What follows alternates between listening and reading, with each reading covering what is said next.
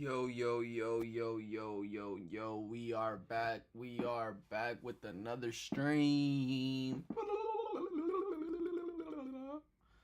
So we're at, currently, let's see where we're at.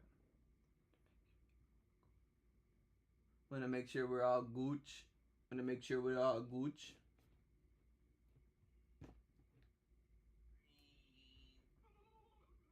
Want to make sure we're all gooch.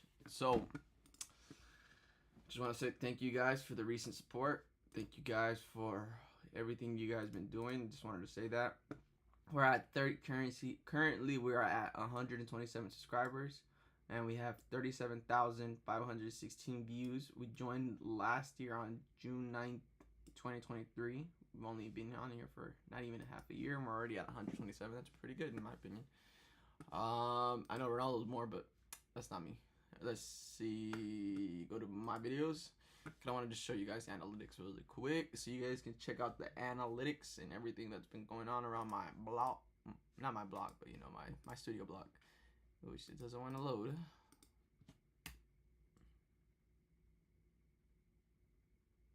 Oh, come on. Really? On stream? Really? I don't know what's going on. Y'all gonna have to bear with me. There you fucking go. We're probably gonna have to check this out too later. See to watch later. Your videos. Okay, so look. This is our analytics. We've been getting some views and look at our content. Currently we are at 127 subscribers. So let's get the subscriber counts up and everything. Okay, so we get started. First, we're gonna see P. Diddy. See this out. P. Diddy getting arrested, basically. Uh-oh. Hey, yo, you P. Diddy? Yeah, that's me. All right, bro. There's some officers waiting for you right here. Officers want to talk to you really quick. Oh shit. All right, there you go. Bro, in the whole trench shook hope. Crazy.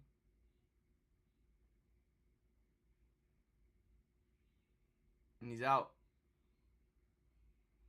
Bro got arrested and he's out of there.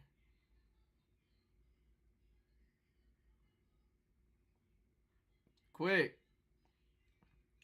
They're quick with it.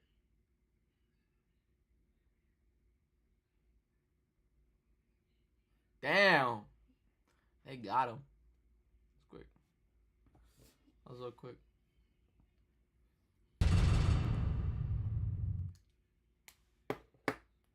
TikTok is full of horrible car advice, but is it really all that bad? It's so crazy. People got arrested like that. Okay.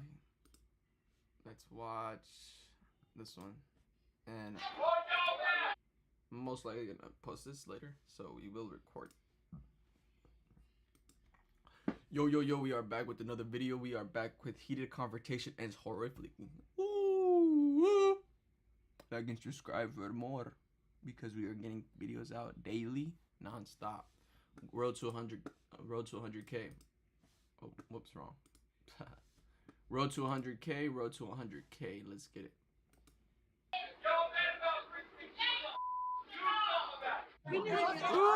Oh, oh, oh, oh. Uh-oh. She's about to happen. Stuff's about to go down. Stuff's about to go down.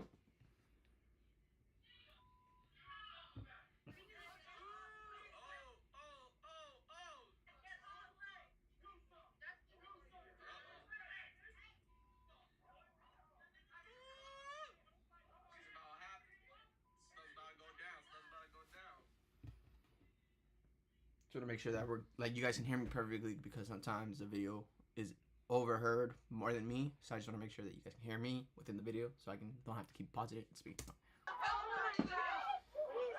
Let's see what happens.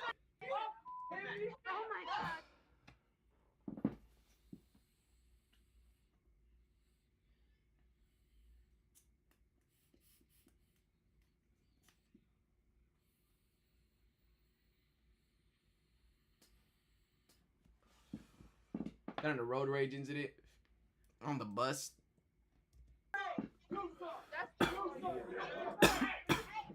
Oh, oh, oh. Oh, oh, oh, oh, oh.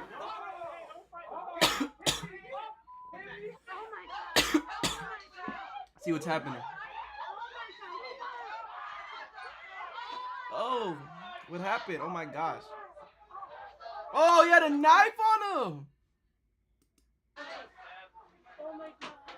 On May 26, Oh my 2017, in the heart of Portland, Oregon, a seemingly ordinary train ride takes a dark and unexpected turn when a man begins hurling insults at two teenaged girls. As the train rumbles through the city, insults at two teenage takes a dark and unexpected turn when a man begins hurling insults at two teenaged girls. I would have told that boy, shut the fuck up already. As the train rumbles through the city, fear and tension build as three strangers step forward, unaware of the chilling damn, that's crazy. That awaits that's crazy. Them.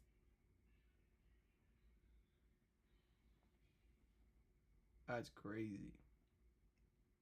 That's crazy. I told him, you ain't gonna heal, punk. He still wants to put hands on me. Die. Damn, most of the following footage has fucked up. Never been seen before. Fuck that guy. It's approximately 4:12 p.m. on a Thursday afternoon when 17-year-old Walio Muhammad and her friend, 16-year-old Destiny Mangum, board the Max Light rail train car. Okay. 5 minutes later, 35-year-old Jeremy Joseph Christian enters the train, taking a seat nearby. As Jeremy makes a phone call and begins flipping through his book, there's little to indicate that he's on the verge of erupting into unbridled rage. It isn't long before Jeremy begins raising his book to see what happens and shouting. 21-year-old Micah Fletcher confronts Jeremy, to shut the fuck up between him and the girls, who quickly seize the opportunity to flee to another part of the train. Yeah. Less than a minute later, the tense situation further escalates.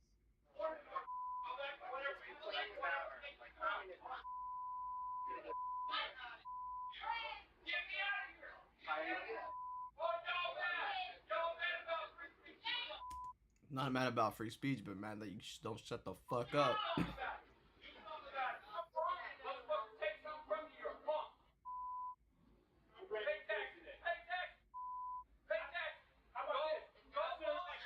How about you get a car, nigga? Damn, bro, you talking too much.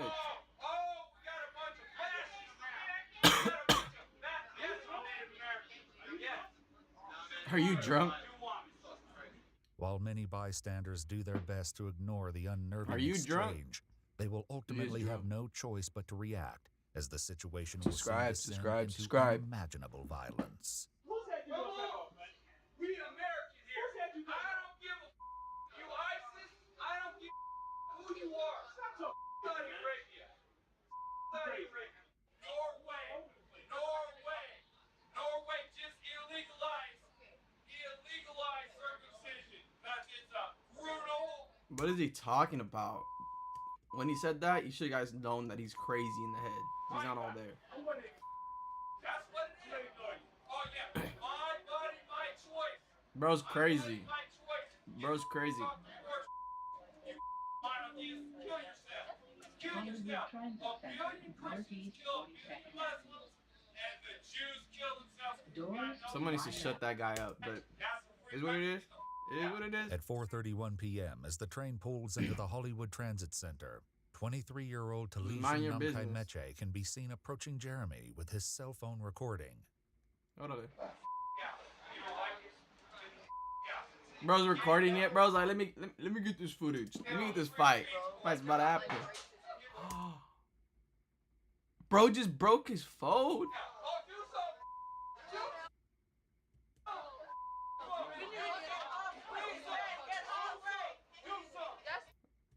Bro, just chill, dog. Fuck it. It is what it is. It is what it is.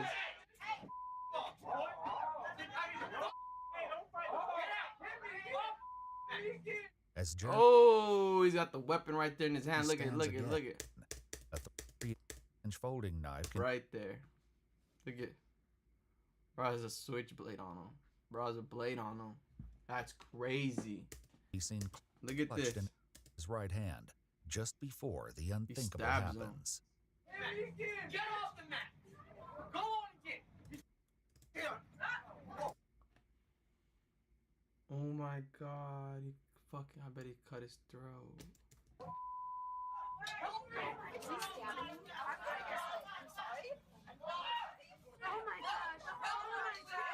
Bro.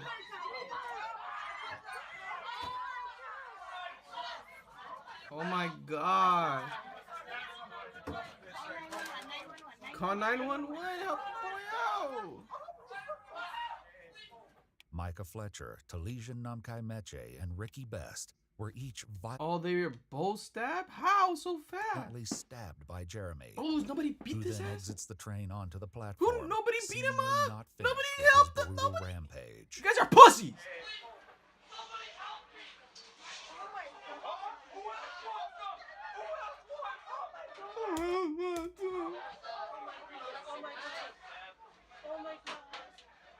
As Jeremy flees the scene, the two Ooh, I young would've went girls behind who him. Boom, bystanders smacked claim were his the ass. target of his initial verbal assault are seen running up the staircase. A bag dropped by one of the girls is then picked up by Jeremy, who throws it onto the nearby freeway. He continues on his way, passing several unwitting civilians who have no idea of the carnage he's left behind. Back at the train, bystanders and passengers work desperately to Damn, provide bro's first about aid to to the die 3 injured right men there. as they wait for help to arrive. They're about to die. Footage recorded by those on the scene shows the aftermath of the attack. It's no fun. Please. Bro's young. That's so sad. Just let go. Dude, that's so crazy. Damn. Over nothing.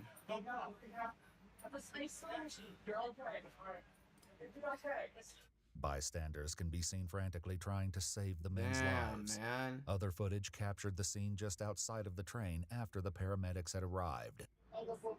R.I.P. That guy has been given the R.I.P. this one and the They're for sure not.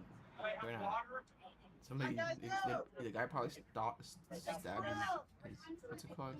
Whatever this is called. Right? Oh my god, Mom, I'm seeing this. Why are you recording this? Huh? Are you like recording this? No, I'm not recording now. According to court documents, Bro, Jeremy was apprehended several blocks away from the scene. However, his violent outbursts are far from over. And while being checked for Let's find out. I haven't told the. However, his violent outbursts are far from over. And while being checked for possible injuries, his verbal insults take aim at a new target. That's right, a weeping pauper. A weeping prophet of Christianity just stabbed a bunch of motherfuckers in their necks. Told Bunch you. of punk motherfuckers that hate free speech. Free speech die. Die. I'm a patriot. Kill yourselves if you hate free speech. Kill yourselves and kill me. Die. That's what a Fuck that patriot guy. is. We don't pay taxes. Fuck that guy. Called freedom. I took the freedom. I got free speech. You don't like it? Go to Mexico. How old are you? I'm old enough to know you're all you can all die. His tirade continues without end, and his aggressive weird. behavior will soon lead to medical personnel making a drastic decision for their own safety. Put his ass to sleep. They're gonna put him to sleep. Watch. Yeah, I'm a Nazi, right? 100% Nazi, right? Because I was at 82nd March, marching for free speech, right? Yeah, so I'm a Nazi. I'm a Nazi, right? Guess who killed more people than the Nazis, right? Communists. Oh, you're mad, huh? You're mad I got free speech. You're mad these guys can't put their hands over my mouth, huh? Oh, she's mad, yeah. Put your info in there. Be a good little mom, be a slave. Fuck that Nick. Fuck that guy. What the Work for fuck? the man, Fuck pay your that. Why is he taxes. so Bomb fucking little Zionist belligerent? babies over in Palestine with your Zionist tax dollars. Bro, just saying anything. You bomb little Palestinian babies with tax money. You. Maybe you should cuff me and cuff me to the bed, huh? Do your job. Do your job. Put him to sleep. Get me off my wrist. Shut up. And get me off my wrist. And what you said about my job? Yeah, all you doctors and all you pigs, get me out of my wrist, and then we'll talk. Otherwise, I wouldn't be talking like that to a doctor. Just like That's crazy. Stabbed in the neck because you're pieces of. For the safety. Give me a second, y'all.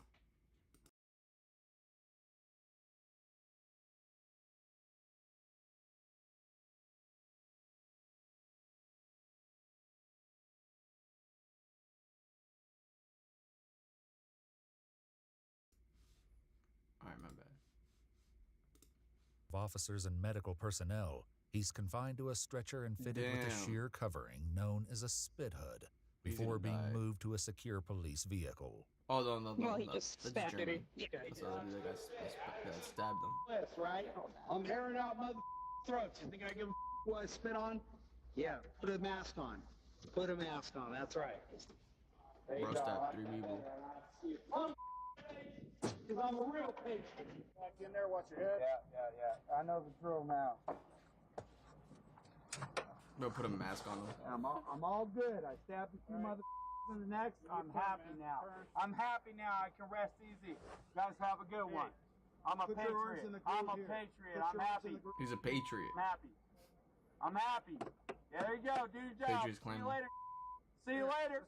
You're a Christian too, right? Right? Yeah. You're a Christian. Go to church. Be good. Be a good slave. Before long, Jeremy's unfiltered ramblings veer into increasingly strange territory. Oh, Bubba Gum's coming for the ride. Oh, I love it. You know what? My favorite CEO. Oh,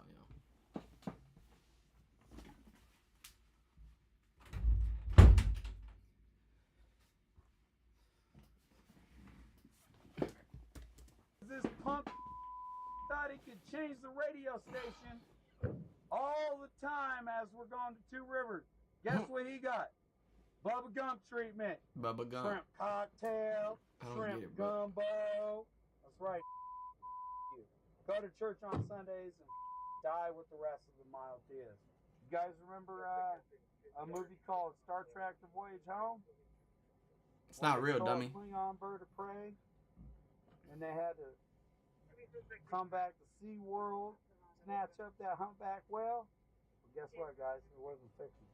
It's called reality. You think Earth's special? What? Of course Earth's special. God gave us too much power. He gave us too much power. You think you're going to lock me up in prison? I can get the out of prison anytime I want. Oh, yeah. I'm a master of all reality. I'm a You master. think atoms are any What ain't is he nothing. talking about? It ain't nothing. We're affecting the quantum vacuum right now. You know what scientists are doing? They are affecting the quantum vacuum. That's where molecules go when they're neither here nor there. When Bruh. they're neither particle or waveform. Where do For they go? stupid. The quantum vacuum. Guess who's touching that? We're here, there, wherever, anytime we want to be. Be on your front porch tomorrow. Doesn't matter. This Doesn't guy matter. is something different. Bro does not stop talking. But his now. actions won't escape notice from the officers. We buckled him. Let me loose on the yard. Let's have some fun. Document he did it himself. Calm down. Down water. And then I'll feel like wrestling him back in just to have him do the same thing again. As he continues, he dives into his personal feelings regarding the stupid. attack on the train, He doesn't care. seemingly oblivious to the fact that his own words will be later used against him. This ain't my first rodeo. Think I just stab up neck for fun? Oh yeah, you're right. I do. I'm a patriot. What the fuck? I'm a patriot. Oh, you mother sick.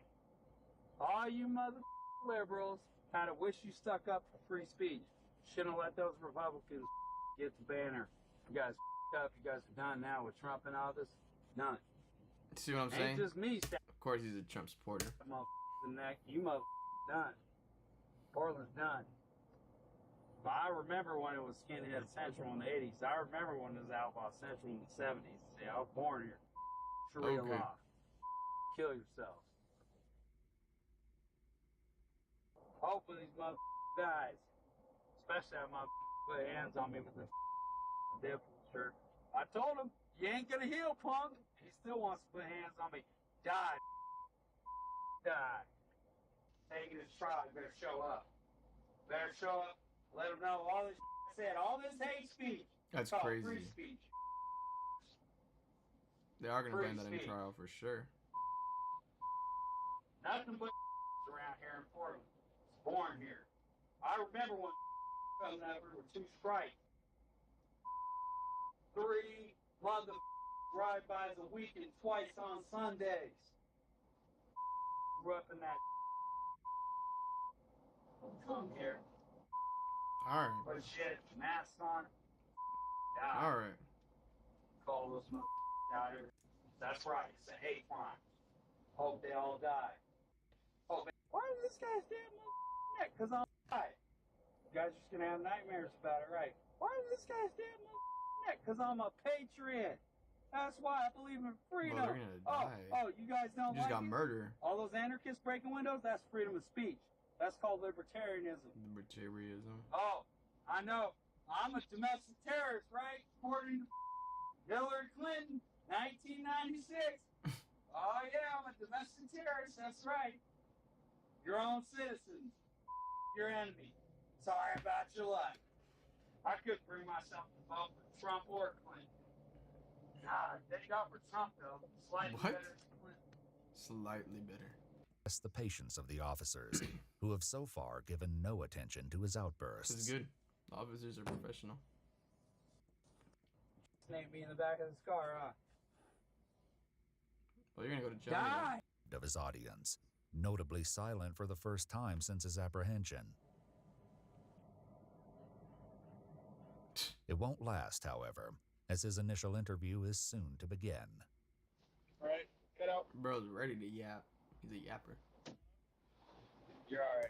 Jeremy arrests, missing both his shorts and his underwear. Alright, yeah. Cover up my nakedness. No, it's Missing both police station fully clothed, he enters his cell in a state of undress, What? missing both his shorts and his underwear.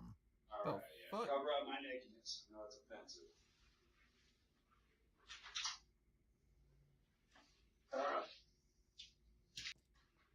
That's what you guys get for keeping me in for 6 hours when you're on the toilet. Guess you might want to rethink Part of the how you thing, deal with people.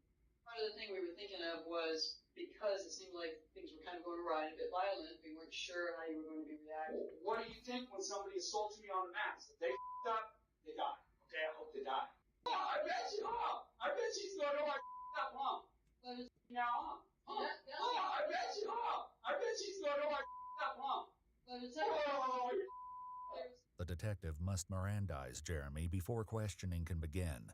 But Jeremy's current state of mind turns this straightforward Fuck you, task Jeremy. into a significant challenge. you have the right to remain silent. yeah, I got the right to remain silent, but I don't give a because I'm gonna go on a hunger strike till I die, but I'm gonna take one of you motherfuckers with me, alright? Yeah. The girl just needs to finish it off. That way she can just You have ask a right to me. talk to a lawyer. Have Oh, yeah, I'm understanding my. Yeah. So, After routine medical questions, Jeremy confirms that he's not taking. The detective then takes a moment to watch the CCTV recording from the train. However, the footage from today's event wasn't the only thing she witnessed, as is about to be revealed. I did look at the video. I Great. did see some people Yeah. push. Yeah. Yeah. And you saw me defend myself, and they didn't like it very much, I'm sure. I saw a couple things. It looked like actually you pushed them as well. Oh, yeah, I'm sure it looked like a lot of that to you, but you Just know like what? it looked like We'll it. see what it looks like in court. I'm just telling you. Yeah, You told me to look and I looked. That's Hey, all. you looked and you seen them push me, and you seen people get hurt because they're stupid. They also have some video from last night over at the Rose Center. Oh yeah, when that faced me, yeah, that was fun. That was real fun. According to a statement given by 45-year-old Demetria, Jeremy verbally Wow. So he's been doing this shit.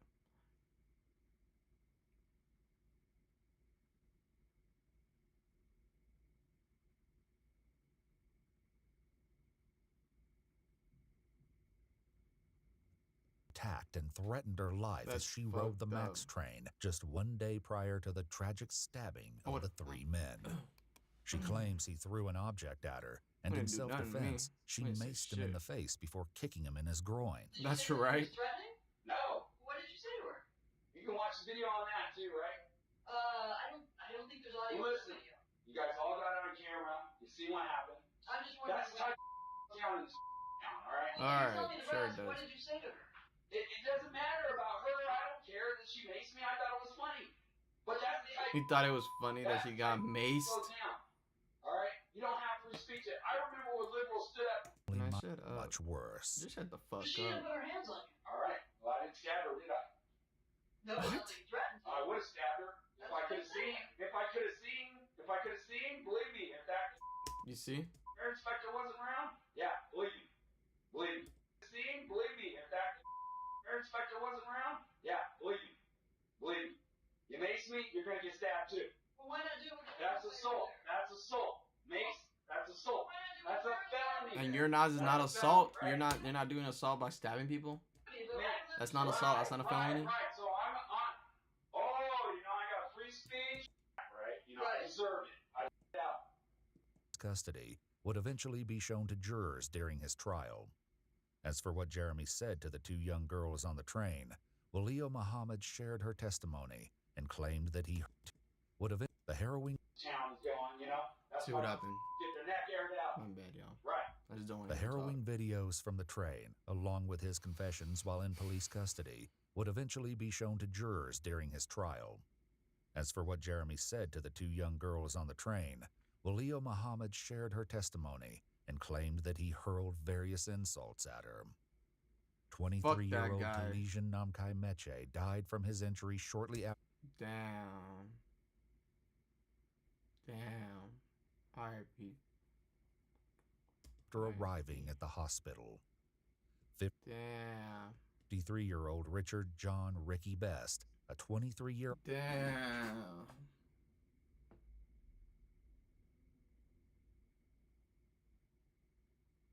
Damn, bro. R.I.P.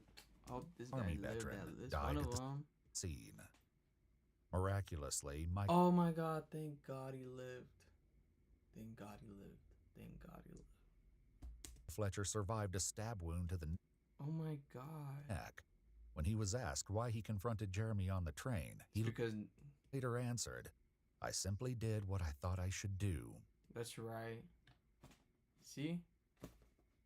He's a good On February person. 20th, 2020, a 12-person jury found 38-year-old Jeremy Fuck that Joseph Christian guy. guilty of 2 counts of murder in the first degree, 1 count of attempted murder in the first Yes. degree, first degree He's going to jail forever. assault, Life. unlawful use of a weapon, and multiple counts of intimidation and menacing. The decision was unanimous. Thank God. On June 24th, Later. 2020, he was sentenced to 2 Yes. consecutive terms of life imprisonment without the possibility Ah, you see you of later, parole. He buddy. remains incarcerated Good this shit. day at the Two Rivers Correctional Institution in Oregon. Streamer? That's so crazy. Fuck that guy. When did this happen?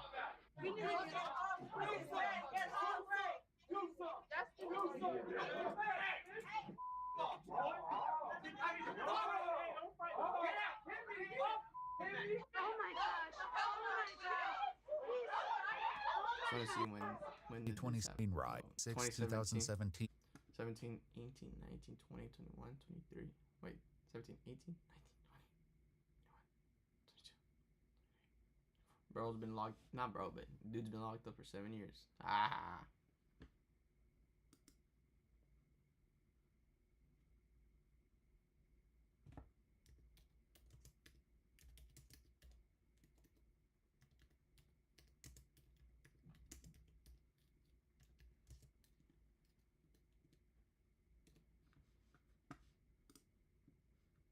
Not all heroes wear capes. That'd be a video though. That was a good video. RIP to the 2 people that died though, and I'm kind of glad, not kind of, but I'm happy that Micah was able to survive his stab wound to the neck.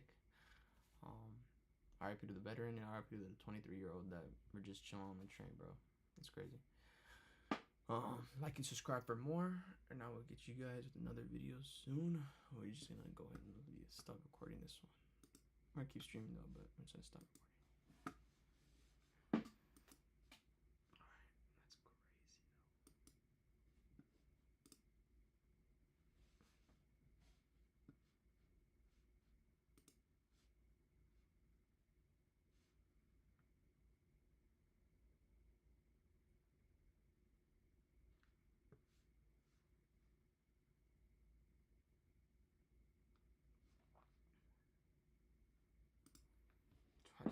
later.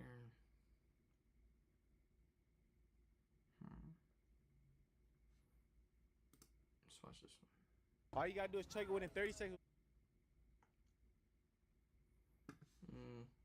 Or actually, before I watch this one,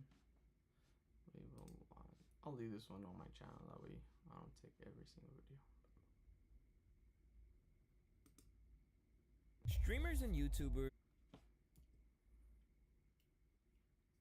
Streamers and YouTubers have soared into the mainstream in recent years, crossing new thresholds left and right. But there is one I'm honestly not really a fan of Kai. I really do not like Kai. Creator who stands tall above. He's just so annoying, and then like everything he promotes is just girls. Rest in his explosive, undeniable influence, especially when it comes to the rap game. From industry giants like Drake nodding to him on hit songs. Can't even stand watching him. I hate Kai. This shit's funny. Nah, I don't fuck with Kai. Can't watch that. Let me take this off. Do not fuck with Kai. I do not fuck with Kai. If that's what y'all favorite streamer, that's cool. I just don't fuck with Kai. Let's watch something else.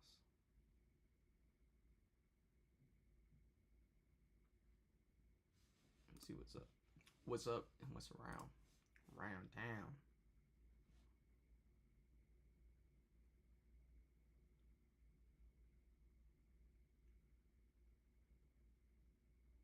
And young. Oh, right here. This is a good one right here. The extremely. Since, you know, the Diddy files. This Diddy just got arrested. It's going to be a good one. Who's this? Fallout continues for rap mogul.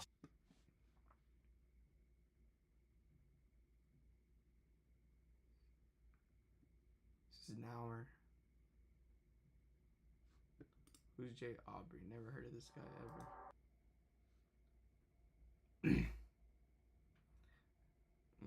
Seems like you guys like him.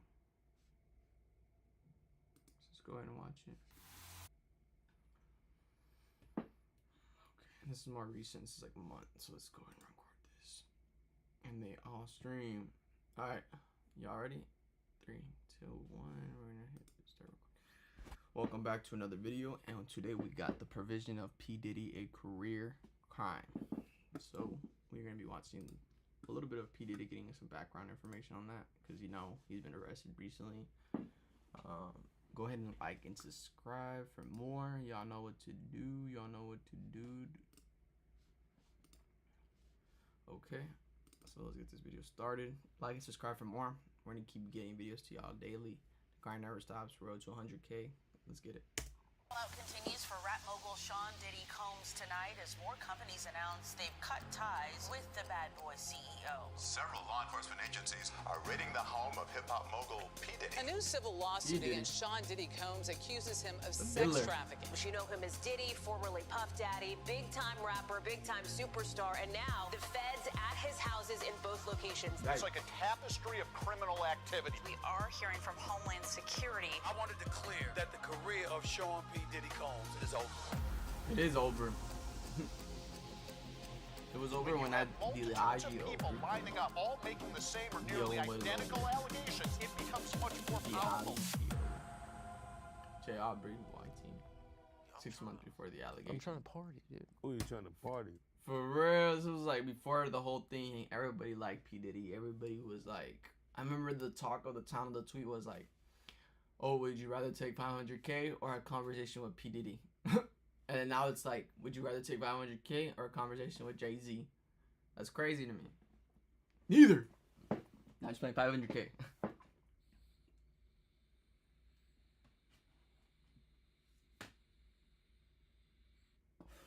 But I remember before the allegations even came out, P. Diddy was like the talk of the town and everything. Diddy. Like Diddy? Trying to party? Don't party with Diddy. What does that mean? You gotta tell Diddy no when he wants to party. Rap mogul Sean Puffy Combs pleaded not guilty today to charges stemming from a nightclub shooting. Combs was arraigned on charges of criminal possession of a handgun. A On December 27th, 1999, the NYPD responded to an incident that occurred on West 43rd Street in Times Square. At around 3 o'clock in the morning, gunshots rang out in Manhattan's very own Club New York, leaving numerous innocent bystanders in dire need of medical attention. Authorities reached the scene of the crime and arrested 21-year-old Jamal Barrow, a young up-and-coming rapper known professionally as Shine, who had just signed to— That was P. Diddy's artist right there. He was under Bad Boy Records. Bad Boy Records only a few months prior. I told you, he had just signed with them.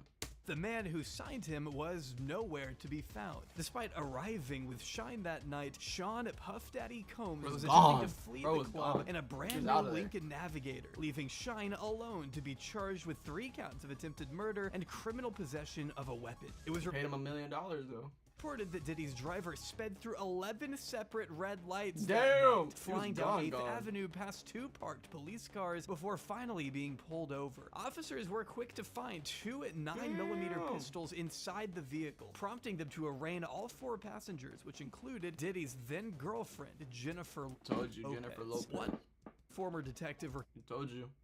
Calling how J-Lo's mother was yelling at her in Spanish over the phone by the time they— Damn. She said that she was yelling at her in Spanish and her mother was yelling at J-Lo in Spanish. She was really mad at Jennifer. I heard her say, "I told you not to get involved with him." Damn! That's probably why they broke up. It's because her mom said not to get involved with him no more. Arrived at the Manhattan South Police Precinct, telling the New York Post she was really mad at Jennifer. I heard her say, "I told you not to get involved with him." An officer testified that everyone in the SUV was ordered to put their hands on the vehicle, but Lopez walked away, saying she was going home. As she was being detained, a gun was discovered in the vehicle. The officer quotes Lopez as saying, "It's not my gun." After 60 witnesses, 126 court exhibits, and 25 years of retrospect, the actual events leading up to this infamous shootout remain tragically unclear, though most accounts say Diddy was arguing with a man named Scar. Diddy's the one that did it. The person who got shot even had claimed, well not claimed, but basically said that Diddy shot her in the face.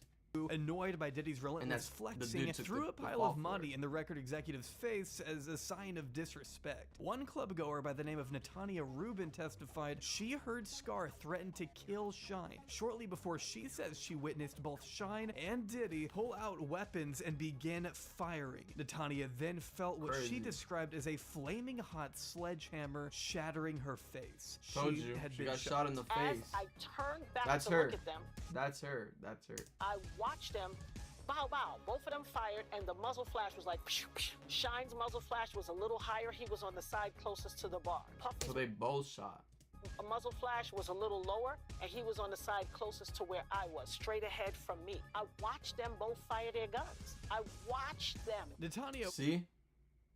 The person who got shot watched them, and he still didn't go to jail. Was just one of 3 victims that night. And while there were thankfully no casualties, there were still countless questions that needed to be answered. To what extent was everyone involved? Well, J-Lo was exonerated almost instantly. Oh in fact, authorities cleared her. J-Lo freaking wasn't even part of the whole case. She was cleared immediately. Any wrongdoing after just 14 hours in the— Yeah, you see? And then she broke up with B. Diddy real quick. She was never charged. Her boyfriend Diddy, on the other hand, was slapped with 4 weapons charges for the pistols found in his Navigator, and was even charged for attempted bribery when the driver testified Diddy offered him $50,000 to say the guns were his. Diddy even reportedly presented a $40,000 ring as collateral. This afternoon, jurors asked for a transcript of a phone message Combs left Wardell Fenderson, once his driver, now the prosecution's star witness. And I just want to make you feel like comfortable, you know what I'm saying? Make your family feel comfortable. What exactly Combs? I just want to make you feel.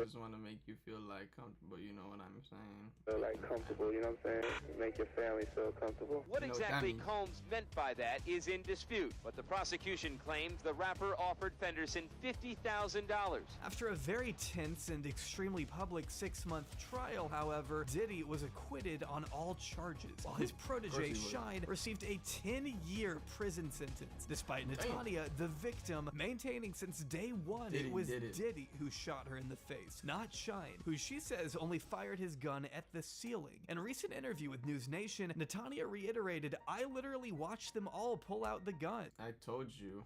I had a clear point of view. I mean, for God's sake, I got shot in my nose. I was facing She's the one that directly. got shot. I watched everything occur How and the have fuck are you gonna described tell it her? vehemently to all parties involved. Who better to tell you what happened than the person who got shot smack That's what I'm dab in saying. between That's my just eyes? crazy. Natania is in fact so adamant that she's since offered to have the bullet fragments removed from her skull for ballistic evidence should the case ever be reopened. Ever since that life-altering verdict, Natania has insisted that Shine was the fall guy, a term literally used by Shine himself after leaving jail. As much as Shine has made an effort to grow and change as a person, distancing himself from his troubled past by becoming the leader of the Belize Democratic Party in recent years, his dad is the former prime minister of Belize, by the way, no big deal, Shine has recently opened up about his role in that fateful club shooting during an interview with Channel 5 Belize. In reference to Natania's claims, Shine stated, "It opens wounds when you hear the victim saying that it was Diddy who shot her. Everyone knew all along that I was the fall guy. My political enemies and detractors try to make me into this criminal, but everyone knew that I was just a young kid that took the fall." Told you.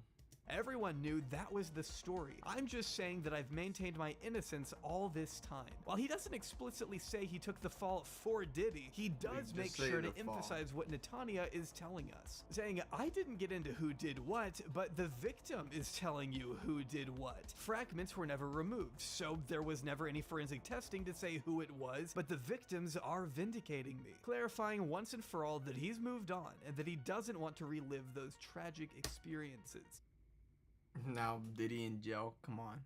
So why discuss any of this now? That's well, ridiculous. it all stems from a recent lawsuit filed this February by producer and Diddy collaborator Lil Rod, who has come out with a laundry list of allegations against his former creative partner, which we will be exploring extensively throughout this video. But what I want to focus on first is what these court filings say about the 1999 incident. On page 25 of the 73-page lawsuit, it is stated that Diddy bragged to Lil Rod about getting away with it shooting people, sharing that he was responsible for the shooting in the nightclub in New York City with rapper Shine, and that J-Lo carried the gun into the club I told you, carried the gun in her purse. And passed him the gun after he got into an altercation with another individual. Lil Rod's assertion that Diddy bragged about bribing witnesses and jurors in the criminal case concerning the 1999 shooting lines up perfectly with Natania's own recollection of events that she has never once deviated from. Even the surgeon who did my surgery to take out part of the bullet fragments that was aspirating into my lungs and try to remove as many bullet fragments as possible testified in the criminal trial that while they were putting me under, I was screaming, "Puffy,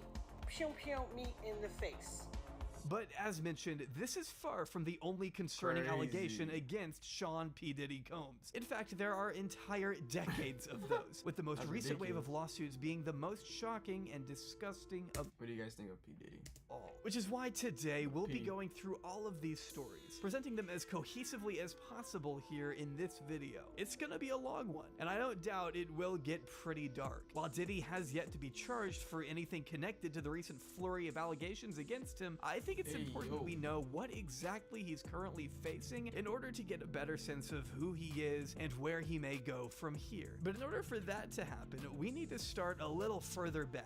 Diddy, P. Diddy, Puff Daddy, Puffy, whatever you want to call him, has existed in the cultural zeitgeist for a minute now. In fact, he's remained a prominent figure in American pop culture since the early 90s. But I want to venture back to when he was nothing more than a young boy from Mount Vernon.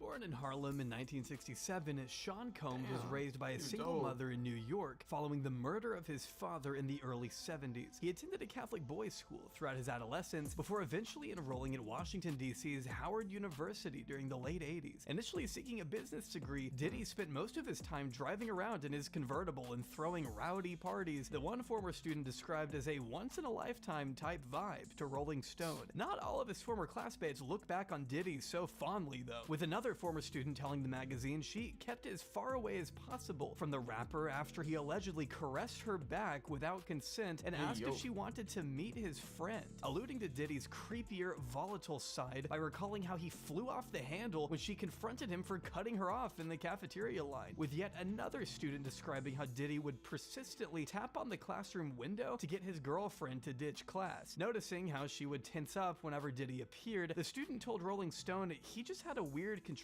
thing. I felt like she was fearful, though his stint at Howard wouldn't last long, ultimately dropping out to pursue a career in music before starting his sophomore year, never to return to the school again until 2014 when they gave him an honorary doctorate, which it turns out was a pretty controversial move even back then. Several students at the time expressed frustration over the fact Diddy was getting special treatment when he only spent about a year actually enrolled, which is fair. I don't really know what Diddy could have brought to a commencement speech for a school he never got close to graduating from, but none of that matters now because they've since revoked his honorary doctorate in the wake of, well, everything horrible that's come out against him.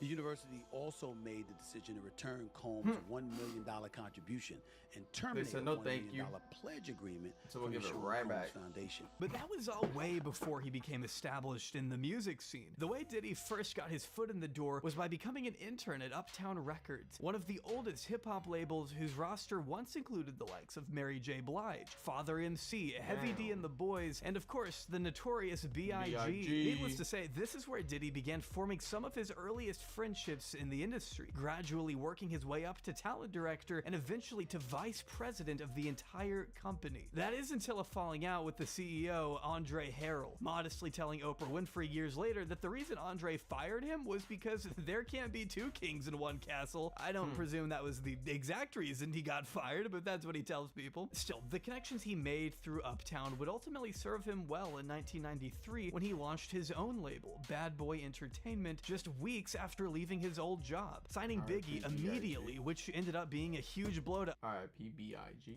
Uptown after the massive success of Biggie's critically acclaimed debut album Ready to Die in 1994. Throughout the early to mid-90s, Diddy continued to build his reputation as a record executive and producer by working with esteemed artists such as Mariah Carey, Mace, TLC, Method Man, Aretha Franklin, and so many others, seeing his company generate over $100 million in record sales by 1997. But this was also the decade where Diddy's illustrious history of legal problems began to mount. A year has passed since the CCNY tragedy, but people have not forgotten what happened, including Tupac got shot. The event's promoter, 22-year-old Sean Puffy Combs. In fact, we can go all the way back to 1991, before the Bad Boy days, to find examples of Diddy's first controversies, which it feels like a disservice to even call them that because these are actual crimes, not so much controversies. Organizing and promoting a city college basketball event marked Diddy's I remember this. first bad decision, as stated by Jason Swain, whose brother was unfortunately crushed to death during a tragic stampede that occurred that night. Dirk Swain was just one of 9 people who lost. There was another party, I think, at a nightclub. Not before the J.Lo one, in another nightclub where other people got lives shot. In that school. Not to mention the dozens of other patrons that were injured as a result of the event being massively overbooked. A 67-page report carried out by New York City Mayor David Dinkins concluded that despite having a capacity of 2,700 people, the gym filled up to over 5,000 people as a result of non-ticket holders being allowed inside. The report criticized those in charge of the event for making a litany of mistakes and neglecting their duties at every stage of planning, according to a New York Times article from 1992. While we don't know what specifically led up to the crowd crush that transpired, we do know that once attendees were barred from entering, the people who were left outside stormed the gates of the gym and rushed into the lobby. According to the report, the only open door at the bottom of the gym somehow became shut, creating a deadly steel barrier to the surging crowd as outlined by the Times. A nightmare that I can't even begin to imagine. One victim by the name of Sharice Miles recalled to the New York Post how we were just chest to chest for hours. At one point, there was this rush inside, and that's when you saw bodies dropping. That's a Playboy Cardi concert right there, too. People were getting trampled. It was chaos. But that was never much of a concern to Diddy. You know, the guy who organized the event, who Sharice says walked right past me after there was this big rush into the gym and didn't seem concerned about what was going on. He just wanted to get his stuff and get out of there. I never got the sense of remorse or accountability. Just like, let me get my stuff and get out. What's interesting to me is that the mayor's report, which you can read for free on the Wayback Machine, describes Diddy's initial plans of arranging a celebrity basketball game featuring rap artists in order to raise concern over the AIDS crisis. He then promptly called up an associate by the name of Tara Jeter to hammer out the details with the school. A contract was drafted up, and Diddy didn't even really bother to read it, despite it pinning a lot of responsibility on him as the contractor of the event, requiring him to buy insurance, which of course he did. We good. Go ahead and put the ticket prices $100. While a lot of the report spends time criticizing the school and police department, 2 entire pages are dedicated to the failure of responsibility by Sean Combs, citing that as a known promoter of rap concerts and other functions, he is fully aware of the need for proper preparation and coordination of such events, particularly with regard to the need of adequate security. In this instance, Mr. Combs spent little time making the actual preparation for the game and delegated most, if not all, of the arrangements to those who claim to have no prior experience with such events. The report also acknowledges how Diddy promoted the hell out of this thing, plugging it repeatedly over the radio on Kiss FM, and knowing that over 1,000 tickets had already been sold in advance. They were already at half the time. They were already selling tickets. The end Diddy was still trying to get as many people there as possible, without even making adequate arrangements with security. According to the report, the security situation was an absolute mess, with hired personnel having little to no understanding of their designated roles. It also faults Diddy for evidently not communicating with the AIDS education outreach program, despite listing sign up for a job organization on flyers, assuring ticket holders that donations would be made to that organization. It was marketed as a charity basketball event after all. Only the leader of the charity says they were never approached regarding any monetary donations. As outlined by the report, Diddy's assertion that the proceeds were being donated was in error, meaning nobody quite knows what happened to that $24,000 the event raised for charity. There were also a number of settlements that Diddy was required to pay. Throughout the 90s, Diddy paid about $600,000 collectively to the victims' families, or roughly That's it. $5,000 per death, settling the last suit in the year 2000, according to Rolling Stone. The New York Post emphasized the frustration of these families, who blamed Diddy for resisting accountability and never officially apologizing to them. Dirk Swain's mother, Barbara, telling the Daily News in 1998 that she didn't think he'd ever taken true accountability, though he did reference the tragedy in a song, rapping it to the city college deceased, may you rest in peace, to the families I never meant to cause. To the city college deceased, may you rest in peace. To the families I never met. To the families I never meant to cause pain. I know the truth, but if you want, then I'll shoulder pain. The city college deceased may ability. Though he did reference the tragedy in a song, rapping it to the city college deceased, may you rest in peace. To the families I never meant to cause pain. I know the truth, but if you want, then I'll shoulder the blame. Mrs. Swain called these lyrics stupid, asking what is he saying? Stupid. Is he saying he's not to blame? Adding, we're not saying the blame is all his, but not once did he step up to the plate and say, yes, I am responsible. I should have handled the event better. Low profile in the press, which he feels has wrongly portrayed him. The families basically take it as you're spinning it in the face. I'm famous for like the kid in their minds who threw the tragic city college, and that's kind of hard for me sometimes to live with. I think you can see by now that the 90s were a pretty tumultuous period for Diddy. He wasn't just making headlines for his mismanagement of charity basketball events, he was also routinely getting into violent clashes with fellow industry executives, like the time he caught his first assault charge in 1999 following the accidental release of a Nas music video for the song Hate Me Now. Directed by Hype Williams, the infamous video featured controversial depictions of Diddy and Nas carrying large wooden crosses on their backs, being flogged by an angry mob before being pinned down and crucified on those crosses. This thing remained lost media for over 20 years until 2022, when a user named HipHop That's crazy. posted the entire music video in full on Patreon. And sure enough, it literally shows nails being driven through Diddy and Nas's hands. Diddy, being raised in the Catholic Church, had a long talk with his priest shortly before the release of the video and decided he no longer wanted his crucifixion scene included. Only by the time he came to that decision, it was pretty late in the process, and look at Diddy. Steve Stout, Nas's manager, was reluctant to make the change considering A, he had already sunk 14 grand into the scene, and B, the crucifixion was Diddy's idea in the first place. Either way, the uncut music video aired on national television April 15th, 1999.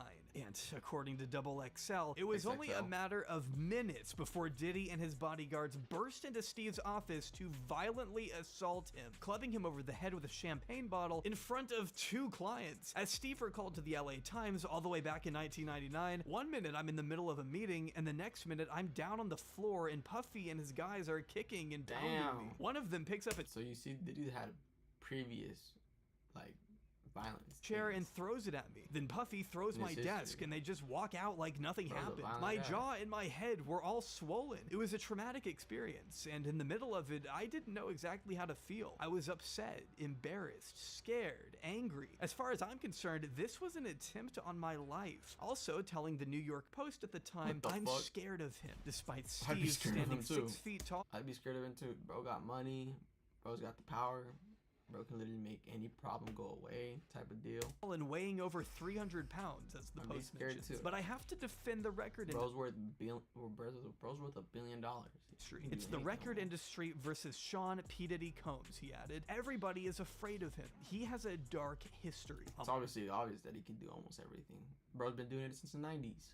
Instantly, Diddy was arrested, criminally charged, and faced up to 7 years in prison until Steve had a change of heart and asked the DA's office to drop the charges once Diddy apologized. Issuing an apology is an otherwise rare move for Diddy, but I guess he would have done or said anything in this instance to avoid 7 years behind bars. And I gotta say, the fact that people like Steve were speaking publicly about the dangerous side of Sean Combs 25 years ago says a lot. His abusive past has always been one of the industry's worst kept secrets. Still hang out with in him, fact, in 2001, a Detroit talk show host by the name of Roger Mills filed a lawsuit that accused Diddy and his entourage of assault, false imprisonment, destruction of property, intentional infliction of emotional distress, and a civil conspiracy, according to a 23-year-old article from Billboard. This lawsuit was reportedly filed around 2 years after Diddy and Roger filmed an interview in which the latter asked Diddy to comment on speculation that he had something to do with the death of his longtime associate Biggie Smalls. Refusing to answer the question, Diddy ended the interview right there and demanded it never be aired, even offering to buy the videotape of that interview through someone else. But when Roger refused, he was attacked in the parking lot on the way back to his car. He claims Diddy's bodyguards prevented him from leaving before forcibly taking the videotape from him, breaking his camera in the You don't want money?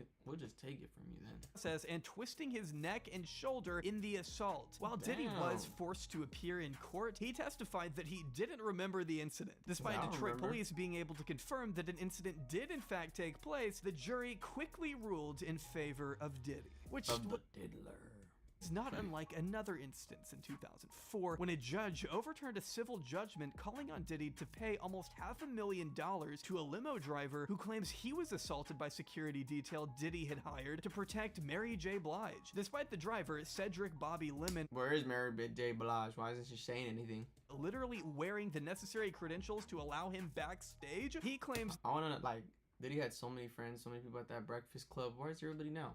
Why aren't y'all talking? 2 bodyguards punched him in the head, kicked him in the back, and broke his right ankle for absolutely zero reason. I mean, he was allowed to be there. And by the way, even if he wasn't supposed to be there, a reaction this brutal and violent wouldn't have been justified anyway. Being unable to work as a limo driver as a result of his injuries, Lemon was stuck with a $14,000 medical bill that he hoped the lawsuit would take care of. And although it may have taken a while, it appears the 2 parties did eventually reach a settlement in 2006, the details of which have never been disclosed. But I definitely hope this guy got a pretty big payout, considering Diddy's net worth topped $200 million at the time, according to Fortune magazine. The same article notes he was paying $112K a month for his son Justin's child support.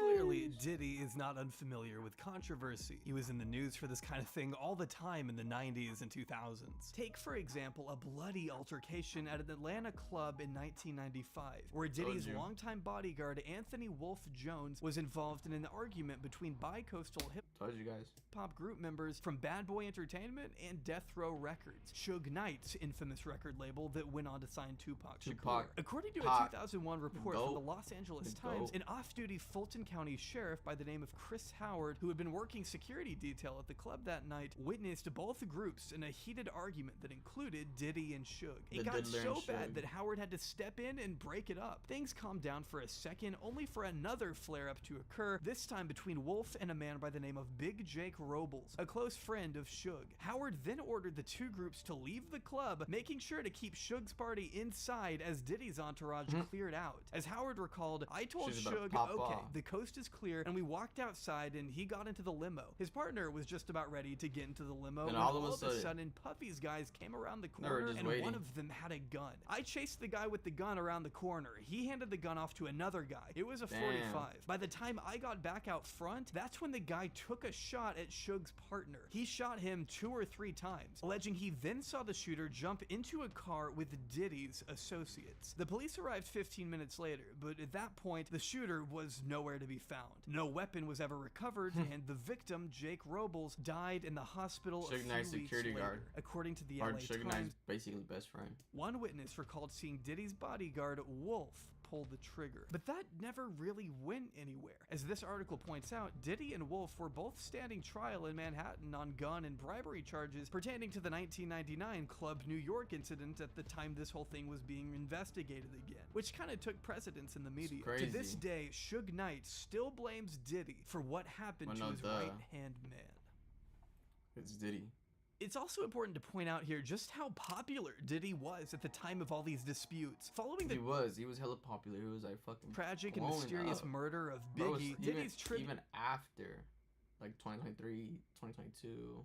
Like before the whole allegations, bro. Its single "I'll Be Missing You" topped charts around the world and debuted at #1 on the Billboard Hot 100, remaining in the #1 slot for 11 weeks, a record-breaking feat at the time. Diddy's mainstream celebrity status only continued to grow as his debut album, No Way Out, reached platinum status and sold 3.4 million physical copies in the United States alone. He earned a spot on the Forbes list and even clinched 2 Grammy wins in 1997, including Best Rap Album for No Way Out. His lifestyle was nothing short of lavish, kicking it with the likes of Martha Stewart and Donald Trump in the Hamptons. His sprawling empire. Hey yo. Bro's kicking it with Donald Trump. Hey yo. Donald Trump likes kicking it with people like that, I guess. I don't know why. Of restaurants, magazines, and clothing, combined with his impressive record sales, reportedly generated an estimated $130 million in revenue per year, according to the LA Times. It's safe to say things were looking up for Sean Diddy Combs at the turn of the century, but unfortunately, that infamous track record we've talked about would prove pretty difficult for the world to escape. Down.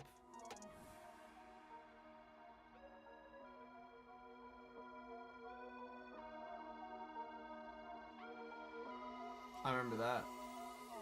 But before we go any further, I would like to go ahead and pause to thank today's sponsor, Vanilla feels most next. Just head to tryfew/ get your free amazing people. And this man is poised to become a star. He has been taken under the wings of Ellie Reed and Sean Puffy Combs. In August 2016, R&B icon Usher made an appearance on the Howard Stern show, where he described some of his earliest years in the music industry. At just 15, Usher was already collaborating with established record executive Sean P. Diddy Combs, who was happy to co-produce the young artist's self-titled album in 1994. But that's not where the relationship ended. As Usher told Howard, he lived with the mogul for up to a year without his parents even knowing. Imagine living with like a whole freaking artist for a year and you don't even know the person. You're just like 15, 13. That's ridiculous. Remember, he was a teenager. I told you he was not even a freaking time. 18. And Diddy was well into his 20s. Diddy was like, well, yeah. In fact, Diddy himself would later go on to claim he had legal custody over Usher during this time. Crazy. Given custody of him, you know, he signed to Usher.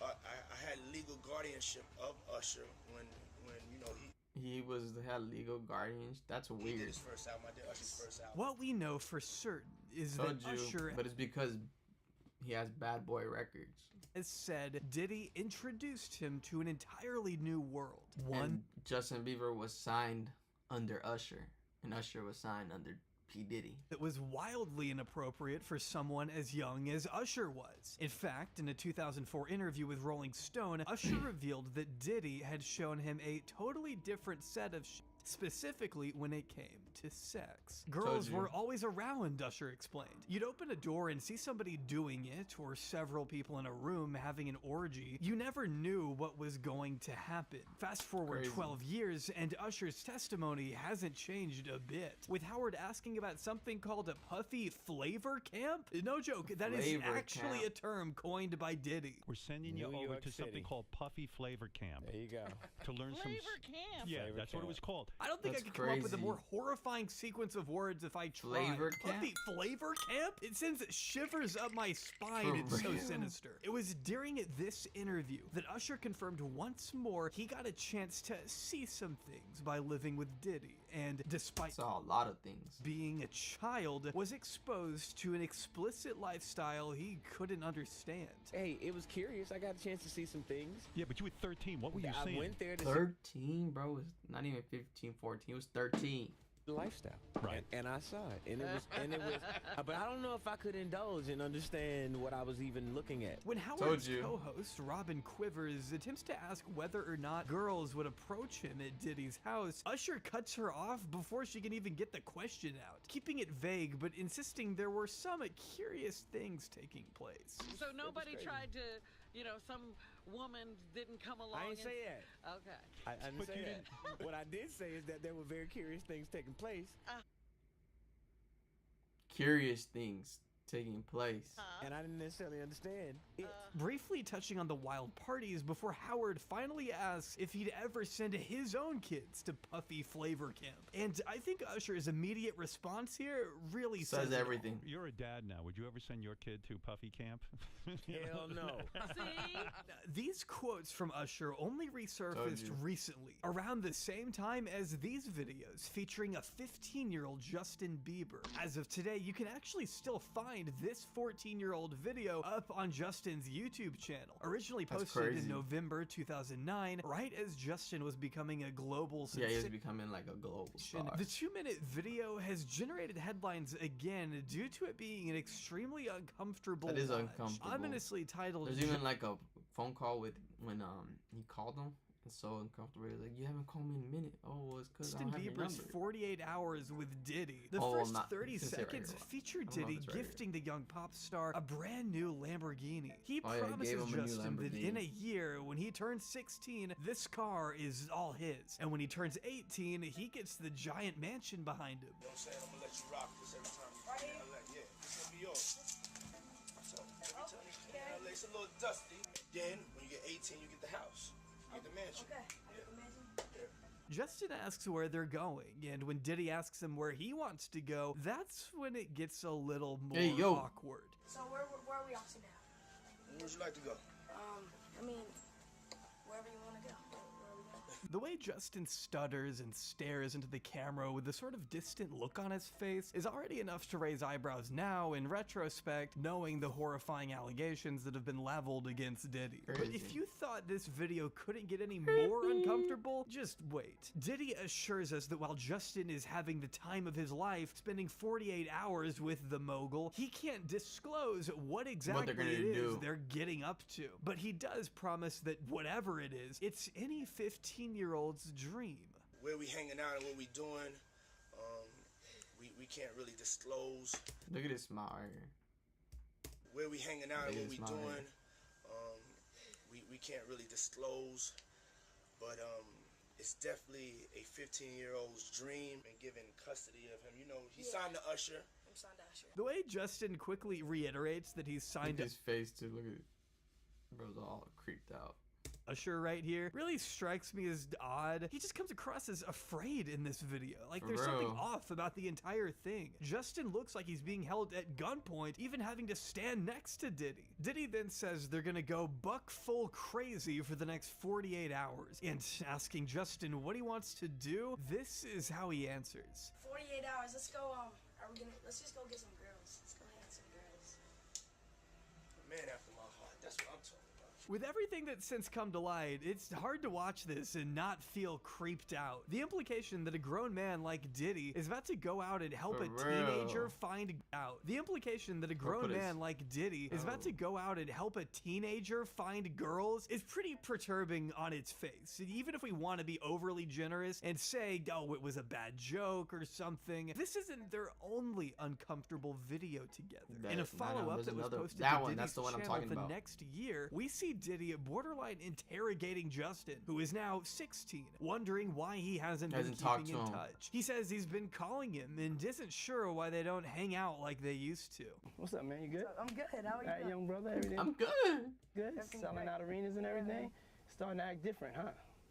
You ain't been calling me and hanging out the way we used to hang out. Not sure what a 40-year-old would want with a 16-year-old exactly. I mean, what do you even talk about with a person half your age? And I will say, I've never seen Justin Bieber act this visibly anxious on camera before. And he's used to being on camera. It's kind of his entire existence. But here, he's stuttering again and swaying back and forth in a way that feels eerily authentic. There is, of course, a chance that they're doing some kind of weird bits. But again, it's just very hard for me to buy into that when we consider the mountain of allegations against Diddy that are now currently out there. If this were a kind of scripted promo for Diddy's album or something, I can't imagine what our takeaway is supposed to be other than genuine concern for Justin. His reaction doesn't feel like an But nobody said anything before, but now because of all the allegations.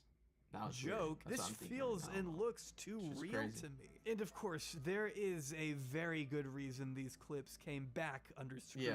We're all well aware at this point of why Diddy's legacy is being reconsidered. But I think it's time we finally delve into some of those details. And I will go ahead and offer a content warning here for graphic depictions of domestic abuse and SA. I think it's only fair I let you know now that the rest of this video may be pretty tough for some to sit through. While certain details may be censored, viewer discretion is certainly advised.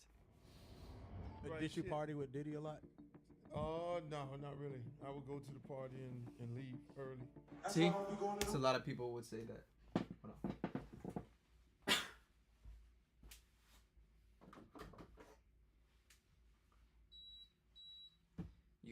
You gotta tell Diddy no. They can hug you from the front and the back at the same time. I don't know what That's goes 50 on Cent. after hours, but He wasn't trying to find out. I wasn't trying to find out. I told you. Look, if you into that, I'm fine with it. Each his own. I'm just saying this ain't my motherfucking kind of party. Cause P. Diddy be wanting to party. And you gotta tell him no. You gotta tell him no. One recurring element. Party. And you gotta tell him no.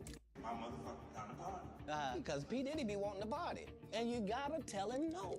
You got to tell him no. One recurring element that keeps popping up in these lawsuits is a reference to Diddy's freak-off parties, as he's termed them. While the details may vary case by case, we know from a swath of testimonies that Diddy was not unfamiliar with hosting hedonistic, drug-induced parties complete with female and male sex workers wearing masquerade masks. These would often take place at some of the most extravagant hotels in the country, as reported by Miami Herald journalist Julie K. Brown.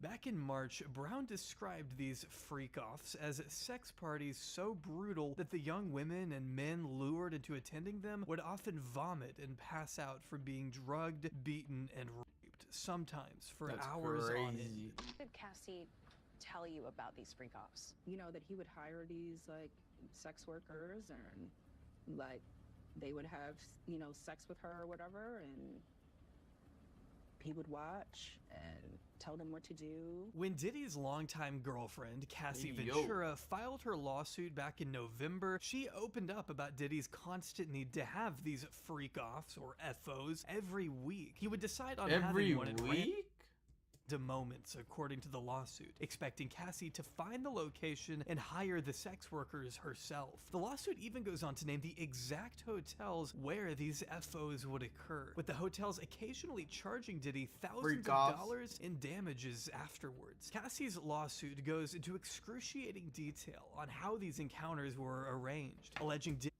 Imagine cleaning one of those freaking hotels after all the freak off thing, all the semen, all the fucking condoms. There's just condoms on the floor. There's freaking underwear.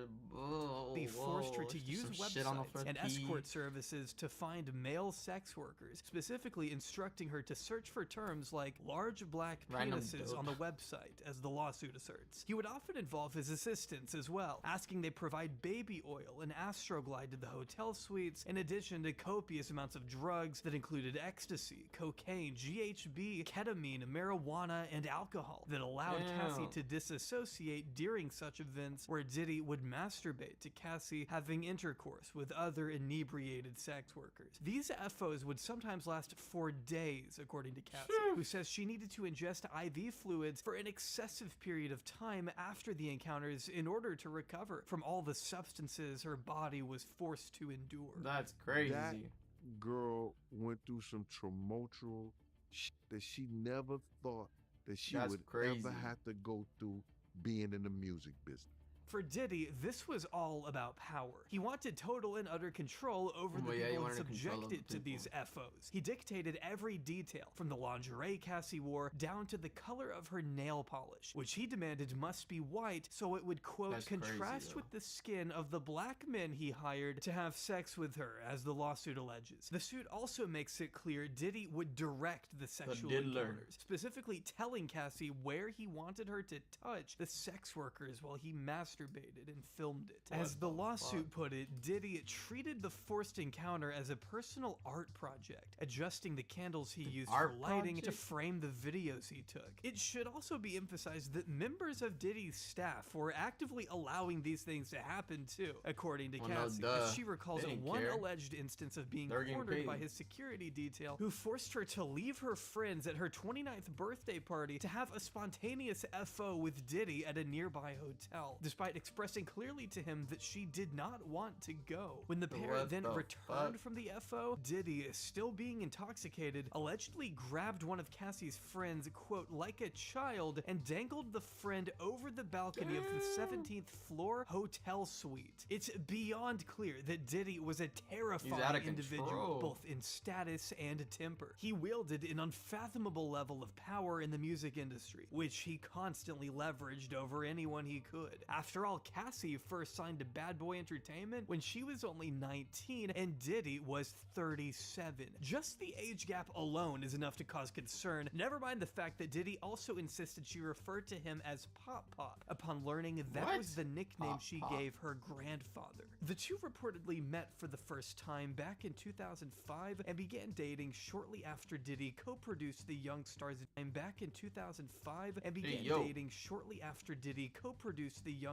debut album, signing Cassie to an exorbitant 10-album deal as outlined in the lawsuit, which is an insane number of albums, by the way. For perspective, Taylor Swift released 10 albums over a 16-year time frame, just to give you an idea of how long a term something like this could last. And I can't help but imagine this was one of the very first control tactics Diddy employed against Cassie. Roping her into such a predatory, drawn-out record deal seems to me like another way for Diddy to maintain authority and demonstrate the sheer extent of his influence in the industry. Influence that he would also leverage in 2007 when he paid a promoter to create a fake flyer for an event that didn't exist. It was meant to convince Cassie to fly out to Miami, Florida without her then boyfriend by using the guise of a legitimate event she had to attend. As the lawsuit states, she was stunned at how easily Mr. Combs was able to recruit others to lie for him. From there, it was a constant whirlwind of Diddy flaunting his celebrity status and asserting possession and control over her, to the point where all aspects of Miss Ventura's life were controlled by either Mr. Combs or his management companies, as the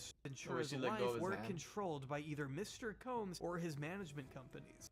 Miss Ventura's life were controlled by either Mr. Combs or his management companies, as the suit put it. Compounding this all-encompassing intrusion into her life, it continues, years, Mr. Combs secured his control over the young and impressionable Miss Ventura by introducing her to a drug-fueled lifestyle that kept her complacent and compliant, reportedly giving out pills to Cassie as if they were candy starting in 2008. Not an uncommon tactic for abusers. We've seen it with Jeffrey Epstein when he would drug the many girls he kept around to intentionally obfuscate their memories later on. With Diddy, the lawsuit alleges he had exhausted his own supply of pills and couldn't get any more for his prescription, so he demanded Cassie procure prescriptions of her own in order to keep the drugs flowing under her name.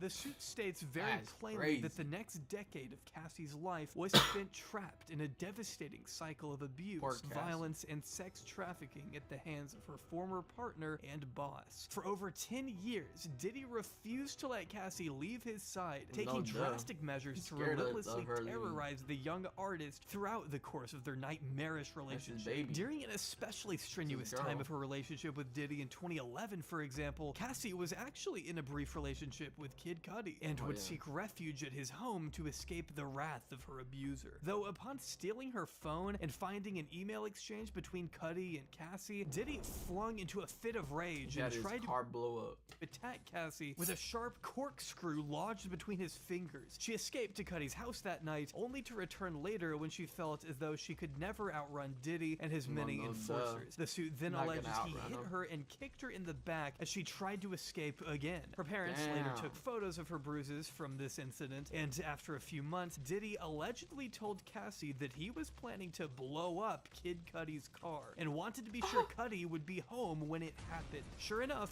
Cudi's car exploded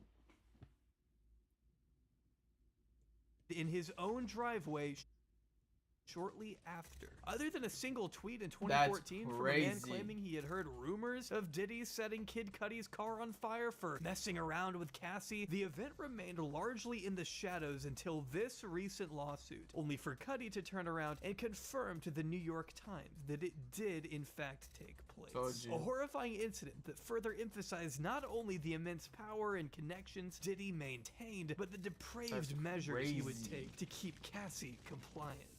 One particularly concerning passage from the lawsuit happens on page 22, which notes that in March 2016, Diddy became intoxicated during the FO at the now closed Intercontinental That's what they're gonna call them, the FOs, the freak offs. Hotel in Century City, LA, where he punched Cassie in the face, giving her a black eye. Diddy later fell asleep, and Cassie saw an opportunity to escape. Only unfortunately, on her way out of the room, Diddy woke up. Diddy's like, "Where the fuck are you going?" Bro did a 4 flat. And immediately charged down the hallway after he said, "You thought I was asleep?" her from behind as she attempted to get into the elevator. Diddy violently threw Cassie to the floor and kicked her multiple times while she laid there. You guys ever seen that Get Out when he was all... That was him. In a fetal position before attempting to drag her back to his room. Cassie did manage to soon leave in a taxi, but not before her partner threw a glass vase at her. And I am using slightly more descriptive language here than the lawsuit because I have actually seen the incident by now. There's the and video. You probably have too. When CCTV footage of the assault leaked to CNN in May, about 6 months after Cassie made this initial allegation in court. In case you're wondering why this tape wasn't made public any sooner, the lawsuit... It's because he bought it.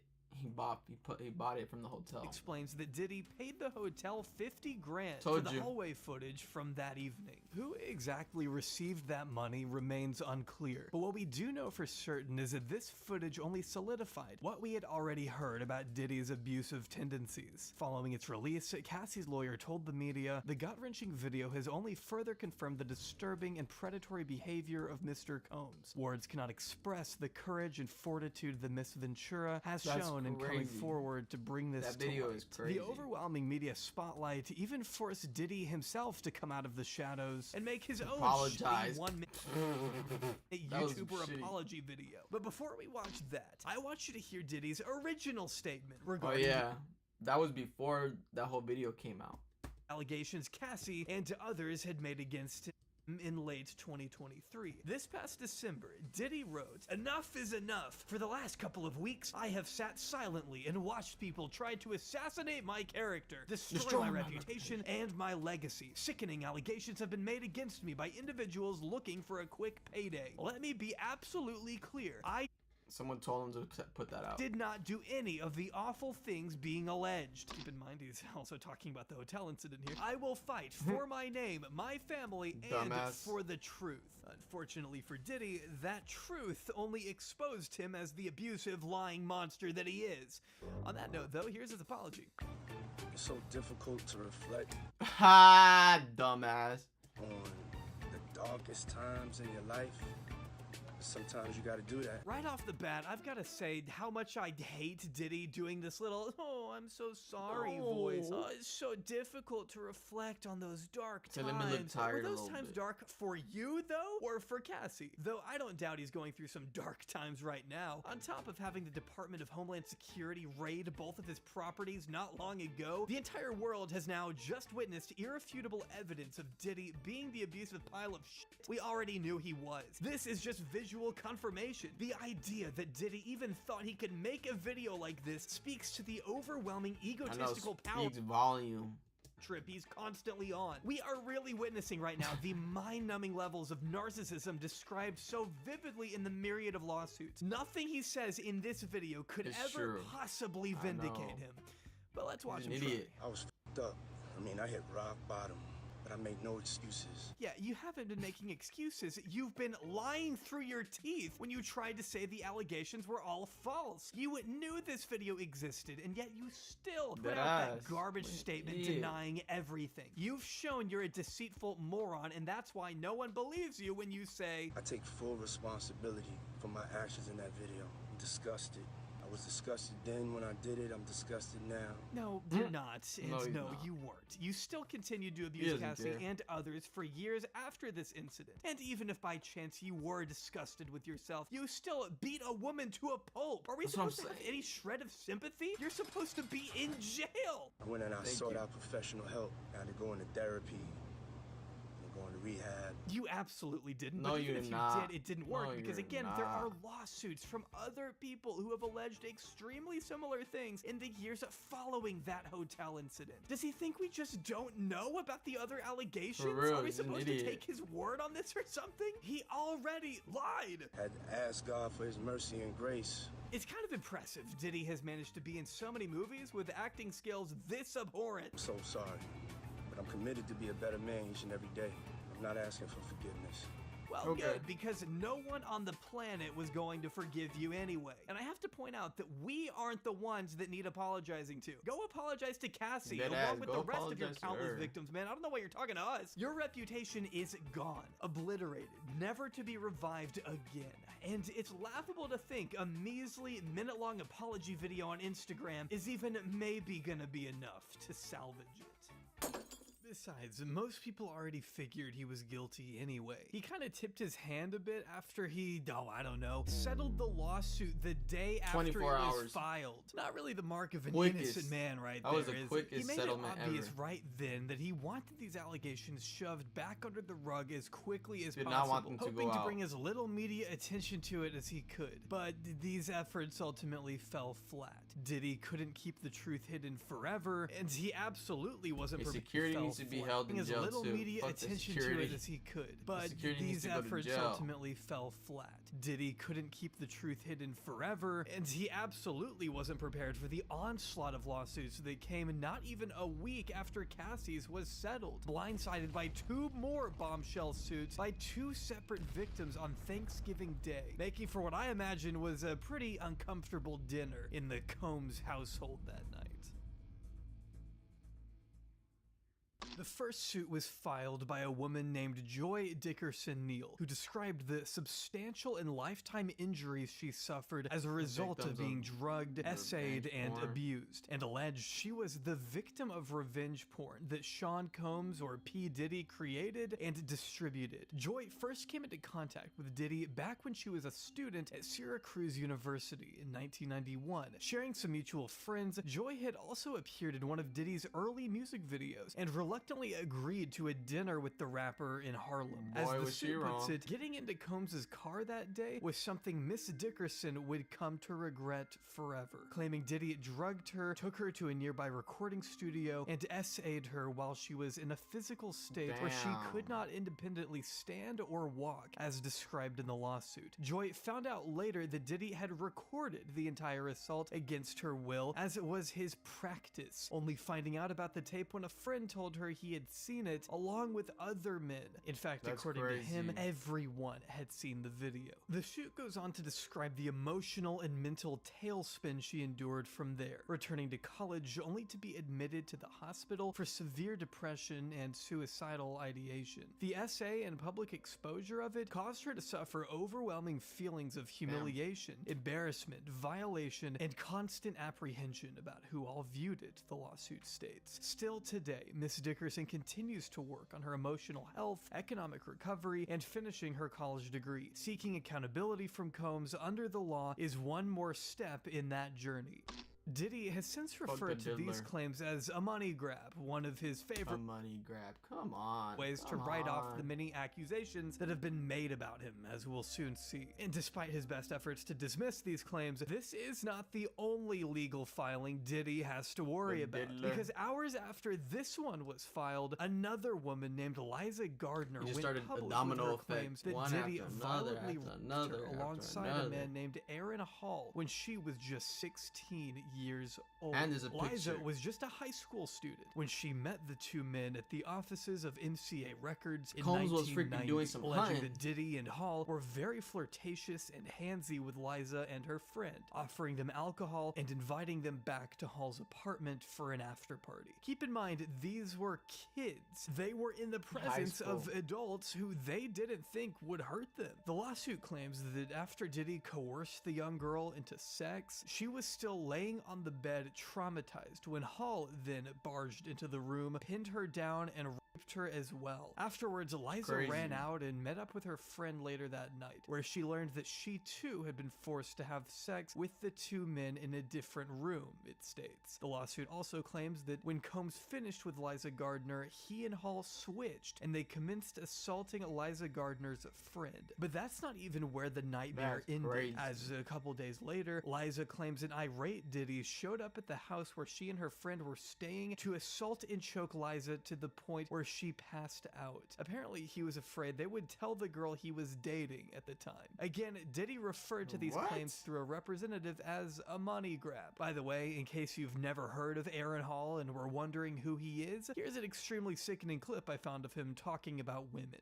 Can't no bitch out there say that she handled my shit. You know, a whole lot of girls out there with the umbilical cords, them young 1970s, 1980s bitches. Yeah. You know what I mean? They try to go up there with the, you know, with the fresh out the pussy shit and think they can get like a like Aaron Hall. I'm historical dick. I like for them niggas to see how I fuck. Like if you speak to Joe to see or Puffy or any of them niggas, they been at my house. They all see me fuck. They all know I'm a big nigga. But hey, yo. This wasn't even the last. They been up there fresh out the pussy shit and think they can get like a like Aaron Hall. I'm historical dick. I like for them niggas to see how I fuck. Like if you speak to Joe to see or Puffy or any of them niggas, they been at my house. They all see me fuck. They all know I'm a big nigga.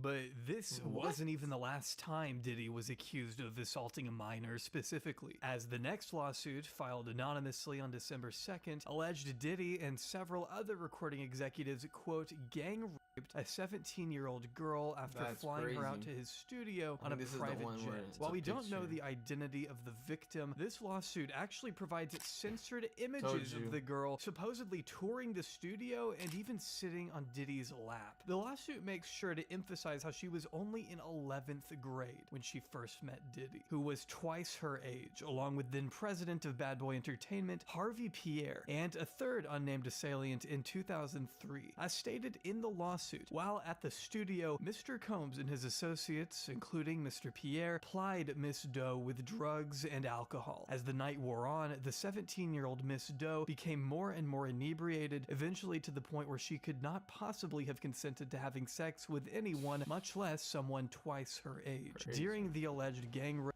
The victim claims Diddy complained he could not, quote, get off unless the victim pinched his nipples as hard as she could. The suit goes on to describe the three men taking turns assaulting the victim in excruciating detail until she finally collapsed in the restroom alone, her genitalia in pain. She couldn't even walk out of the building without assistance. She then flew back home to Michigan, where she would have to live with the traumatic memories for the next 20 years. Hall and Diddy have both denied these claims, with Diddy's attorneys making him out to be a victim of, quote, cancel culture in front of a judge. Good luck arguing that one in front of a jury. And even then, it won't be the only jury he'll need to win over. Bro needs to go to jail for a while. Or prison. The lawsuit also claims the misconduct happened during the creation of Diddy's latest album, the Love album, and is seeking, as we've mentioned, $30 million. The suit not only names the mogul, but includes his son. As of February 26, 2024, producer Rodney Lil Rod Jones is suing not just P. Diddy, but an entire gaggle of the mogul's friends and family who he asserts make up a much larger RICO criminal enterprise. He refers to these individuals by name, citing their specific roles within Diddy's illicit enterprise. He refers to these individuals by name, citing their specific... Steve J recruits sex workers and participates in Stevie J freak offs. Justin Combs solicitates prostitutes, underage girls, and sex workers with freak offs. Brennan Paul works as Mr. Combs' mule. He acquires and distributes Mr. Combs' roles within Diddy's illicit crime syndicate, and claims he has secured plenty of evidence in regard to the drugs Diddy acquires, uses, and distributes, along with the unregistered guns he possesses and distributes, stating he can prove that Diddy has provided laced alcoholic beverages to minors and sex workers at his various properties, which, side note, did not know Diddy liked to rent yachts and take trips to the Virgin Islands, which sounds a bit familiar to me. A billionaire being accused of sex trafficking who also hangs out on the Virgin Islands? I mean, come on, Jeffrey man. Epstein. Jones even compares Diddy's chief of staff, Christina Coram, to Ghislaine Maxwell in this very lawsuit. One more side note, why does Diddy have a chief of staff? Is he the president? I mean, what does this lady even do? Well, if you ask Lil Rod, she procures drugs for Diddy and willingly abets and downplays the nature of the man's behavior, allegedly telling him, you know, Sean will be Sean, when Lil Rod expressed to her his discomfort with Diddy's unwanted sexual advances towards him. Christina was quick to write it off as just friendly horseplay, according to just Diddy being Diddy. Lawsuit, which also makes sure to clarify this was not just horseplay. We're talking about unauthorized groping and touching of Jones's anus and genitals, as written in the suit. Christina allegedly told Jones it was just Diddy's way of showing that he likes him. As the suit puts it, Mr. Jones believes the KK aided and abetted Mr. Combs' essay of him and was working with Mr. Combs to groom him into accepting a homosexual relationship. The next few pages describe the various ways in which Jones says Diddy made sexual advances, even going so far as to say he used one of Jones's favorite producers, Stevie J, to entice Mr. Jones to engage in gay sex, alleging Diddy shared a video of Stevie J anally penetrating a Caucasian male without a condom. Hey yo, no Diddy, no Diddy in the music industry. Look, even Stevie J is doing it, going on to include alleged screenshots from that very video, and even going further by alleging Diddy spoke about engaging in intercourse with a rapper and R&B singer whose names are both redacted. However, at the bottom of the page you'll notice are hints as to who these people. He's a Philadelphia rapper who dated Nicki Minaj. It has led readers to speculate that the Philadelphia rapper in question, who it says dated Nicki Minaj, is Meek Mill, and the R&B singer who has performed at the Super Bowl and has a Vegas residency is Usher. While Usher has yet to make a statement himself, Meek has certainly not shied away from a response by taking to Twitter and writing this. I don't think it's necessary for me. He put, when I got a girl around me, I'm bugging her twice a day. LOL. Ask some of y'all favorites. Pussy don't control me. Yeah, but it's like AI. One love to the gay people, but the juicy pussy do it for lie. Bro's just lying. No, read this out loud. You can pause and read. That's a big old freaking tweet for just to say Hey, nah, the lies aren't true, bro. For yourself, but his point is very clear. This wasn't even his only tweet on the matter. He was going on like this for days. And I'm sorry to say, we really don't have time to get into it here. I don't really think anyone should be focusing on the sexualities of Meek or Usher or anyone else involved here anyway. I mean, that should be the least prescient part of all of this, unless of course there wasn't consent. But we currently don't have much information on that front yet. What we do know is that Mr. Jones, or Lil Rod, is claiming that he was assaulted not just by Diddy, but also Young Miami's female cousin as well, who, as Young Miami's cousin, groped Mr. Jones in the bathroom of Diddy's house in November 2022. Lil Rod believes she was sent in by Diddy to assault him and says she did not accept his rejection, following him out of the bathroom, where he says she attempted to straddle him and have sex with him in the presence of Mr. Combs and his staff. The suit even includes photos from Diddy's house, supposedly taken right before this assault. The accusation that Diddy left Lil Rod from Diddy's house, supposedly taken before this assault. The accusation that Diddy left Lil Rod alone to get assaulted by one of his friends is one that comes back up later in the suit, unfortunately, where he says Diddy tried to pass him off to actor Cuba Gooding Jr. on the mogul's yacht. The suit states that Diddy suggested Cuba get to know Mr. Jones better. After leaving the two alone in a makeshift studio, Lil Rod claims Cuba began touching, groping, and fondling his legs, his upper inner thighs near his groin, the small of his back, and his shoulders. He rejected his advances, and Mr. Gooding Jr. did not stop until Mr. Jones forcibly pushed him away, it states. These claims were accompanied by photo evidence depicting Cuba, Diddy, and Lil Rod all hanging out together in a small, dimly lit studio, reportedly taken shortly before the incident happened, and even included this uncomfortable photo of Cuba's arm wrapped tight. Hey, yo, look at his face. Look at his face. What the fuck?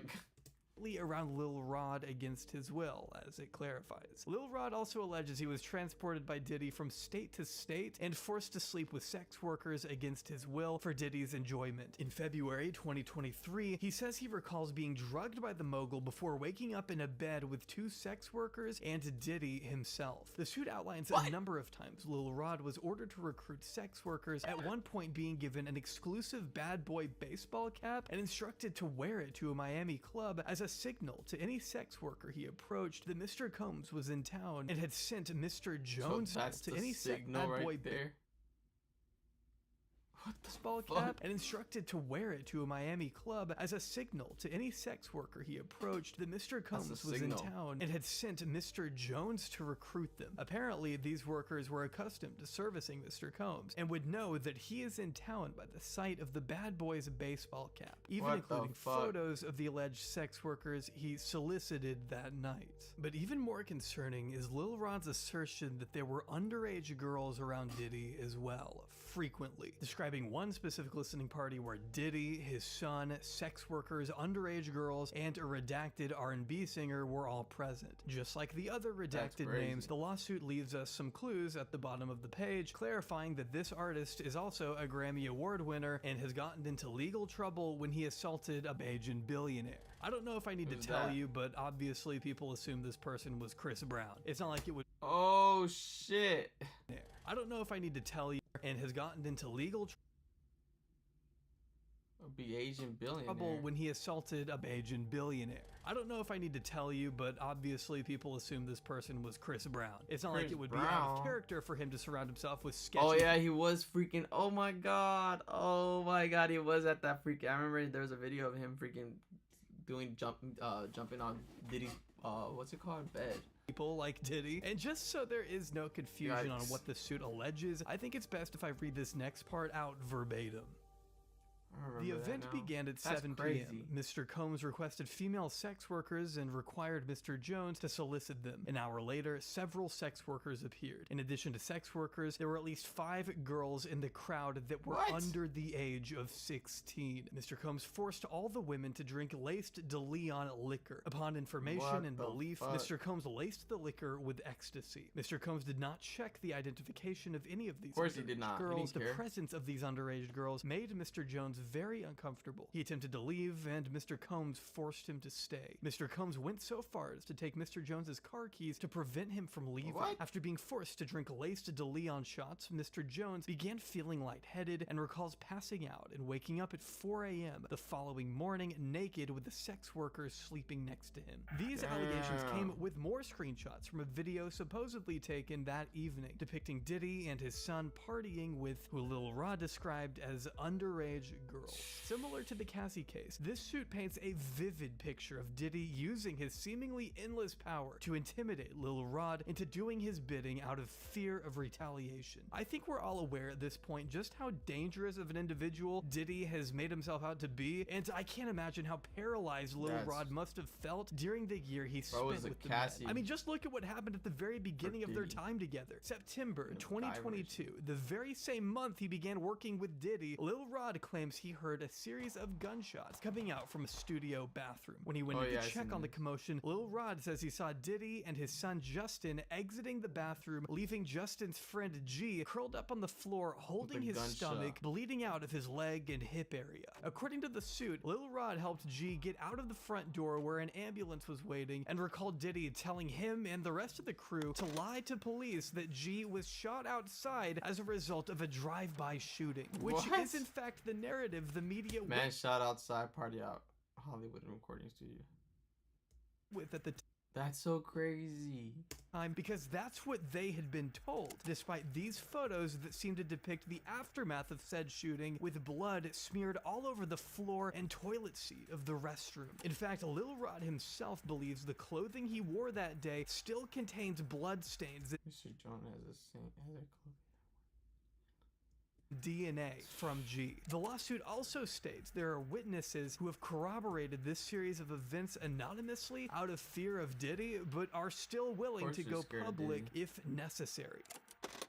Claims made by Jones include hidden cameras in the rap mogul's home, saying, quote, Mr. Combs allegedly threatened to eat Mr. Jones's face in order to get what he wants. The Lil Rod lawsuit is damning, and probably the one Diddy is least excited to deal with if it ever goes to a jury, as Lil Rod has requested. Due to the overwhelming level of evidence presented in these documents, it looks like Diddy might really be fucking cooked this time. I can only imagine what was found when the Department of Homeland Security raided 2 of his homes back in March.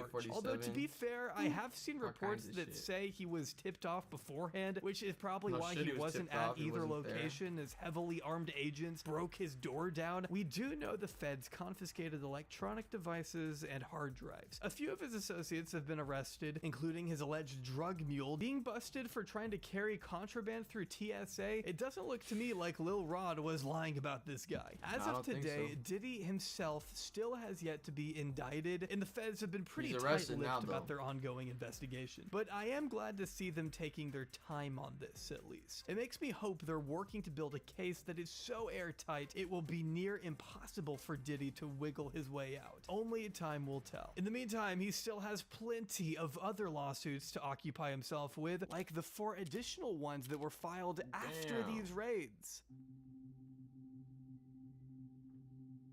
He's fucked. One woman by the name of Grace O'Markaya is currently pressing charges against Diddy and his son Christian, who she says assaulted her on his billionaire dad's yacht where she worked as a stewardess. According to the suit, Grace witnessed some very concerning things while working on that yacht. That women would frequently pass out after just 1 shot of tequila, leading her to believe the drinks were laced with drugs. The suit outlines how Christian pressured her to take a few of these shots before assaulting her one night, grabbing her breasts and genitals without consent, and even includes a transcript as the entire interaction had been thankfully recorded by Lil Rod. You can read very plainly here that Grace repeatedly demanded Christian take his hands off of her, yet he doesn't stop until she finally manages to escape. Later in the night, however, the suit states Grace was cornered by Christian in another, more secluded area of the yacht where he allegedly began removing his clothes, grabbed his arms, and tried to force her to perform oral copulation on him, stating that Grace began fighting him off, but before long, her partner entered the room, which startled Christian and allowed Grace the chance to finally leave. Even after this one, though, What 3 the fuck? additional lawsuits have now come out. 2 in May and 1 in July, literally as I was working on this video. In fact, it's pretty likely that even after this video goes up, we'll see more lawsuits against Diddy. I'm convinced. He's wronged so many people, and now they're all coming out of the woodwork at the same time. It's really wild to witness. The first of this recent wave was filed by a model named Crystal McKinney, who claims she was drugged and assaulted by Diddy after meeting him at a fashion event in 2003. Promising to help her make it big in the industry, the lawsuit states Diddy invited Crystal back to his hotel room where he handed her a laced blunt, making sure she was highly inebriated before following her into the bathroom where he allegedly began kissing her without consent, shoving her head down to his crotch, and commanding her to suck it, as the suit claims. She says she recalls remembering waking up in a taxi after passing out. She then realized what had happened and says she's kept her clothes from that event sealed in plastic wrap to this day. The second lawsuit from May, filed only 2 days after Crystal's, came from a woman named April Lampros, who claims to have been assaulted by Diddy 4 separate times from the mid-90s to early 2000s. Each event laid out in horrifying detail throughout the 22-page document.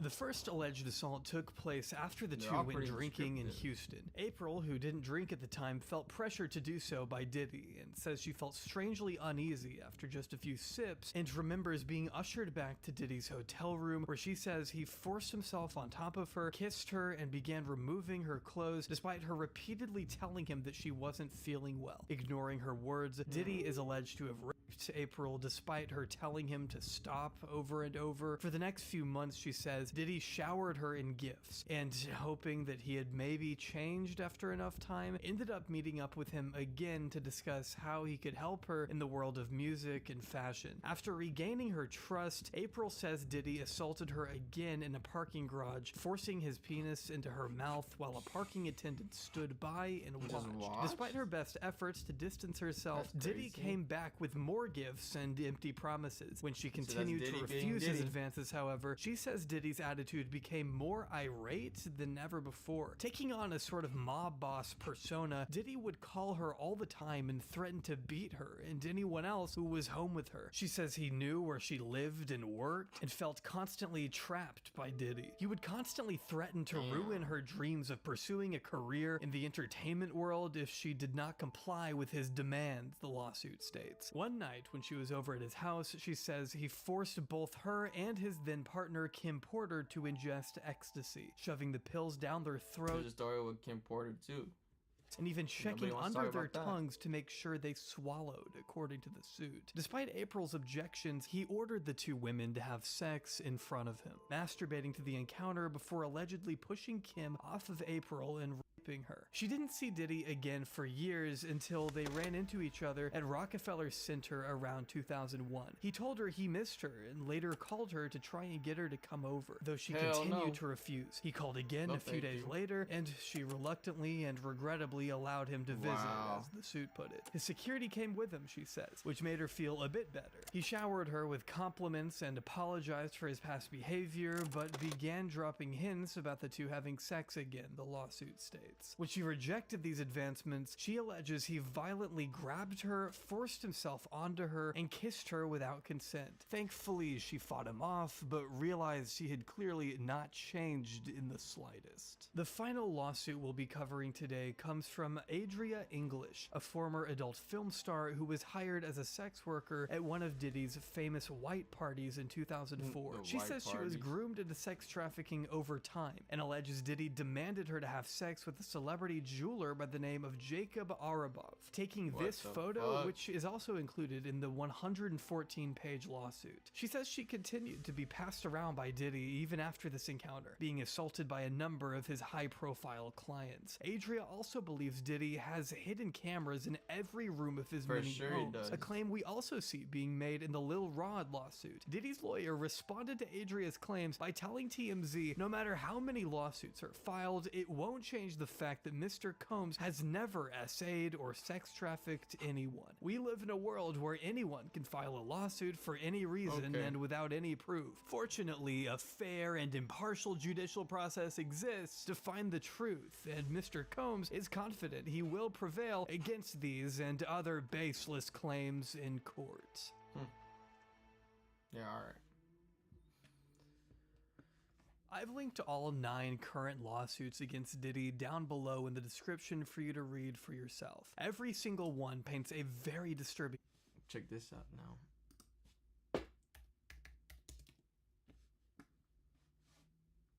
Let's see, I'm getting arrested right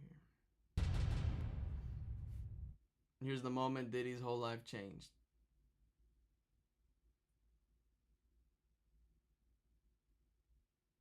They're like, Diddy? Yup. Come here real quick. Alright, you got me. It's time.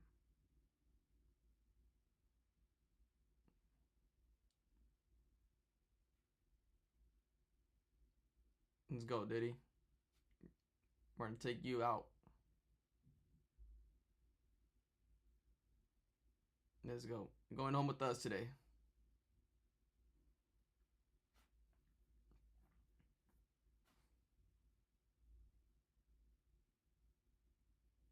Bro's out of there.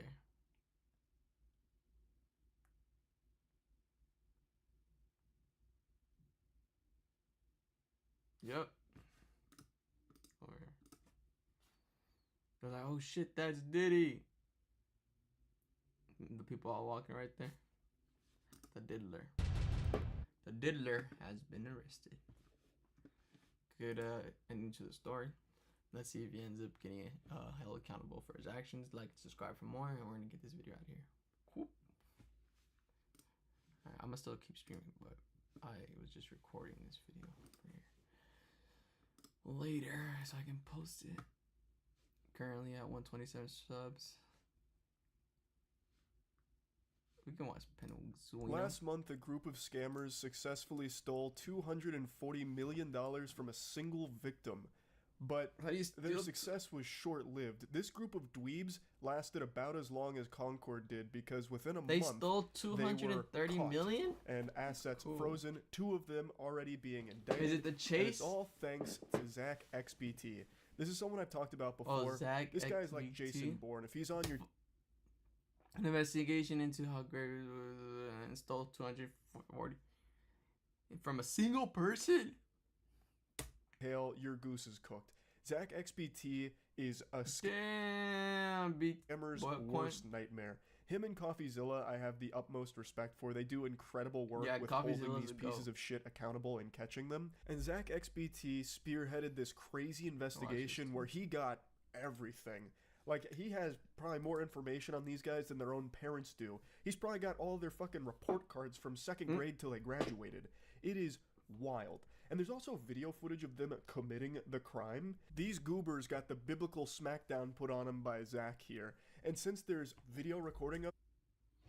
Yeah, give me a sec. My stocks is going off. Let's go. Y'all gotta give me... Holy Lord. My stock's going to the moon. We're going to the moon. Intel to 30 bucks. Intel to 30 bucks. So we're gonna go ahead. We just made $400. So what we're gonna do, I believe Intel will go to 30. So we're gonna get a $30 call for $149 expiring March 21st. If you guys want to take this with me, you guys are more than welcome. So what we're gonna do is one call. I want you guys to see we're gonna take this live. For $321 expiring, $30 a call. Matter of fact, we'll go a little cheaper.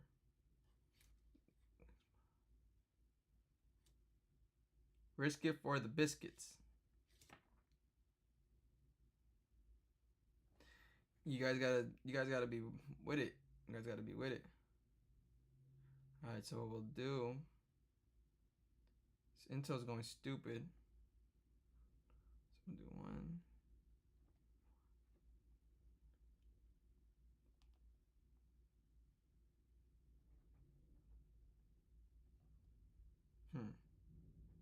Kind of want to, kind of don't. Kind of want to wait. Just see how Intel does on Monday. Because today is Friday. Yeah, we'll wait. We'll give it until Friday.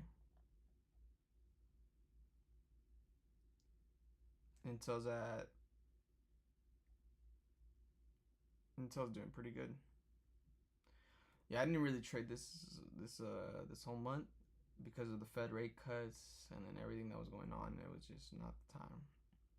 But if you guys want to trade, you guys are more than welcome to. But that wasn't my intention. I think Intel's going off. Probably gonna buy more Intel stock right now in a bit. Let's see what else. I'm gonna wait. It's Friday. Intel's just blowing up though. We'll leave it on here for you guys so we can see it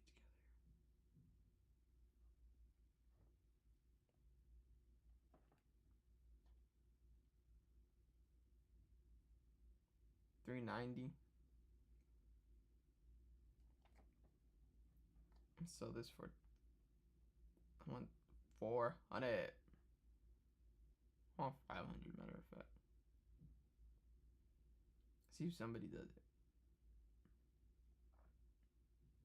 There you go.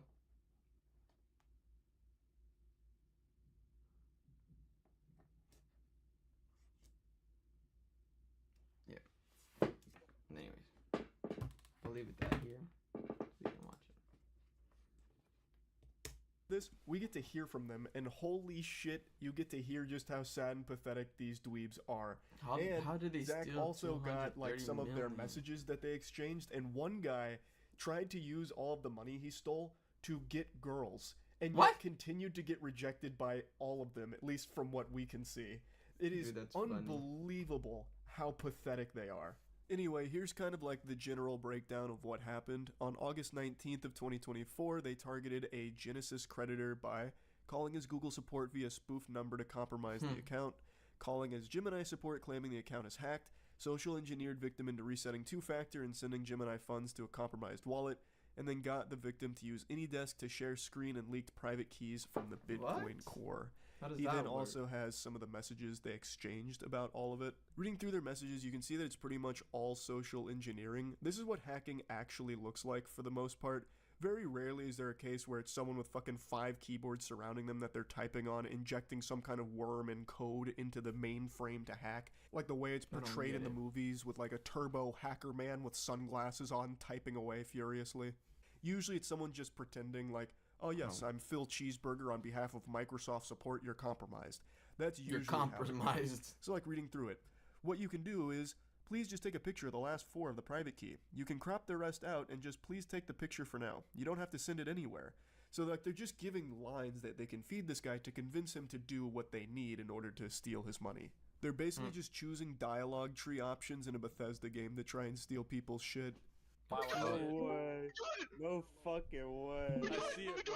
It's on the blockchain. It's on the blockchain, bro. No fucking way. Dude, I'd be pissed. Hey, nigga. Oh my god! Oh my god! No fucking way. He's like, no way it worked. Yo! We're done! We're done! I'm spazzing out! Bro, so I'm spazzing out. Do you know how much money that is?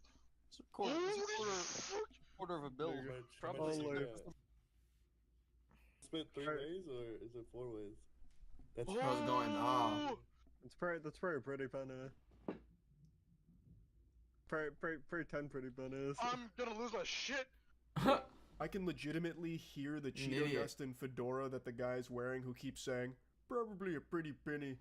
Probably like 10 pretty pennies. He sounds so fucking congested. Like, I'm congested out the wazoo right now. But even I don't sound that bad, I don't think. Good lord, brother. Holy. Dude just sounds like a wedgie magnet. It's actually baffling to me that they pulled this off and then had all of this evidence that they themselves gathered against themselves. Like, this is a private recording of them. You steal $240 million and you leave the biggest possible digital footprints. That's mind-boggling. That is mind-boggling. XBT claims that he has over an hour and a half of footage of these fucking goobers. There's also times where they slipped up revealing full names and other important information that Zach was able to gather. And the one I really want to focus on is Malone. Zach got some really good information on Malone because this guy loved to flaunt all of this shit. So he gets all this money and immediately starts spending $250 to $500. Oh my god. There's a flash. Having purchased 10 plus cars, going out nightclubs in LA, man. No way he did all that. $100K a night and giving out Birkin bags to random girls. There were girls on TikTok that were walking away from his parties just carrying Birkin bags, and I guarantee he didn't even get so much as a kiss on the cheek for it. This guy was blowing $500,000 a night to try and get laid, and I guarantee he's still a virgin. He even bought his crush a pink Lamborghini as well as 3 Birkin bags to try and lure her in and make her fall in love with him because of his money, and it doesn't work. He reaches out saying, I got you a present, we'll call it an early birthday gift, a thank you gift, I appreciate you so much, heart. And all she says is, I am taken once again, and he says, I like that girl, W girlfriend. I don't care. Malone, I know you care. Dude probably fell to his knees, crying into his hands, all this money, and he still cannot get a girl to be interested in him. Seems like he's using every doubloon that he stole to try and buy a girl's heart, and it is not working for him. She just shuts it down immediately, reminding him that she has a boyfriend. Like, that's so good. She doesn't even say thank you, by the way. This guy must actually be a huge nuisance, like a big piece of shit. She doesn't even bother to try and thank him. He must always try and use money as leverage on people or some shit, because she doesn't even entertain the idea for a second. That is so good. There is a part of me that hopes that she did at least still take the keys from him for the pink Lambo and then have the boyfriend reach out telling Malone thanks for the car. That would be the cherry on top. Now, Malone is one of the 2 that have already been indicted, so we get to take a look at this Casanova right here. This is the guy.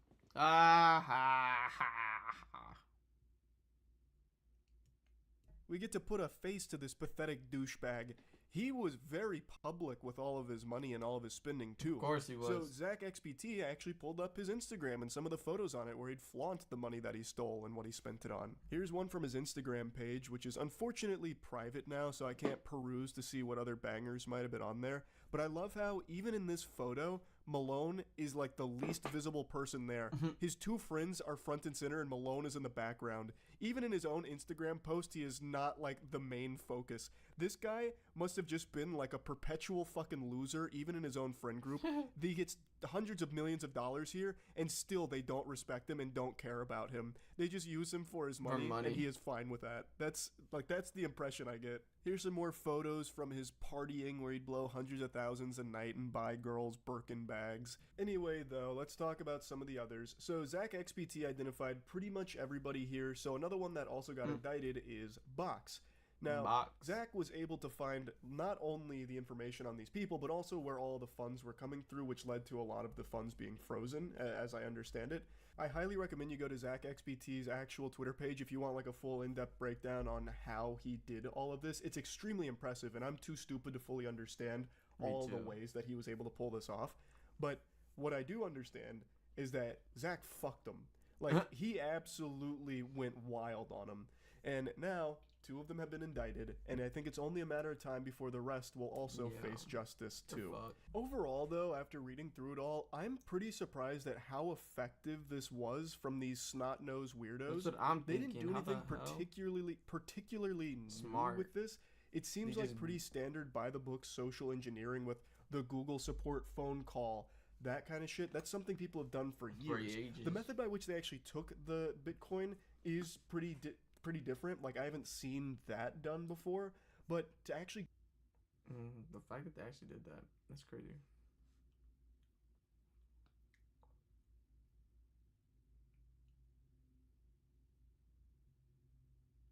Let's see what we're gonna watch next. Oh, when they jacked the lemonade stand, I've seen this. Let's put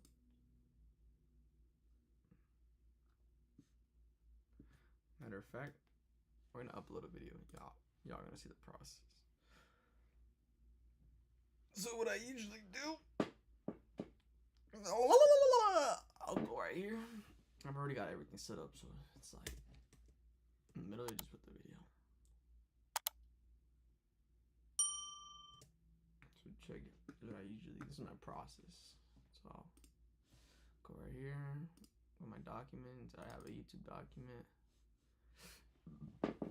I'm gonna post. Which one is this one? Okay, we can post this one later. I'm mainly gonna post the Diddy one because you know how Diddy's more recent right now. Everybody's talking about it. I'm gonna do that, and then I'll usually do this one because it's my check it, boom, and then I'll typically go like this. Welcome back to another video, and today we got the provision of P. Diddy, a career crime.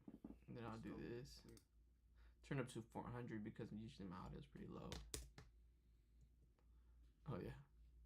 And then I usually cut these parts out because, you know, your boy gotta take a little break sometimes, you feel me?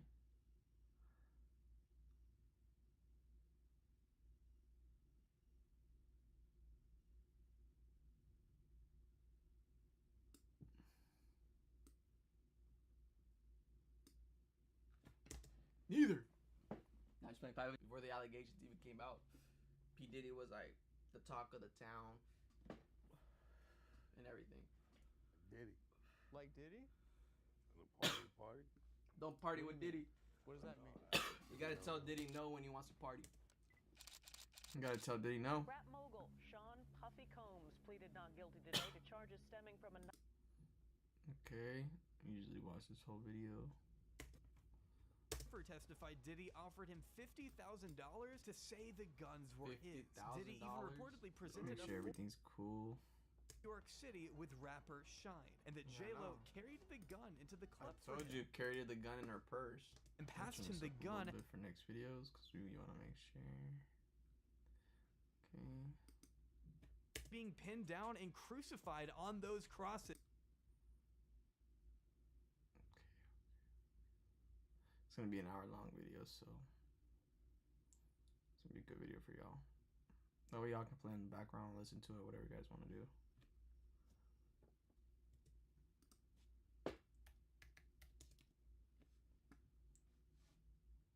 Let's see, I'm getting arrested right here.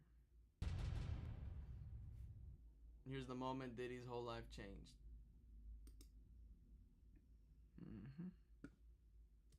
And into the story.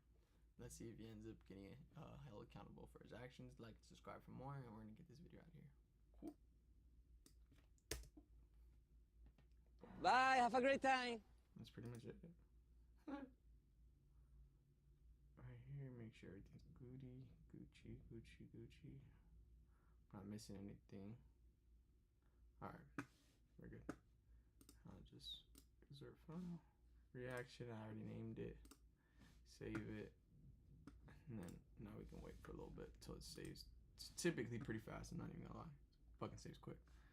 But we can just wait now. Let's go watch something else. We got this done. Let's see, I'm gonna put this video for you guys. We don't have to post this one, we're just gonna watch it right now. I'm probably gonna post this one, just like 20 minutes of this. We can watch week 3 predictions.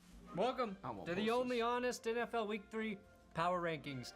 I am your football genie, Brandon Perna, and if you want your team to not be cursed by my magic curse wheel, then you need to rub me the right way, which is you know where. my lower back, because it gets really tight from sitting.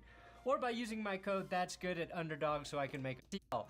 Curses so far the 4. Power now have more injured players than healthy ones. That might not be exactly true, but it's pretty damn close. I knew they had some serious offensive line injury problems, but I didn't realize it was the whole fucking line. Cooper Kupp's going to IR, and that's the one that's gonna crush them after they already lost Puka Nacua. If you haven't picked up DeMarcus Robinson in your fantasy, I suggest you do so now. I'm also putting. If you haven't picked up DeMarcus Robinson in your fantasy, I suggest you do so now. I'm also putting Bryce Young in heaven, where he deserves to be healed by the light of God. Let's take 10 seconds for a moment of silence. Light of God. I'm also putting Bryce Young in heaven. Robinson crush him after they already lost Puka Nacua. If you haven't picked up DeMarcus Robinson in your fantasy, I suggest you do so now. I'm also putting Bryce Young in heaven, where he deserves to be healed by the light of God. Let's take 10 seconds for a moment of silence. What the fuck? Hold on, y'all. Hold on. I might get copyrighted. Why 10 seconds? Do you know in the last 10 games, the Carolina Panthers have led for only 10 seconds? One issue with Bryce Young may not even be his fault. The Panthers are having him practice with the wrong kind of ball. How's he gonna get better at throwing, guys? Also, now that you're in heaven, Bryce, ask God to make you taller and faster and stronger. In purgatory, I've got the Broncos, the Bears, and the Panthers offenses. Cause you're the only 3 teams who have fewer offensive yards than your own punters. I knew it was bad, but Jesus Christ. And in hell, everyone in the AFC South, not named the Texans. You're the only division with 3 winless teams, 2 of which were supposed to be competitive in the Colts and the Jaguars. Also in hell, any player John Gruden deems a playa. I wanted players. I didn't want any of these players. They want to go chasing people at night. A Gruden grinder. I don't like those players. Number 12. This makes me sick. The Raiders. Okay, actually it doesn't. This is mostly an excuse to centrally discuss Gardner Minshew, who is tied with Matthew Stafford for the 2nd most passing yards in the league right now. Oh, and in a league where pass... Make sure we're still alive. Yeah, we're still alive. Oh, the Raiders is dying. That gets me going. Oh, he's also tied with Trevor Lawrence and Brock Purdy for the most passing yards. Oh, 20 it's 4 yards at 9. And he leads the league in completions and completion percentage. You like that? You like that? Week 1, sure. And Gardner's not out there tearing it up per se, but he can get the job done. If the Raiders can simply not be the worst rushing team in the league, which they are with just 98 yards in 2 games, they may have a nice season. At 11.5, the Packers. It was Tom Grossi's birthday this week. I hope you told him happy birthday. So I'm going to do 2 nice things for him. 1, put the Packers in the power rankings, and 2, protect them from the curse here at 10.5. I think Green Bay probably loses if Anthony Richardson, doesn't throw 3 interceptions, but I really liked that they leaned on Josh Jacobs, giving him 32 carries. He averaged 4.7, and on that many touches, that's impressive. 53 total runs for the Cheeseheads. When Love comes back, he's going to have a nice run game to lean on. Hats off to Matty LaFleur for getting the best NFL ball we have seen from Malik Willis. God knows we're watching a lot of other coaches stink it up with inexperienced QBs. Sean Payton. Number 11, I've got the Seahawks. You handled business against my Broncos week 1 Seattle. Then you defeated the Patriots in overtime without Kenneth Walker, which means you did it without a run game. And I saw how important Walker was to your success week 1. At 2-0, you probably should be higher, sure, but considering the wins came against Bo Nix and Jacoby Brissett, I'm waiting to see you beat a team with the top-tier QB. Seattle leads the NFL with the most team pressures right now with 50. That's a testament to Mike McDonald. Most team pressures, Seattle.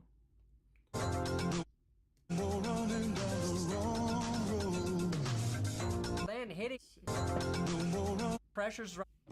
I'm gonna have to get me another defense. I'm gonna pick up another defense right now. Matter of fact, I got San Francisco defense.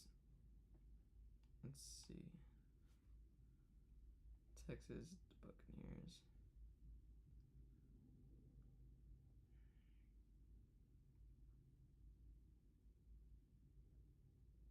I already picked them up. All right. We'll pick up. They already got the Dallas Cowboys defense. Damn it!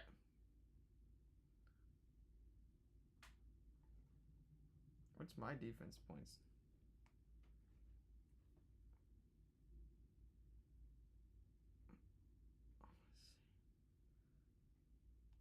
Sorry, I'm changing my fantasy real quick. Oh, yep.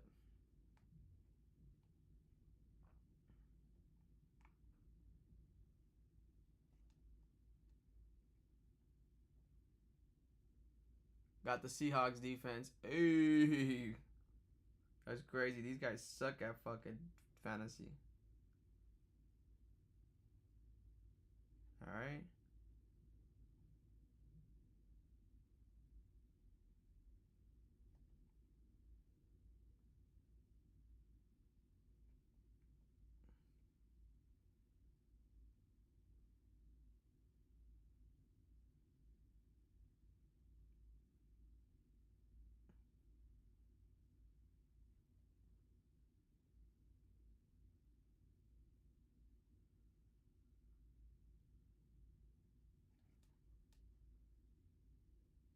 No, my bad. I'm doing my fantasy right now.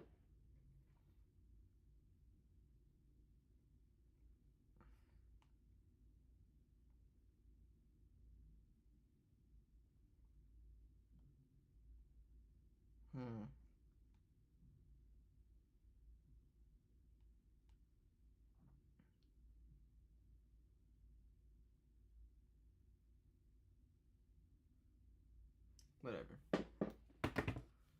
Now with 50, that's a testament to Mike McDonald. Unfortunately, Seattle's top edge defender, Boye Mafe, left the game Sunday with a knee contusion, and he is second in the league right now with 15 pressures so far. Plus, he's got 2 sacks. His game status up in the air right now, but he's on pace for a breakout season either way. Number 10, the Cardinals, the Arizona Cardinals. The Cardinals may have had the most impressive loss of week 1, nearly upsetting the Bills and Buffalo in their opener. A week later, they invited the Rams into their house and absolutely flexed their muscle against a team that's now got their backs against the wall. Well, hell, the Ravens have their backs really just in the hospital. But still, it's looking like Kyler Murray is fully healthy and very comfortable in Drew Petzing's offense because he's got 0 interception-worthy throws through 2 weeks. He's also clearly seeing the field better than ever because he's turning his back and celebrating before the ball even gets into his receiver's hands. That will never backfire, Kyler. Just ask Nick Young. Ultimately, I really like this team. You have to shout out an offensive line that cleared the way for 231 rushing yards on 40 carries against the Rams. Number 9, the Vikings. How good has Sam Darnold been this year? Well, very good. How good has Sam Darnold been against the blitz this year? Well, he's been perfect. Nice. A passer rating of 158.3. Good for first in the league. Feel like we should call him the ballroom blitz at this point. If you remember, Darnold's grandfather was the Marlboro Man. Which is fitting because Sam is absolutely smoking defenses right now. And just like his grandfather would have wanted, every defense he smokes will eventually die of lung cancer. Also, congrats to JJ McCarthy, who, yes, I heard your BS, has as many touchdown passes as Caleb Williams, Jaden Daniels, and Bo Nix combined. Which is why I stacked them. I'll touch to get to sign up with a combined 1 touchdown. But here we are. Justin Fields has won his first 2 starts as a Stella, and it's starting to look like it's his job to lose at this point. Why has he locked it down despite the offense scoring a single TD? Well, he's not fucking it up. 0 turnovers through 2 games. He's complementing a defense that's allowed 8 points a game so far. For what it's worth, he's also got a top 5 passer rating per PFF. I would be rooting for him at this point, but giving the petty game ball to Russell Wilson for his victory over Denver was a weak move. Grow a spine and give that ball to yourself, Justin. Number 7, I got the Lions. It doesn't happen too often, but when you can pressure Jared Goff, bad things happen for the Lions. Goff was 9 for 17 for 117 yards and 2 picks under pressure against the Bucs. So now you know, if you want to beat Goff, you just need to apply some pressure. The weird thing, though, is the Buccaneers, they were banged up front with Vita Vea and Kalijah Kancey not playing. Ben Johnson dialed up 55 passing attempts for Jared Goff, up from 28 week 1. Don't do that again, Ben. Gibbs and Montgomery and the line, they're too good to do that. Now, it doesn't get a lot easier for the Lions. Their next 4 games are as follows. I'm kind of pee right now. Pee.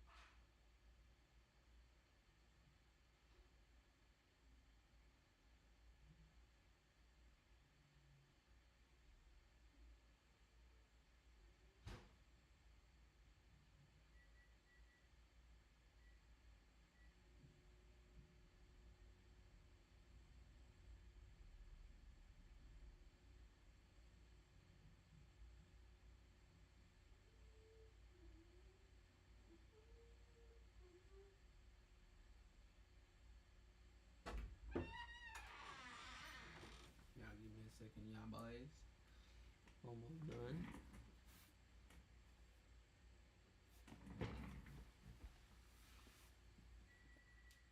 If you hear that, that's my computer saving the video.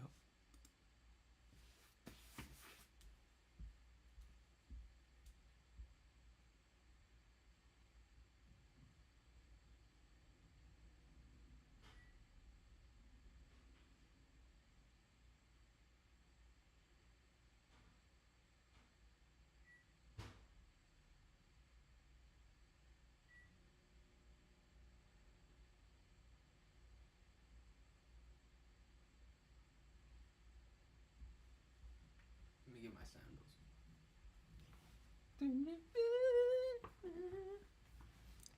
Let's see what we're at. Needs to hurry up, bro. Come on now.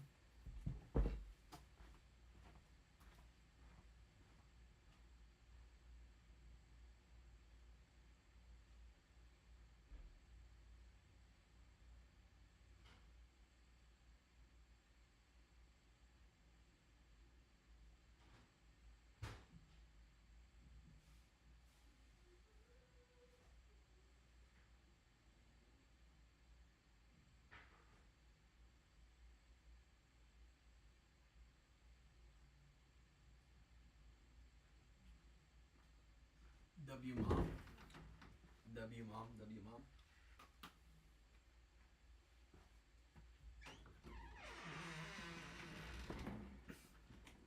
Oh shit.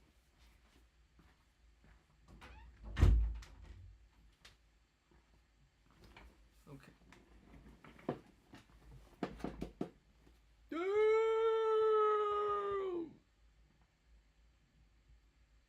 Y'all boys, we made $600 today, y'all boys, y'all boys. I think I should cash this out right now. Can we go higher? I wonder.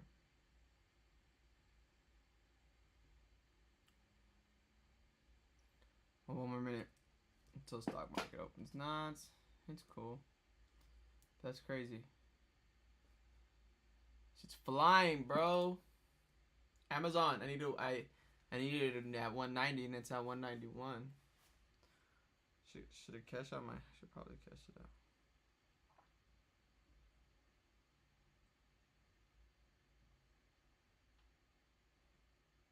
I made, how much did I make off this contract? $100. Yep, it's pretty good. Pretty good.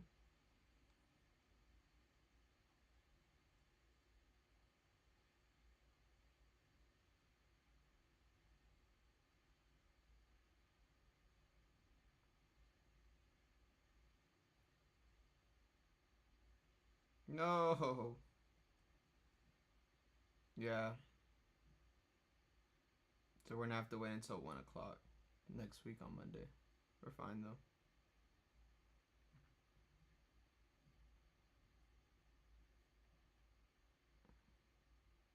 It's fine. We're in the money now. Okay. Let's continue with the video we're gonna watch. I got my food. Get y'all food, get y'all snacks, whatever you gotta get. Let's get it.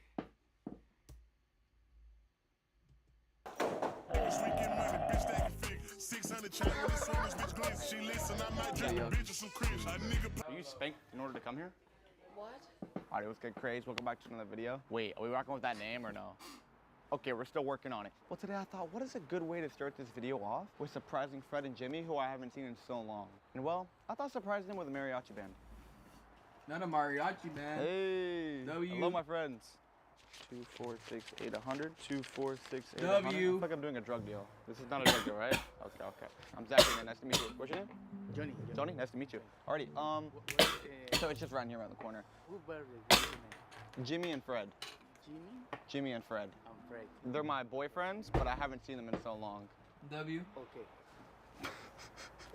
This is so funny.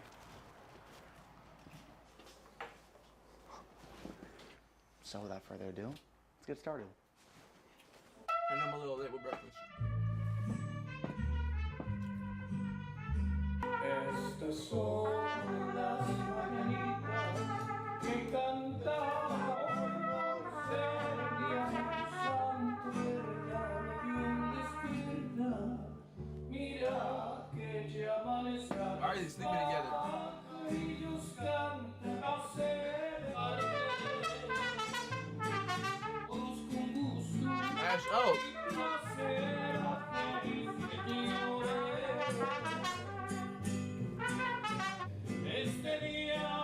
Damn, invite me to that house, y'all. What the fuck? Should make a streaming house. Happy birthday to you. You guys gotta stream 24/7 all the time. Oh shit! It was my birthday. Wait, it's not your birthday? No, bro. It was like 2 weeks ago. Oh shit.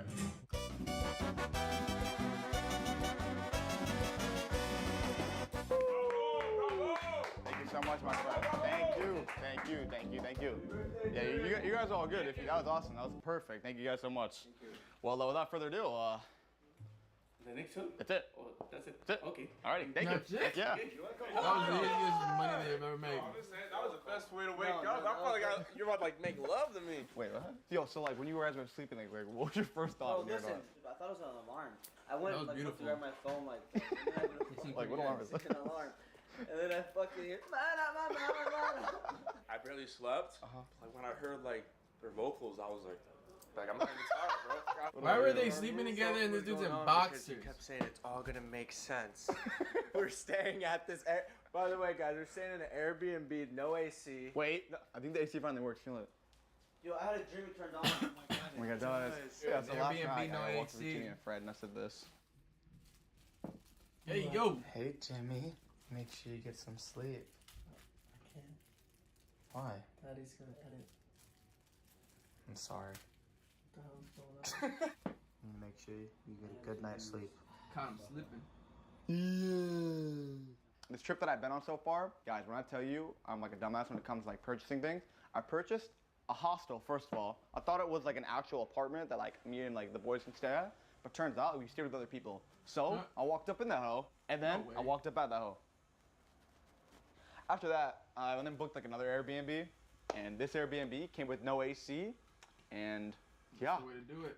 Every time he's in charge of anything, I always regret it. Every single time. Look at him. When you guys are booking things, you guys have to make sure you're booking the right things. And you should look at pictures, maybe. Fucking dream, like talking. Like wet dream? Yeah, pictures. Wet dream. Let me feel. Let me feel. Let me feel. Wait, stop. But for the rest of the video today, we're gonna be going to a frat club. Have you ever been to a frat or no? No. Hopefully it's gonna be good, and hopefully nothing goes wrong. Hopefully it's one of those black frats that just go like. What the fuck? Oh. Ash, oh, yo, hey, yo, hey, yo, Like hey, I'm not yo. even being pull up the video. I swear to God, it's literally like that. All right, so we just searched the internet. There is no video. Yeah, everyone just paused the video, and no one saw anything. So. Sexy black men, all lined up going. What's wrong with Ash? Bro's been spending too much time with guys or what? All right, again, take two. Yes. We looked it up. There is nothing. No. All right, guys. Remember that feeling I told you whenever I said I'm nervous to film something? This is another feeling. He's nervous messing around. because we It's pulled all up to jokes. the baddies. You hear that? Oh, dude, okay, since this is like our first frat party, like, what do we do when we get in there? All right, so they can't know we're I've never been YouTubers. to a frat What the party fuck? ever. What are we? We're independent news source for the frat. Oh my God. Okay, fuck me. No, this is not. No, unfortunately, can't do that. feel like they As we think told you guys those before, today is our first frat party that we've ever been Alright, to. bro. It's gonna be interesting. y'all It's either gonna be lame y'all my or it's either gonna be subscribers, popping. Top of and this, y'all about guys, to do a dude. frat, Look, as you can see by the way I'm walking, like, Tell him who Other fucked than you. that, I don't think I'll dude. I fucked him. No, you didn't fuck me. But what actually happened is, I've been going to the gym. Since the last video, I've been to the gym maybe like what? 4 or 5 times now, working on legs, triceps, biceps. I'm just saying though, okay, Gym before we body go in, body. we need like a real game plan. Okay. Dude, I look like I'm 10, bro. I'm gonna be like, can I get some alcohol? And they're gonna be like, ID. ID, please. Two girls are gonna look at me like, I'll eat your ass. Get away from me. I do this for you guys. I put myself in uncomfortable situations, bro. That's right. What? What's wrong? Why do you do that? That's how I'm He feeling. embraces his embarrassment, guys. Embarrassment. Zach Cray dot shop right here. Bam. I want 50%. Also, the last time that me and uncomfortable, Fred you actually do ever something filmed a right. video was you dressed up as a drag queen. I don't want to talk about it, bro. Dude, that was so fun. Dude, that was Dude, funny. I'm just saying, nobody liked that at all. Like, nobody liked the video that we filmed. If we go through this and like it doesn't work out, we can finally go to a real one. Like, which real one would we go to? If you guys like have any ideas which one we should go to, the comments are always available. You just walk in? Like, how does this shit work? No, you guys got Venmo? It's $10 if you're in the rush shot, 15 if you're not. People like, not no more. But like 20s. Alrighty, so pretty much what happened here is the connection that I had to this party kept saying that he knew someone, but in reality, I don't think he knew anyone. I think he was just lying to me.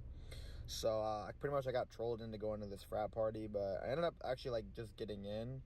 But I sat at this gate for like 20 minutes going back and forth with these guys. Dude, to be honest, I need coke. You need coke? I need coke like that. There's a boy named Eli, right? Eli? Like, where Eli at? Where's Eli? Eli? Once you find Eli, you're good. My bad. Him right there in the hat.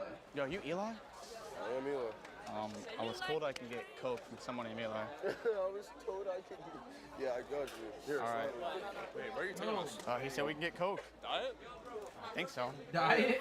What is this? Diet Coke. Diet Coke or regular Coke? Wait. I want a Diet Coke. No, Coke. nigga, this nigga. Oh, they mean Coke. Oh, no. We don't want Coke. Oh my God, no way. Jason the Ween. I've never seen that. Jason the Ween, what are you doing here? Yes, this is Jason the Ween. Yes. Are you Jason? What's your name? Ethan. Oh, Jason. shit. Same. You know Jason the Ween? This is Jason the Ween. What the fuck? I swear to God. No, I know that guy. I swear to God. Yeah, it's you. This is you. I mean, yeah. Yeah, I know. Oh, I'm straight, bro. No, I'm not good, bro. Dude, I've been cutting. Look at this. Damn, bro. Wait, you work out? Hey, yo. Impressive. Not gonna lie. Locked in for life, man. Yes, sir. Yes, sir. Locked in for life, man. Every dude's gotta go. Drum and Dre are pressing me. I think it was the Coke. Yeah, it was. It definitely was. Dude, I'm pretty sure. Like, it's because like we asked for Coke. That they just canceled the party. Well, they had it. I understand, but like, I think we put them on the spot, bro. So that's why they're like, everyone needs to get out. Dude. So like, since like no one's here anymore, like, should we just go explore the house? I'm down. Dude, where the fuck are we? Dude, this is where the hazing happens, I swear. All right, let's do it. I mean, I do want to join. Initiation, bro. All right, we're gonna get out of here. I bet. All right. Are y'all posting? Are y'all posting? No, we're not gonna post this. Actually? Well, cause like, we thought you were actually Jason the Ween. And we're gonna use him as thumbnail title. Maybe. Okay. Are you guys,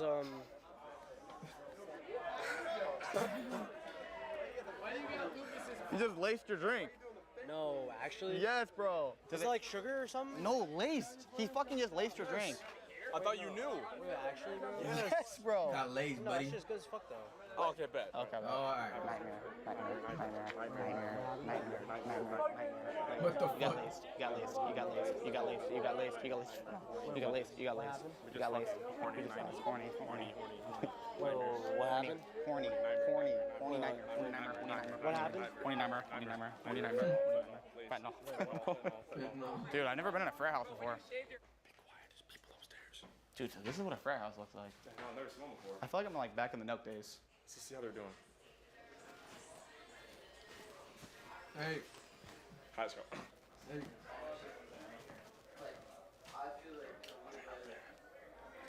Let's go now. Let's go. Dude, I was a fucking coach. Dude.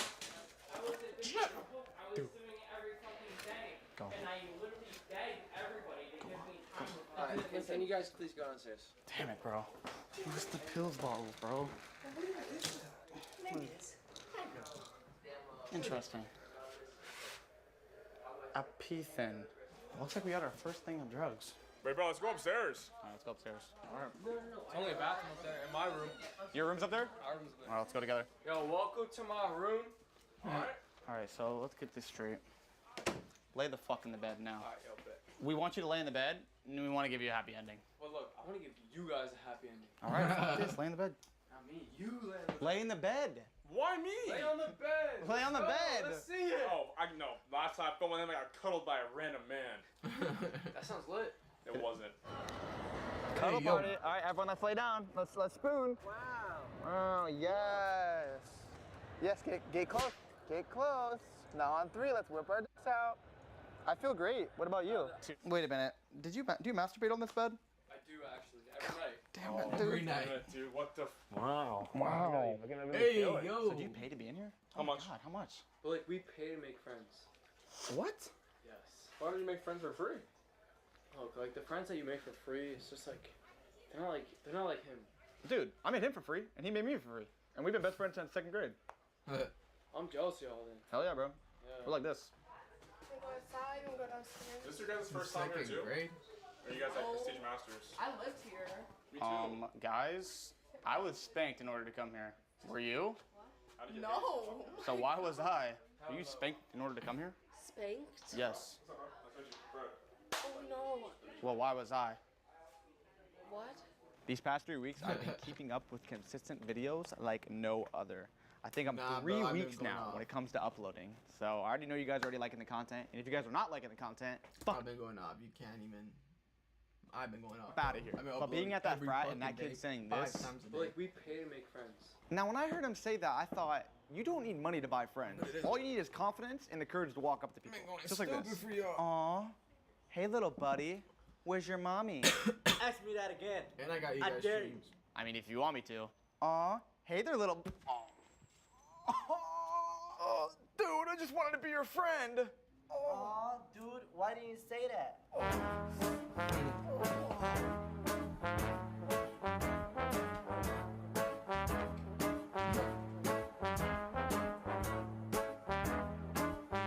Nothing like my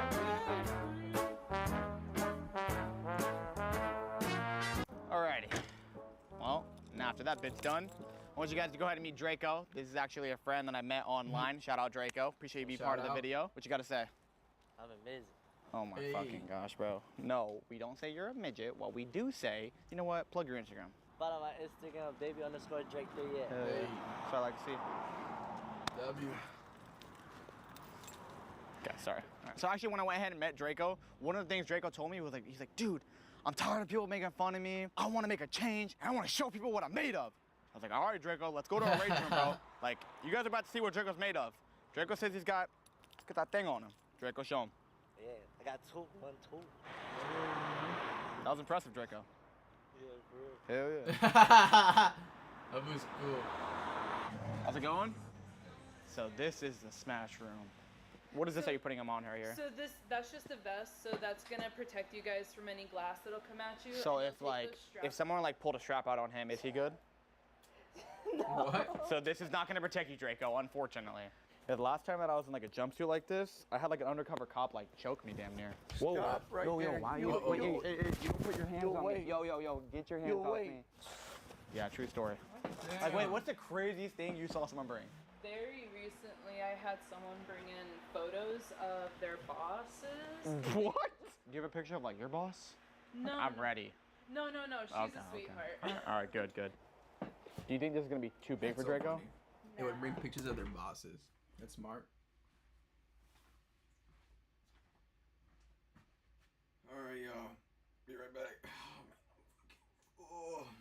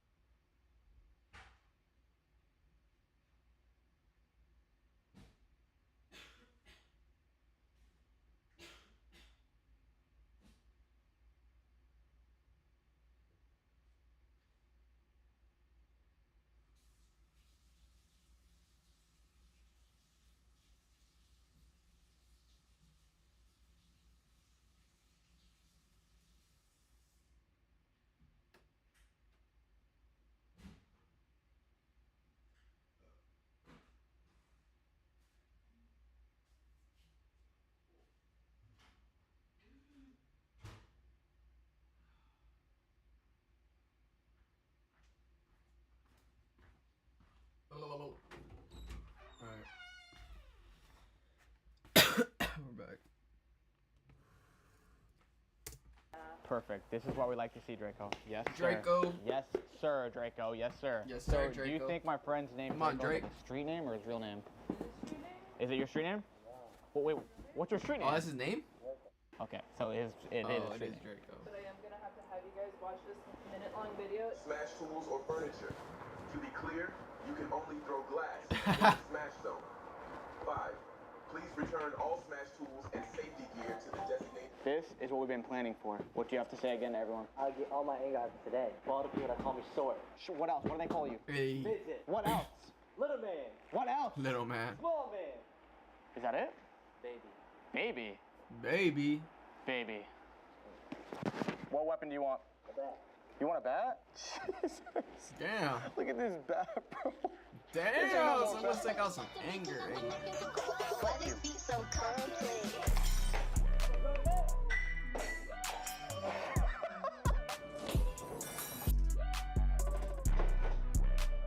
What the hell is that gonna do? For real. Yes! Draco! Yes! He's all excited. Bruh. Fell. Hey, there it is. Oh, shit. Yeah! Draco, we did amazing. What do you think? Let all my anger out. So how do you feel now? Happy. You're a midget. Draco, what the fuck? Draco!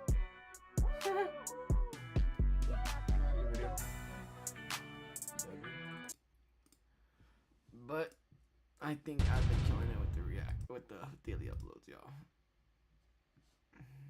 I don't stop. We don't stop. Never stop. Never will stop. Next, see. I'm killing it with the reactions, bro. Killing it right now. Nobody's compared to your boy. Your boy will get them upload like this. Not playing. But shout out to everybody that does it. Shout out to all YouTubers. Shout out to all. It's all love, man, at the end of the day.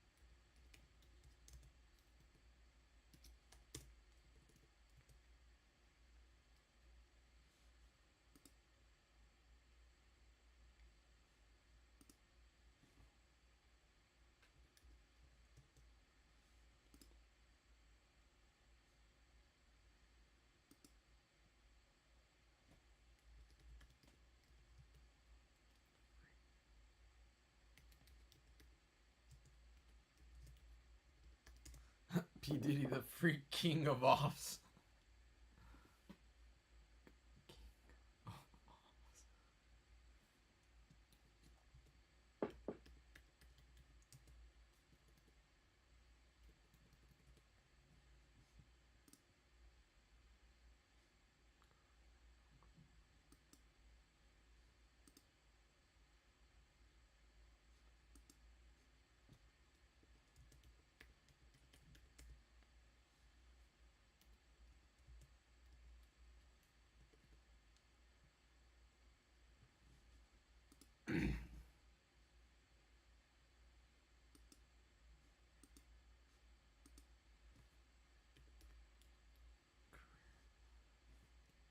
Let me see, P. Diddy, the king of offs. The freak king of offs.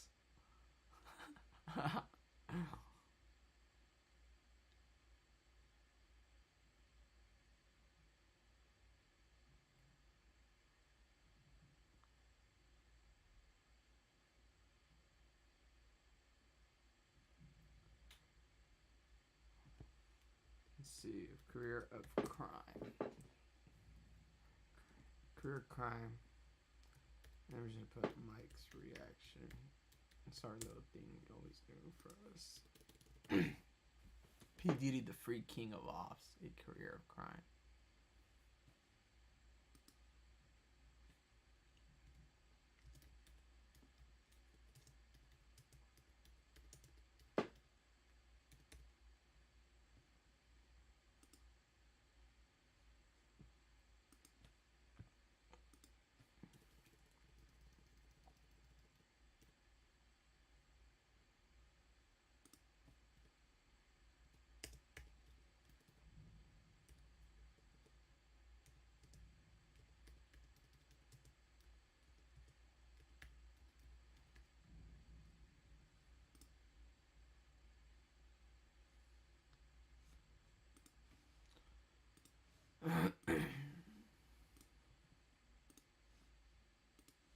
Your boy's been going stupid.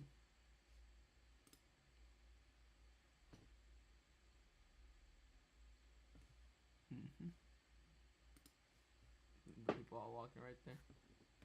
The diddler. The diddler. Has been arrested. Good ending to the story. Let's see if he ends up getting held accountable for his actions. Like, subscribe for more, and we're gonna get this video out here. Cool. Bye, have a great time.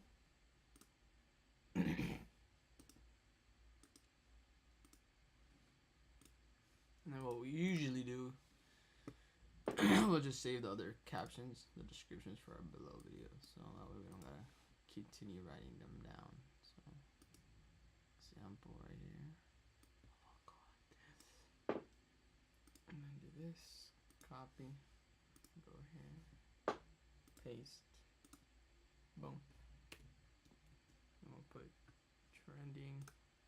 I'm gonna put Diddy. I'm gonna put crime. Put bad boy. Put trend.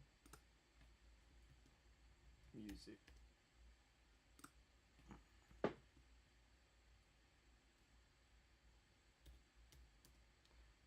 Or Biggie.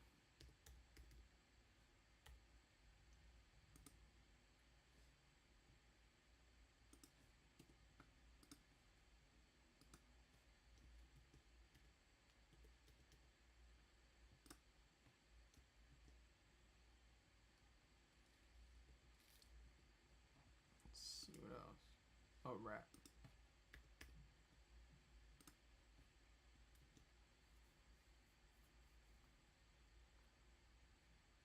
What else? What else can we put? Oh, Kid Cudi.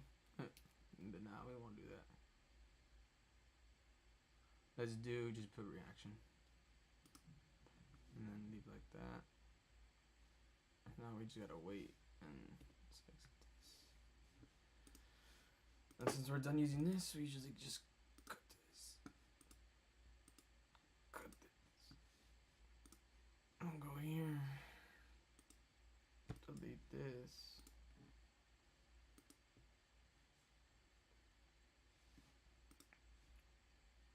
until that uploads. And then also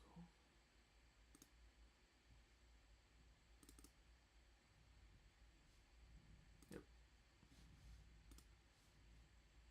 Delete this. Give us more space.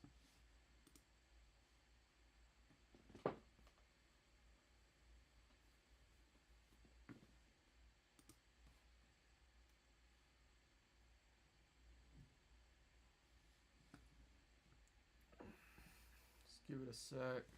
We can watch another YouTube video while we're waiting, actually. I'm gonna delete this.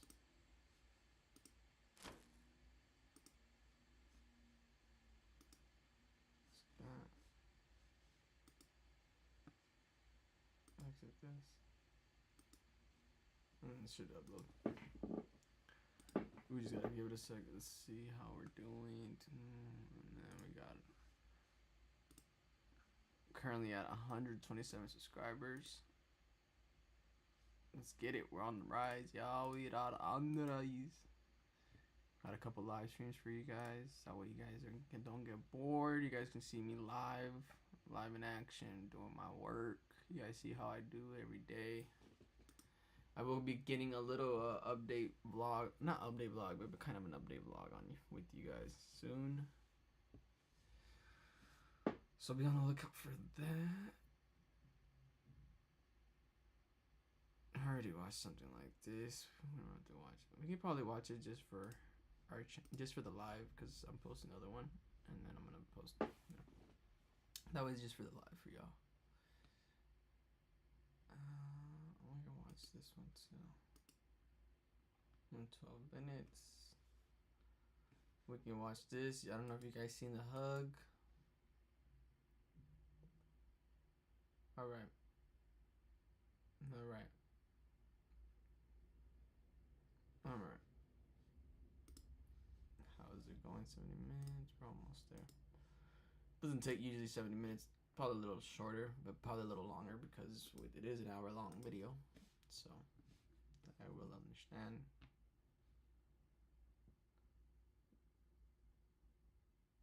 Let's see.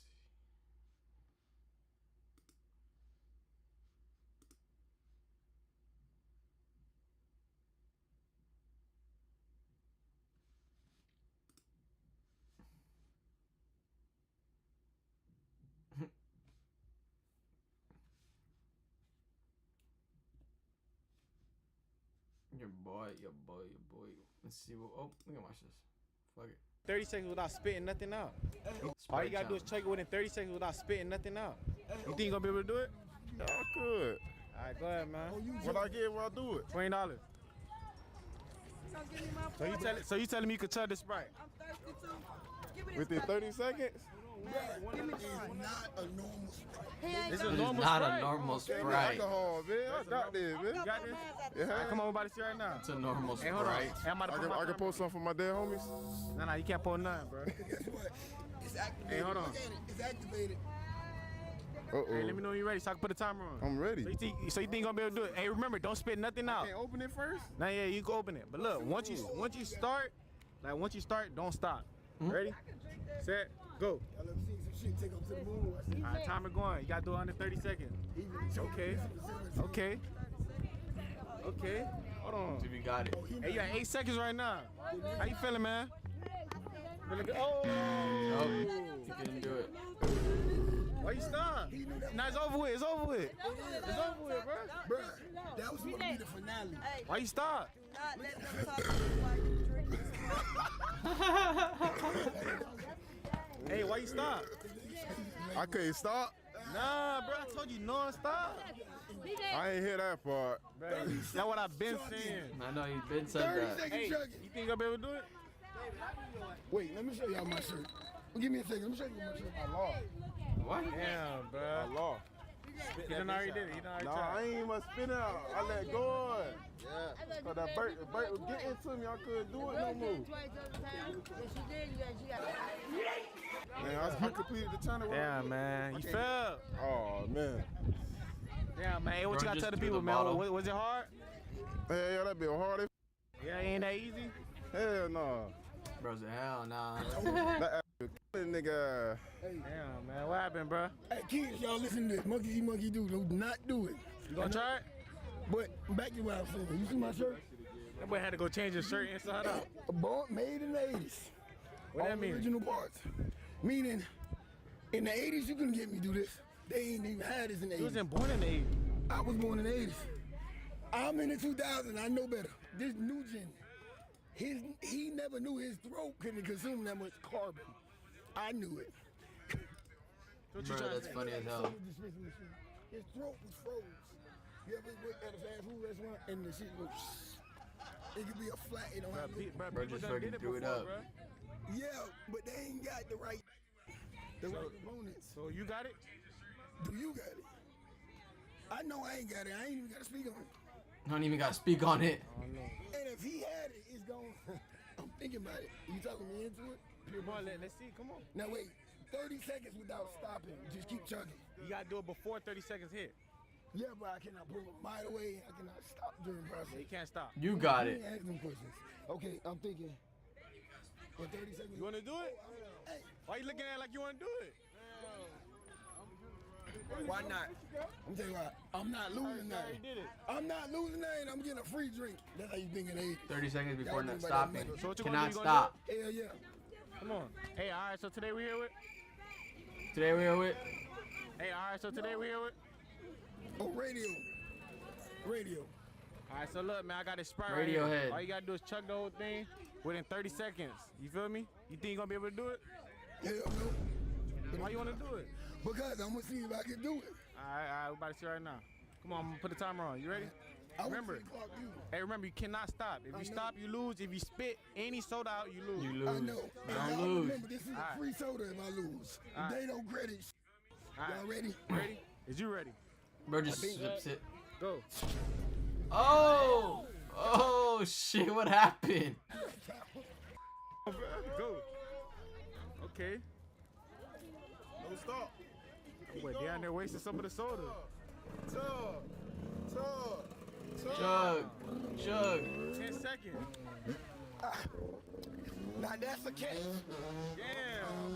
What? Made in 80s. That boy done did it. Boy, I needed man. this. Hey, what you gotta tell the people that want to try this, man? I had a free soda.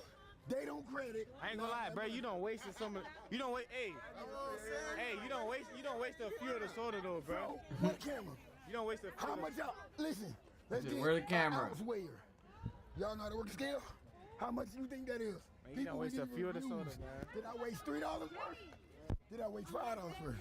You can see the difference. Yeah. Hey. Oh. Hey, what you gotta tell the people that want to try this? I feel it. What you feel? Bro's feeling it. Uh-oh, that he's feeling that burps. What you feel? You know what the fuck I feel. People at home. And I got his guard. And his fucking finger. All right. We can go on a short commercial break. You think you is, bro? You don't get no special privilege with me. If I see some I don't like, I ain't gonna. Ladies and gentlemen, I have drunk the Sprite. They need some milk. Oh no, double it up. Double or nothing. You wanna do another one? Hell no. I can do the I got a. Hell no. All right, man, Sprite right here. All you gotta do is chug the whole thing within 30 seconds without spitting nothing out, or you can't stop. You gotta do it non-stop. All right. If you stop at any moment or spit anything out, you lose. If you win, you get $20. You think gonna be able to do it? I could try. All right, about to try right now. Come on. Let it fizzle up. Hold on. All right. Well, I'm about to put a timer on. Let me know when you're ready. You go open it. 1, 2, 3, go. Okay, he's got it. How you feeling right now, man? Feeling good? What you think you gonna be Bro able just to put do a it? thumbs up. Hold on, you got 8 seconds. Look like you almost done. Damn! Oh shit, bro was thirsty. Born in the 80s or better.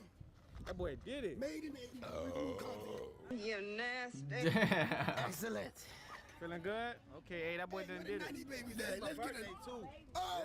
Happy birthday. Hey, what you gotta tell the people that never did it before? It feel good. Don't drink it cold. Drink that bitch hot, Hey, man. so you think you'll be able to do another one? Hell nah. You ain't trying to double it up? Ain't no double. Ain't no doubling up. And I see why he say no kid, because y'all stomach will swell up like a balloon, man. Hell yeah. You know, broke so with Takis. It's my first time doing it, so I passed, right? Water. Pass, thumbs up. It's over. Don't have it's the people in the two. I passed. I'm gonna go by. I thought flat in the coat. They went viral. You convinced me. Pussy out. You don't need to see this. They're just talking. Alright, so look, man. I got a Sprite right here.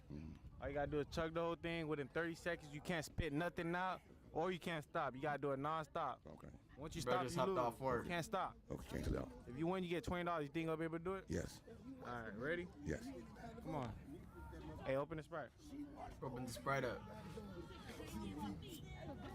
I'm about to put the timer on, bro. What you want me to do? Just open Chug it. it. Just go. Go. Timer rolling. Okay. Okay. Okay. Can't stop, man. How you feeling right now, man? You feeling good? Don't stop. Don't stop. Don't stop. Don't. Hey, if you stop, you lose. Keep going. Keep going. You got 10 seconds, bro. You good. You good, bro. You got 10 seconds, bro. Oh, you can do it. Keep going. He's got it. That don't count. He said that don't count. Bro, that don't count. Boy, actually, You failed. what other winner? Listen, boy, That's listen, it, bro. boy. You almost finished. He almost had it. You failed. What you got to? Hey, what you got to tell the people, bro? Boy, you had enough time. That ass, bro. Hey, what you got to tell the people? No. What you got to tell the people? I go again. I want to go again. You gonna go again right now? Yeah. He'll go again. Bro. You think you gonna be able to do another one right now? Yeah. I did. I failed twice. All right. Hold on. You said what? I failed twice. You failed twice? Yeah. You think you gonna be able to do it today? No. You ain't gonna do it no more? No, I ain't gonna do it. I can't do it. Can't do it? You gonna let me try? Yeah, I do it. I can do it. Bro, you gotta chuck the whole thing. Let's see if you can do it. You get $20, bro. All right. Ready? Is you ready? Go ahead. Yeah, I'm ready. Catch your breath. Catch your breath. Bro's just chugging the Sprite. Keep going. Keep going.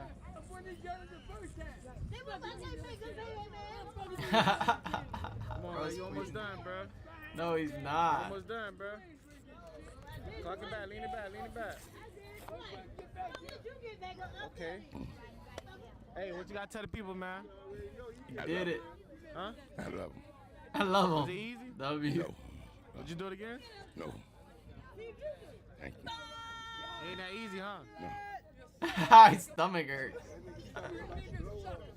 His brother's stomach about to Hey, what you blow. gotta tell the people, man, that want to try this? Go ahead and do it. Go ahead and do it? Yeah. Why look like you crying? Huh? Why look like you crying?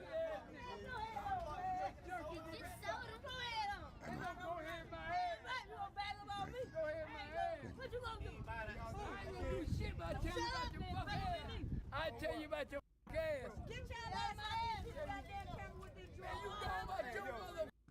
Tell somebody what to do. I walk up and Yeah, y'all see that? I stand in front of this mother.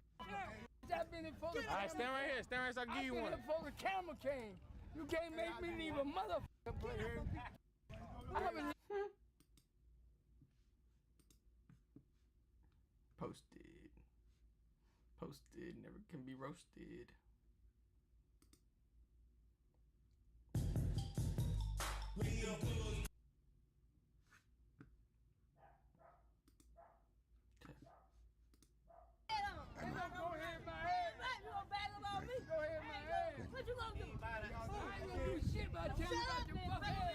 I tell you about your ass. What to do. Stand right here. I was here for the Cubans, the cameras, before the damn street was built here for the pressure. You said that. Ready? Go. Okay. You got 5 seconds right now, man. How you feeling? Feeling good? Keep it going. Keep it going. What's going on? Done. Hold on. Hold on. Yeah. Hold it. I ain't allowed on news, Hold it man. in the bottle cap. Hey. Hold it in the bottle cap if it'll come over. Hey. Hold it in the bottle cap. Hey, he stood. Yeah, he cut that out, man. That count, bro. That count. That's something, bro. That's true. He wants to be able to survey completely. There was 2 timeouts used in the third quarter. You know, because there was a potential delay of game by Robert Saleh last night, and you see Aaron like look over to the sideline like, "Hey, that's on me. All right, we'll figure it out. We'll figure it out. We'll figure it out." It's his watching his brain kind of operate is great for us. I mean, it's terrible for defense coordinators and defenses as a whole, especially if they have had a couple blown coverages. He's going to figure it out, but like. Him and Saleh last night. What did he push him for, AJ? You wanted What's to fight going on him? there? Something about going up 2 scores or whatever. I know they referenced it. They talked about it in his post game presser. Look at this. Who are we going with that? Why'd he get out of here? Come on. Why'd he side eye? Yeah, it's the eyes. It's the eye. Yeah. What is he trying to say? Is he messing with him? I know Aaron said after the game, Saleh's not a big hugger. He usually does the 2. So I think Aaron thought Saleh was going to go pat him on the chest. Aaron's like, no, I'm going to jump out and get ahead of this. Yeah, but you got to, adapt or die? That's right. Okay. And kind of, so when Saleh has a little bit of a moment of emotion there, Aaron, I think you got to meet him halfway with that hug. I think you can ass out hug if you want. You can do whatever type of hug you need to do there. But I think Aaron was caught off guard. And then I think Aaron immediately went to talk shit to Coach Saleh, which is a sign of a good relationship, not a bad one, even though everybody on the internet is saying it's a bad one. But him looking at the coach saying 2-score lead, I think that's the first in a long time. I got a Hembo stat that came over, and it basically said, here we go. The Jets had 6 sacks last night with a 14-plus point lead, 2-score lead. Damn. They had 2 such sacks in 51 games across Saleh's first 3 seasons. So that was one of the stats that Hembo sent over there. So 2-score lead, the ability for his defense to hunt, also kind of probably Pretty something good. that Saleh talks about The a Jets are lot, pretty you fire. know. So I don't know, fascinating times as they're trying Good old to, lead. as Aaron said, the 2 games. rebuild a culture here that's been tortured for years and years. I'm very I gotta happy see that he more. has this. You know, we talked about 2020 there for a little bit. Whenever Jordan Love gets drafted, he has the chip. That's a whole new one. Then he gets kicked out of the organization after going into the darkness, seemingly. And kicked out is certainly an interesting thing. They move on. He has to move on to somewhere else. I apologize for wording it that way, Packers fans. I understand this is part of business, and I think Guntz made a great decision. Okay, at the time, very confused because you guys are, nonetheless, I think it is a good decision. But he feels that in his heart, in his mindset, I'm not good enough to win here in Green Bay anymore. I sat for 3 years here. I became a man here. I did everything. I'm not good enough to win, and this guy is the one that's good enough. Like, that's how elite competitors put it in their head. So he goes to the Jets, and last year we were going to get spite, Aaron. Oh, yep. Spite Aaron. And we were all very excited. Jets fans were very excited. And then that thing ends so quickly, and then he gets to hear more shit talked about him. Think about that. He gets more shit talked about him, about how he's too old, not going to be able to come back. Oh, what is he going to do? He's going to have dolphins hum over his Achilles, and he's going to heal faster than anybody else. He's 40 years old, and he's going to come back earlier than anybody else. All those things just continue to build up, and it's like, if last night is any indication of anything we know about Aaron Rodgers, it's like Jets fans have a reason to be very, very excited for an offensively inept organization that it has been. Feels like you might have figured out. And that Hackett offense looks a lot different whenever he's running it versus maybe some other people. Yeah, it does. You mentioned I miss his Conklin number earlier. Doesn't 12, it feel but like he and I'll take Conklin are just number 8. that relationship is going to continue to grow? In watching Aaron move the safeties and move different players with his eyes and shoulders and then hit Conklin a few times, these things were a thing of beauty here. I mean, yeah, it just feels like one of those games where they come together. Yeah, what did he say? Herbstreit said 6 different receivers in the first quarter or something like that, or the first 6 drive. I think it different might have been the receivers. first drive. Like I think it was 6. Yeah, I think it might have been the first drive or the second drive. But yeah, it was very, very early. Pat, how about Gibson got the ball there. He's one of the most explosive people like on the field. He's an incredible returner. So if they're going to work some shit in for him as well, with Braylon Allen, who, wow, what a dog. And a Hammer. tweet just got sent in that Braylon Allen put out before the combine, where he said something along the lines of like, I'm not going to prove how good of a football player I am by running in underwear or something like that about the combine. Nice. So I love this guy. Yes. He's 20 years old. Everyone wanted to see me run in my underwear to decide if I was a good football player. Love this. So I like his mindset. I like that he's the youngest player in football. And I like that him and Breece Hall are a great 1-2 back there. And it's, come on, man. They got everything over there, don't they? Pat, how about, and you noticed it, and I'm sure not a lot of people did during the game last night when Aaron's scanning the defense and he goes can, and every single person on the offense is on the exact same page. Yeah, I think this is a good indicator of where everybody is right now. This is obviously first quarter, and this is the thing, like, One person hears it, everybody hears it. Right there, everybody literally goes, can. Everybody, look at the whole team. Every skill position, center, offensive lineman, obviously Aaron, we're all on the same page, and then boom, it becomes a first down run. Like it's like those little checks right there. No offense to Zach Wilson, okay? No offense to He's any a other sweet quarterback boy. that is- Sweet boy. He's a sweet boy. Very And he's got a sweet brother. boy. He's got a brother that's playing football, I do believe. Also a sweet boy. Sweet boy, good face. Got good. Go family. He's got good face. But like the ability, first of all, for Hackett and Aaron, I assume is a big piece of it, to say like, hey, everyone echo the call. Okay, everyone echo the call. That is kind of a conversation that's had in some teams. Like I don't want to say they don't, they're too good for it, but people act like they're too good to do it. So everybody being on the same page, everybody echoing the same call, everybody rowing in the same direction, and then getting the play option that is best for your team to succeed. It's like that's another little thing that's different whenever Aaron's the quarterback of the Hackett offense as opposed to maybe anybody else. And that's not just for the Jets. That's league-wide. And this goes back to what Kurt Warner was saying about these quarterbacks developing and learning the defense and learning the protection. It's like checking to a good run as opposed.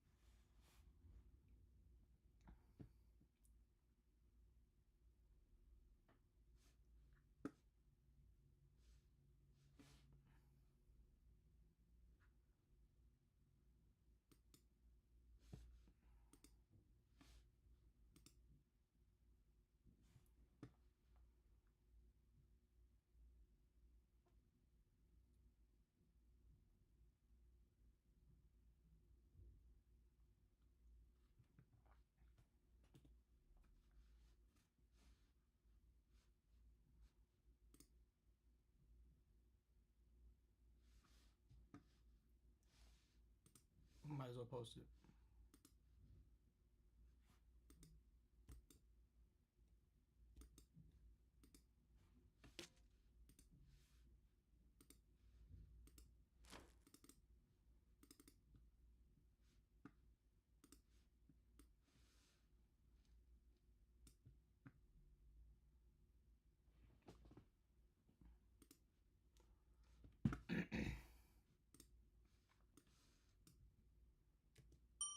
Yo, we are back with another video. We are back with heated conversation ends horrifically.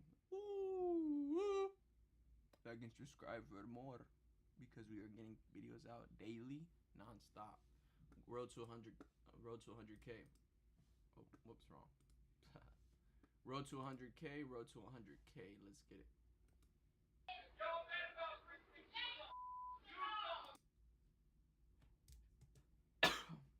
Oh. Speak. I don't have to keep positive and speak. Positive and speak. I just want to make sure that you guys can hear me within the video, so I don't have to keep positive and speak. Go down. Stuff's about to go down.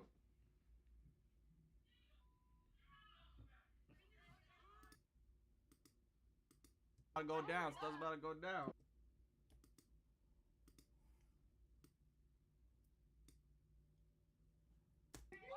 Stuff's about to go.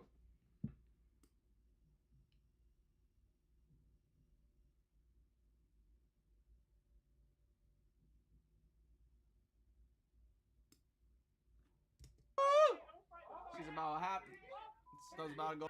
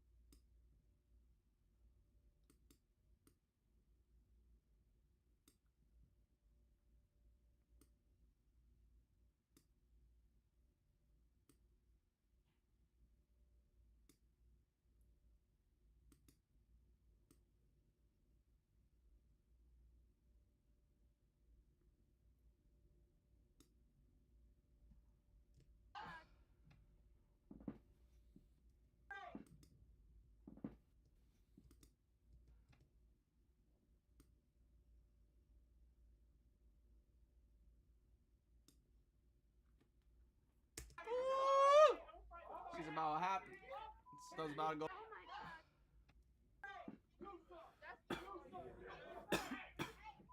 Oh, oh, oh.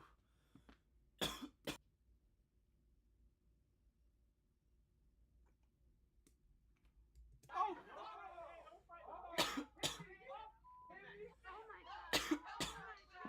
See what's happening.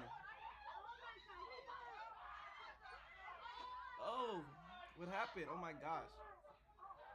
Oh, he had a knife on him.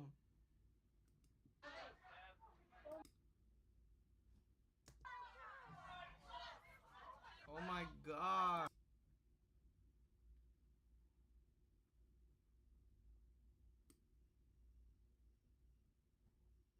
The video soon.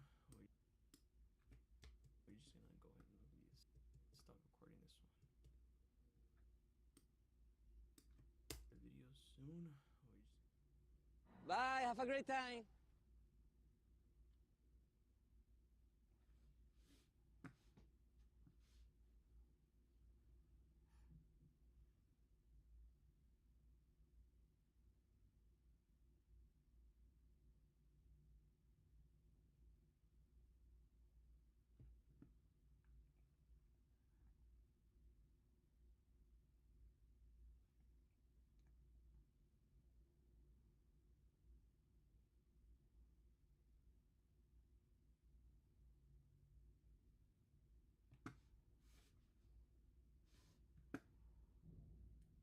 Oh, oh, oh, oh, oh.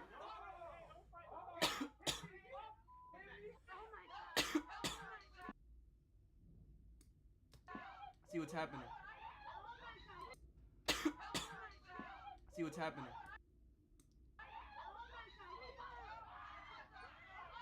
Oh. Oh, what happened? Oh my gosh. Oh, he had a knife on him. It isn't long before Jeremy begins raising his book. Let's see what happens. Fucking shouting. 21-year-old.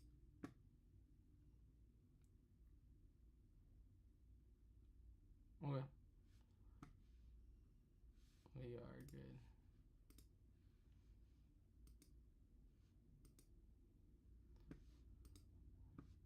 Let's go back. Okay.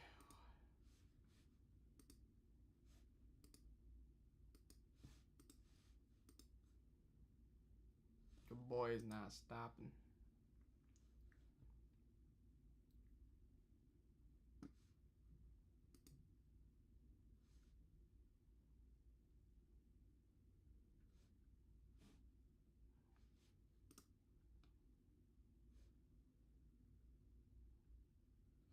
Let's see.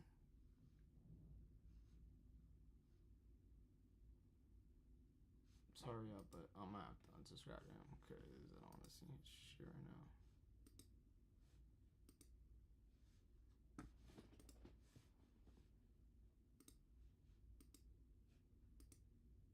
There you go. Boom. We don't have to see him.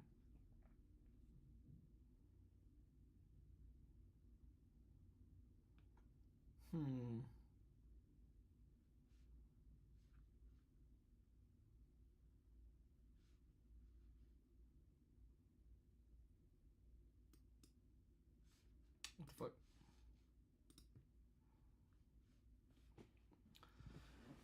Let's watch.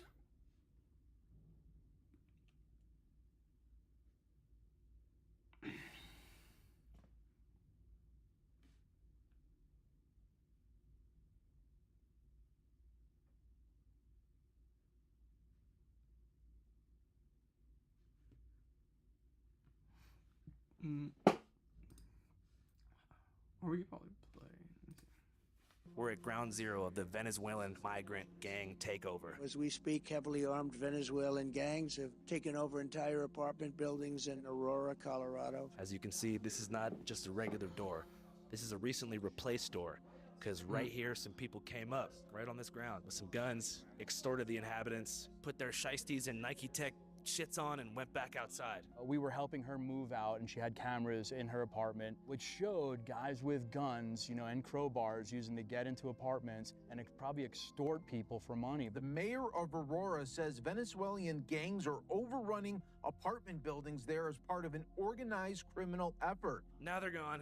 There's a bunch of cops here. I tried to get to your live show, but couldn't swing it. There's some media members like myself here. We are live on YouTube right now on Amazing Audits. Ustedes saben que yo estoy en tu lado, que muchas en la comunidad están en tus lados. Y sabemos que no es verdad. La gente no son completamente estúpidos. This, you're looking at it right here. All the poverty and any of the crime that happens, and the gangs that are coming out here, all of that is because of illegal immigration. The U.S. government has a role in what Venezuela has done to its people. Right. So let's do something about that. And so what do? Let them all come here? No. And the taxpayers pay for everything? Under crooked Joe Biden, every state is now a border state. We are. Too much politics. Let's go ahead and just play the game.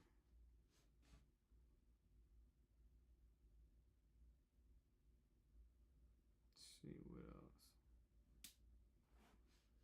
What else before I hop off YouTube for a little bit? In July 2023, police were conducting routine patrol during an annual festival in La Crosse, Wisconsin. It's always Wisconsin. What's up with Wisconsin? Graveyard shift. An officer was about to proceed through an intersection when he observed a vehicle run a red light directly in front of him. He soon learned that the operator was a 26-year-old male named Dylan, who was allegedly the designated driver for two friends he was picking up from Riverfest.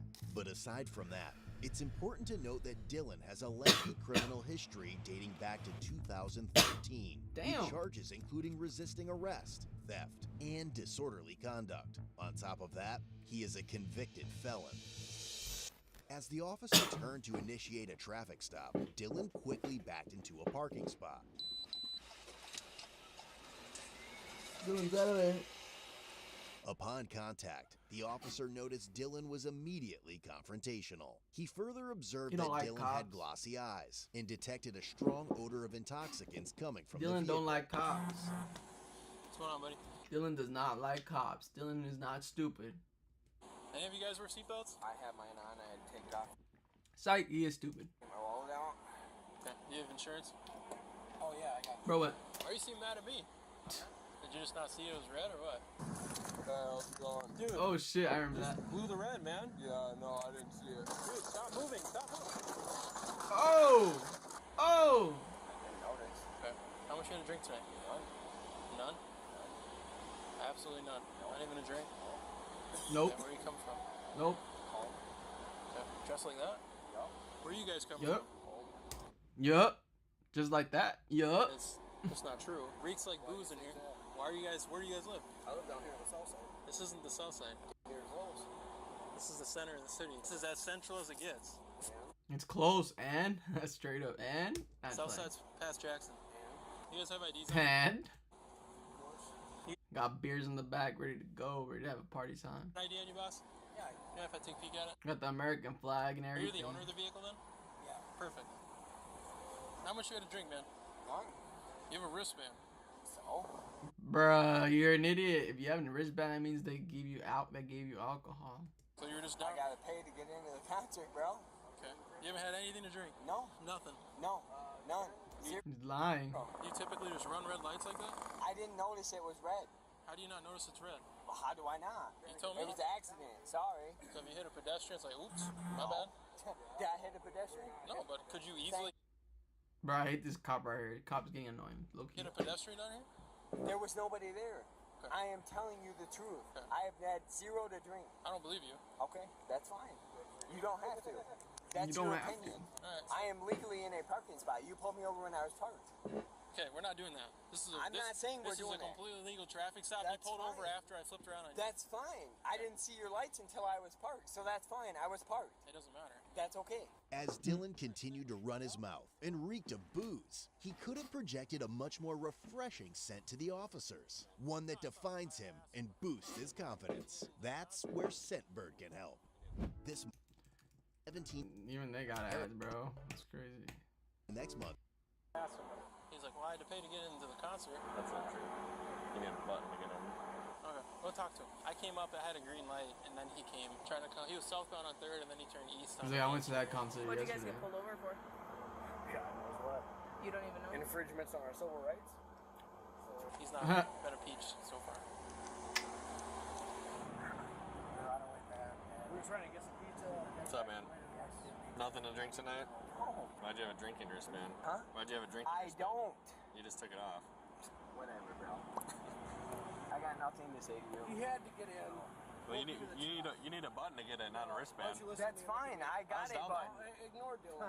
Clearly, look, bro. Here's my button. I got in. That's fine.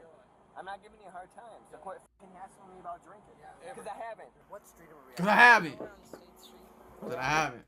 We're on State Street. 5th or Well, State and... we could say the 300 block of State Street. See what happens. It's between 3rd and State, 4th and You're State. not sure where you're at. I literally just told You're you not sure where you're at. where we were. State and... I said 3rd. If you want to say, I said 300 block of State Street. I don't know if I can get That's much. a lot of blocks. That's a lot of addresses. It's a specific location that I'm giving. Okay, that's good. Do you not know your geography? I do know where I'm at. Okay. Do you know who you work for? I work for Monroe County. I work for La Crosse County. I probably paid for that badge to put on your chest. Sure did. He does? Dispatch also advised that Dylan was on probation, had a Oh, that's Gachos. suspended driving Oh, you're fucked. status, 7 prior Oh, Lord. operating while suspended tickets, 7? and was under a bond condition prohibiting him from driving until reinstated. Oh, yep, you're done. Hey, Go ahead and step out the vehicle. think so? That's why I'm coming out of the car. Yeah, alright, I want to pull him out. Dylan, Yup, I'm suspended, I know. there's your ID back. Yeah, it's suspended. I know. Talked to you before? Straight up. Hey, buddy, you know who I am. I know you. Dylan, you can toss this back in your wallet. I'll have you pop out for me. It's going to cost you a lot of money. I'll tell you that right now. Y'all ain't gonna pull your guns, right? What? You're not gonna pull your guns, right? For what?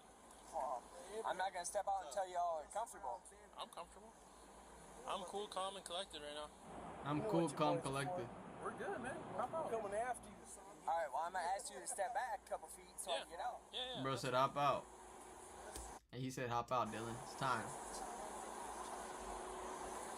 I'm not gonna step out until he steps back. What? What are you talking about? You're gonna do it, bud. Yo, get out of the car. Bro, you're 6 feet. Ask him to step back just like you are, and I will. You have plenty of room to step out of the I vehicle. do not. With Get out of the car. I'm not comfortable. You're being given a lawful order to step out of the car. I am? Who Yes, told sir. me? Me. Get out of the car. But you're not the arresting It officer. doesn't matter. Get out of the car. Not under arrest. Dylan.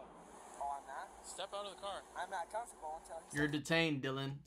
Well, I'm not comfortable if I step back, so step out of the car. Okay, so step back now. I'm asking you. I'm ordering you to get out of the car. And I am asking you politely, step back. Dylan, we're going to pull you out of the car if we ask you one more time. Thank you, God. Yeah, we will. I'm going to Yeah, we ask you will. to step back. Thank you. More this way. You ain't got to point to me. I'm Over here, Dylan. Right here. I'm right here. Okay, so the reason I pulled you out of the car, I have suspicion that you've been drinking tonight. That's fine. Okay. You can have suspicion. That's fine. I'm not. I haven't. So where are you coming from? Home. Bro. Okay. Like I told you the first time. Okay, the wristband that was on your wrist Yup. is indicative of someone who was at Riverfest. I'm picking them up. How else am I going to pick them up if I can't get in to pick them up? He got in there, had a couple beers, picked them up, and dip. Let's get You it. go to Riverfest. Come on, get Dylan. a wristband. I did not go to Riverfest. Why'd you have a I wristband? went there to pick them. You just see the couple like, hey, Dylan, what up? I seen you at Riverfest. You were going off. up. I cannot get through the gates without picking them up. You need a button to get through the gates. You're right. I need a bracelet to get through the gates. No, just a button. He was just working Riverfest. Thank you. You need a wristband at the drink time to get a drink. I got a right here. Yeah, that's my Thank point. you. A button to get in to pick them up. Exactly. Yikes. What did I do? I came from home to pick them up. You could say I was drinking. That's fine. Let's do this Friday. Come on. Dylan. Let's do the sobriety. Come on. Because that's your next question. Like I'm not. No. done. So I just want. I'm trying to grasp. Like, why are you so hostile with me? I'm just asking questions just to understand what's happening, why this is happening. Why are you so hostile? Don't act like you're military. You're some stupid bitch on the street trying to cause some bullshit over some Oh my bullshit. God. What do you think? The reason you're being stopped? Because I made a legal left turn. Thank you. I know. No, you ran a red light. I understand. I made an illegal left turn. Thank you. I understand that. Okay, are you willing to do some field sobriety Yes, tests? I am. Okay. Do you realize what your superiors did to Alexavier? Miss, what's your name? Miss Beardmore. You got quite a bit Beardmore. going on. Do you realize what happened to Alexavier? Can you answer that? I'm not going to talk about it. Right. When's the last drink you had? What's the 2 last? days ago. 2 days ago? Yep. You haven't had any alcohol tonight? Not a single drop? Nope. Not Nope. a single drop. Okay. Well, I want to do it on flat ground and give you the best chance. No, we're on flat ground. We're Come good. over Don't here. go in the alley because they're curved inward. It's right here. Because your superiors failed that young man. He died in your justice system, your little badge there. Do you realize that? Do you understand that? I'm not here to talk about No, that. I don't care, but I am. Okay, then you can keep talking, but if you ask me questions, I'm probably Why can't you ask her questions? Dude, Right here. stop. I am giving you an order. It's not flat there. It's Right. not fair for you. Come and stand right here. Perfect. Perfect. I'm giving you a lawful Just- order, just buddy. Stop. Now am I turning around? Dylan, What? why are you Dylan, not cooperating? stop. I'm not being Stop, rude to you. I'm Dylan. just asking you simple orders. I am doing the field sobriety like you want. That is not the procedure. Why can't you ask her questions? You work for me. You work for him. You work for him. Oh, Do you know Lord. who your boss is, young lady? Exactly. This is all recorded. You know that we 10 have to do. steps that way, 10 This is steps all, back. Heel this is all being recorded, y'all. Oh, It's 9 I know. steps. It's 9 steps. But anyway, 10. I mean, face me. you don't care about children, do you? Because we're the next generation that'll say, Wait, what? we want our government back. You're the only one stopping us. Can you put your arms by your side? Put your feet together, just like they are. Where's your green light? Where's it at? What green light? Your cam on? It's on top. You see the tip of my pen just fine? Left to Where's your right. light? Don't move your head. Just focus on the pen. Don't try to falsify me. You think I'm not recording right now? Right. Where's your Okay. lights at? You can think that then. Where's your lights Why would she not be recorded, you idiot? at? Oh, look at his eyes, they're jerking. Some lights. It's on Fuck. top. Where? Well, you can't see it because you're in a seated Oh, well, you position. can't see it because you're in a situation right now. I said seated position. Seated position. Yes. Do I need to step out of the vehicle and stand up? Because I will for that young man. Focus on the pen. I am. Focus on the pen. I am. Children die. Children die by that I'm bad trying to give you a chance, bro. you wear. I need you to keep looking at the tip of But the I pen. am. You're not. I am. You're not looking at the pen. I am. You understand what happened to that young man? I said I'm not. Alexavier Pedrin, do you understand what happened to that young man? Yes or no? You have the ultimate right to answer yes or no. Yes or no. You're not looking at the pen. Dude, I've done this so many times. That's fine. You can do it so many times. I am looking at the pen. You're not. I am. Alright. He's not looking at Let the that bed. young man. And here you are standing up for it. Do you understand that? What these children are? They are the next voices. How are you telling me I'm not looking at the pen Because when I am? I can tell when I go to when I extend the pen out as far as I can, your eyes track to it, and then they bounce back and they start looking this way. They For are real. the right voices for what could be going on in our society. And here you are. I can tell. I am not looking straight at you. Your body cam will tell it. It doesn't. I'm not saying you're looking I am straight. not. I'm not saying you're looking But straight you at just did. You said, "Oh, you're looking that way." I'm not. I didn't say you're looking that way. I said you're not looking at the pen. I am. I can tell when you're I looking. am. When these Bro, you're lying. children are being murdered. Children are being murdered. And you want to stand here and look me in the eyes and say that basically you don't care. So you're looking at the pen right now? I am. Okay, you can relax. Me personally? Yeah. You have a Okay, you can relax. answer to You're going to jail. You can think what you want to think. right, then you'll go down in history. Because if you We're had gonna do all the answers tests to that, make you feel better. you have. Where's the hostility coming from? Because you're trying to assume that I'm drunk when I am not. That's why. That's what the tests are to determine. Okay, that's fine. This next test is the walk and turn test. It's the one that you did before. It's different than how you were doing it. You want a promotion, don't you, Miss Beardmore? I'm fine with where I'm at right now. Mrs. or Miss? Miss. Miss. You want a promotion? Mrs. or Miss? Miss. I'm fine with You want where to I'm at. excel in the job that you're doing. I guarantee it because I do the job that I do. It's heel to toe, 9 steps, turn around, come That's back. messed 9 up. steps. This is not level. This is on level. I'm not doing it here. That's why we're doing it here. So there's no line for me to watch? I said Mrs. or Miss. That's Yep. fine. I understand that you feel like you know how to do this test. Please It's do 9 to heel, toe Stop. steps, turn around, Stop and come talking. back. Please do not start the test until I tell you to. Do you understand? You put this much effort into something that doesn't matter. I was not the officer. I'm not saying I'm you, but you wear that downtown. badge, right? I want you to imagine that there's a straight line going out right in front of you right now, okay? Put your left... Stop. What did I just say? Do not start the test until I tell you to start. Put your left foot on that line. You can do that now. Stay in that position until I tell you to start the test. Do you understand? Yes or no? Imagine being a cop. Do you realize what happened to that child? It'd be kind of cool. Do you know what Do happened you want to It's funny. explain what happened? Do you want to explain what happened? I don't You're part know of the the- police force. You should know. So should your superiors. When I tell you to start, Get back in that instructional position. Yeah, get back in that. When Get back in that position. To start, I want you to That's take 9 heel-to-toe steps down that imaginary line. Okay, what? Bro's got the American flag on. Bro's got the American flag on and got his friend arguing for him. W friend though. I'm just. Alright, I'm gonna be done talking if you're gonna act like this. Because you can't put an input onto what happened to the children in this town. You're basically. But you no, you're basically sitting here trying to collect revenue. I'm doing my job. No. I'm doing the job that I signed up for. Right, which is wrongful. Wrong for me? Yes. Okay. It's gonna look like this. Okay. 1, 2, 3, all the way up until 9. On your 9th step, you're gonna take a series of small steps. You wanna get back in that instructional position for me? 3, all the way up until 9. You can start whenever you're ready.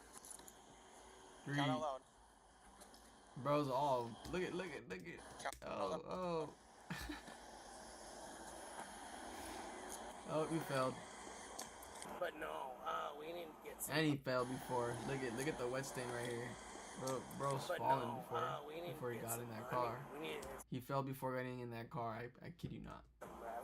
We need to create some bullshit. Stand here on the street in front of Tuka. You do it again, Brian? No. Tuka. Stop. They're very clear. I did it. The instructions are so clear. I don't understand. I did it. Okay. He did it. He did do it. You just finished the test. 1, 2. So wait. 2 seconds. I've given you plenty of time, right? I'm sorry, but when it comes to our children, you are corrupt. So is your superiors. So is your Kurt House boys. Because there is a child ring going on in this town, as well as you wearing that badge. You're a part Never mind. You are a part of it. If you wear that badge. Next year, you want me to blow in the breathalyzer. All right, get it. Next test is the one-night stand. Because some child got murdered, and you're on the same patrol, the same badge as them stupid motherfuckers that bullshit over their phones, over their safe, over everything. We're after you. Do you realize that? There is a They're big after you. movement. They're after you. They're after you. Your badge, after these motherfuckers, after everything that's happened, and you will go down and you will pay. When I tell you to start, you're going to raise either leg, whichever one you feel more comfortable with. Not yet. When I tell you to start, count like this. Not yet. Not yet. In 1. It's not a gimmick. This is a 30-second time test. Whenever you're ready. As soon as I get out of this, your name. As soon as these motherfuckers leave. I need your badge number and your name. Look at your raised foot. Why do I have to? It's part of the test. Keep your arms by your side, too. Are you not willing to participate in it? The alleys are slanted to the middle toward the cracks so the water drains. Thank you. Bruh, come on. Thank you. So I'm not gonna do it on level ground. Before you start, though, because you're trying to have me do this test on an alley that's slanted this way. I am not willing to do that. So What is he talking about? 1002, 1003, 1004, 1005, 1006. Bro hasn't told you to begin yet. Dylan, you're not even doing the test properly. I am though, because you asked me to count by 1000 to 1030. Dylan, because the second.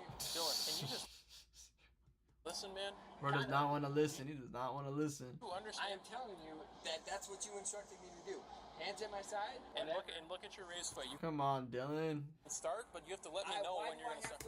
The cop's trying to let you go. Oh, I'm just Get playing. my He's not foot. trying to let It's you part of the test. So because that's what you want me to do. It's part of the test. It's part of the standardized test that everyone across the country does. You're not doing it. I'm not just making up these You're not doing it. He's like, shut up. rules for you. Well, why? Because that's what you want me to do. Yes, that's what I'd like you to do. You want me to do it twice on unlevel ground. Now Let's just acknowledge you wanted to move to the sidewalk here because you feel as though it's more level, right? Bro said, let's not go to the alley because it's not leveled right. The alley's more slants to the left, and it's more and I can't get a good proper footing in. He's like, you're trying to mess me up. Come on, bro. Look at the sidewalk. Look at the difference, please. Look at me. You're telling me that there's not a half-inch difference. If you feel like this is Quit more the flat, cap. Take a picture of it because it's all on Bro's gonna take a picture of the sidewalk because it's slanted differently. Just body to. cam, it's on the mobile video. That's fine because you're looking at a half-inch difference and you're wanting me to stand on unlevel ground because you want Come to fix it. on. That's fine. I will stand here at the side. 1001, 1002, 1003. Look down at your foot. 1004, You're still going to jail, 1006, bro. No matter what happens. He's gonna say, all right, you done? Yeah, you're done. All right, go ahead, turn around for me. 1007, 1008, 1009, 1010. Watch. 1011, 1012, 1013, He's trying to make him feel better. 1014, 1019, 1020. Keep going. 1000. Really? 1020. Really? 1022, Oh, now I can. Oh, I didn't do it correctly because it's not the way you want it. Dylan agreed to a preliminary breath test. However, he attempted to manipulate the results by not providing a sufficient sample. Dylan, you know what He's not breathing enough. He's like, breathing, blowing enough. Pause. I'm not having that drink. So you think you're above her? Oh, that's so funny. Huh? What? Here. Want me to take my teeth out for you? Sure, if that's more comfortable for you. Doesn't matter to me. Deep breath in. Blow like you're blowing a balloon. Bro got fake teeth in? What the fuck? Nope. That's crazy. I was starting. Go ahead. Why are you like this, man? I'm not. So you want? You're condescending. You're just being rude for no reason. I'm condescending. You're right. For no reason. You're right. I'm condescending. You're right. In your opinion. Are you gonna use? In your opinion. Are you gonna submit to a preliminary breath test or no? I told you I would. I think we both can acknowledge the breath that you were just about to give was not going to be accurate. I didn't even start. Okay. Ready? Take a deep breath and blow like you're blowing up a balloon. Dylan, what's up, bro? You chill. Bro's mad. He's mad. Blood alcohol test. I don't give a Dylan, you know you're on bond not to drink anyway? Yep. Or not to drive? Don't worry. There you go. Place me in handcuffs. I am absolutely moving out of this Another DUI. Come on, Dylan. Gotham City that you Gotham and your coworkers run. I'm not resisting. Let me hit my vape. You want to say this vape real quick? Hold on. Hit my vape? No. Please? Nope. I'm asking you nicely. Please? Nope. You've been nothing but not nice this whole time. Bro, you ain't gotta grab me like that. Then stop. Then tell him to stop. You're arresting me. Stop flexing your arm. Man. I'm not flexing by any means. What? I'm gonna sit here. You're not gonna do it. You don't make the rules, Dylan. All right, so tell him to let go of my bicep. No, because look at your wrist now. What? Because you tighten him down? Stop trying to twist your wrist a different way. What are his charges? Well, he's getting arrested for operating while under the influence of alcohol. Okay, what happened to Joseph? I am okay with you, not him. Okay. Tell him to let go of me, and we'll be all right. I can't. You can't, though, because we'll be all right. Dude, Look what you're doing. Partner, dummy. Come on now. Right now? She was drunk when she... That's his blue brother. That kid to death. Man, is there if I... No. I'm not going nowhere. I mean, I'm 340 pounds. What's your plan for this? Are you walking home or going somewhere? Fine. No, it's not going to be fine. That's Once fine. I put you in my car, you're going to start complaining your wrist hurts. That's fine. Let go of it. Really? My boy said, really? Okay, hold on. I have to... this car's got to go back to my house. This is my car. You guys have both probably consumed alcohol. Probably, but I mean, I have my, I have people coming here that haven't drank, coming to get the car. Okay. I'm gonna ride with them. Sounds I just good. wonder if I can get out. Are they almost? They should be here soon. I mean, Okay. Tell them 300. Bro was trying to hit his vape. Yeah. Am I able to stand out here? Hold on. Once placed in handcuffs, Dylan voluntarily gave up control of his legs and hit the deck, claiming he was having an asthma attack.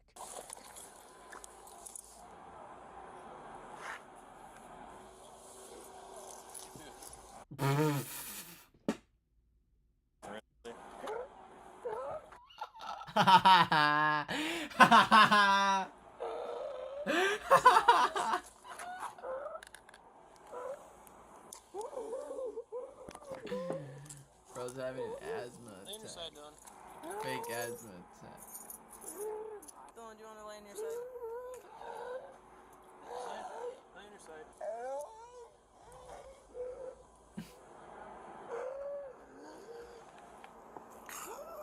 Come on. Just try to relax, okay?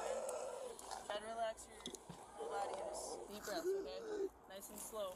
Hey, good job in the morning, these pigs. They don't care about the life of children. They care about locking you up and extorting you for money. Jacob, be quiet.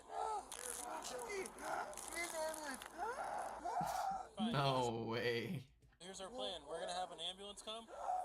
We're going to ride with the ambulance and we're going to transport you. We're going to go through the proper OWI blood drawing procedure like we normally would. You just have to ride in a fancy ambulance. Can you lose it? What's that? I can't when you're laying like that.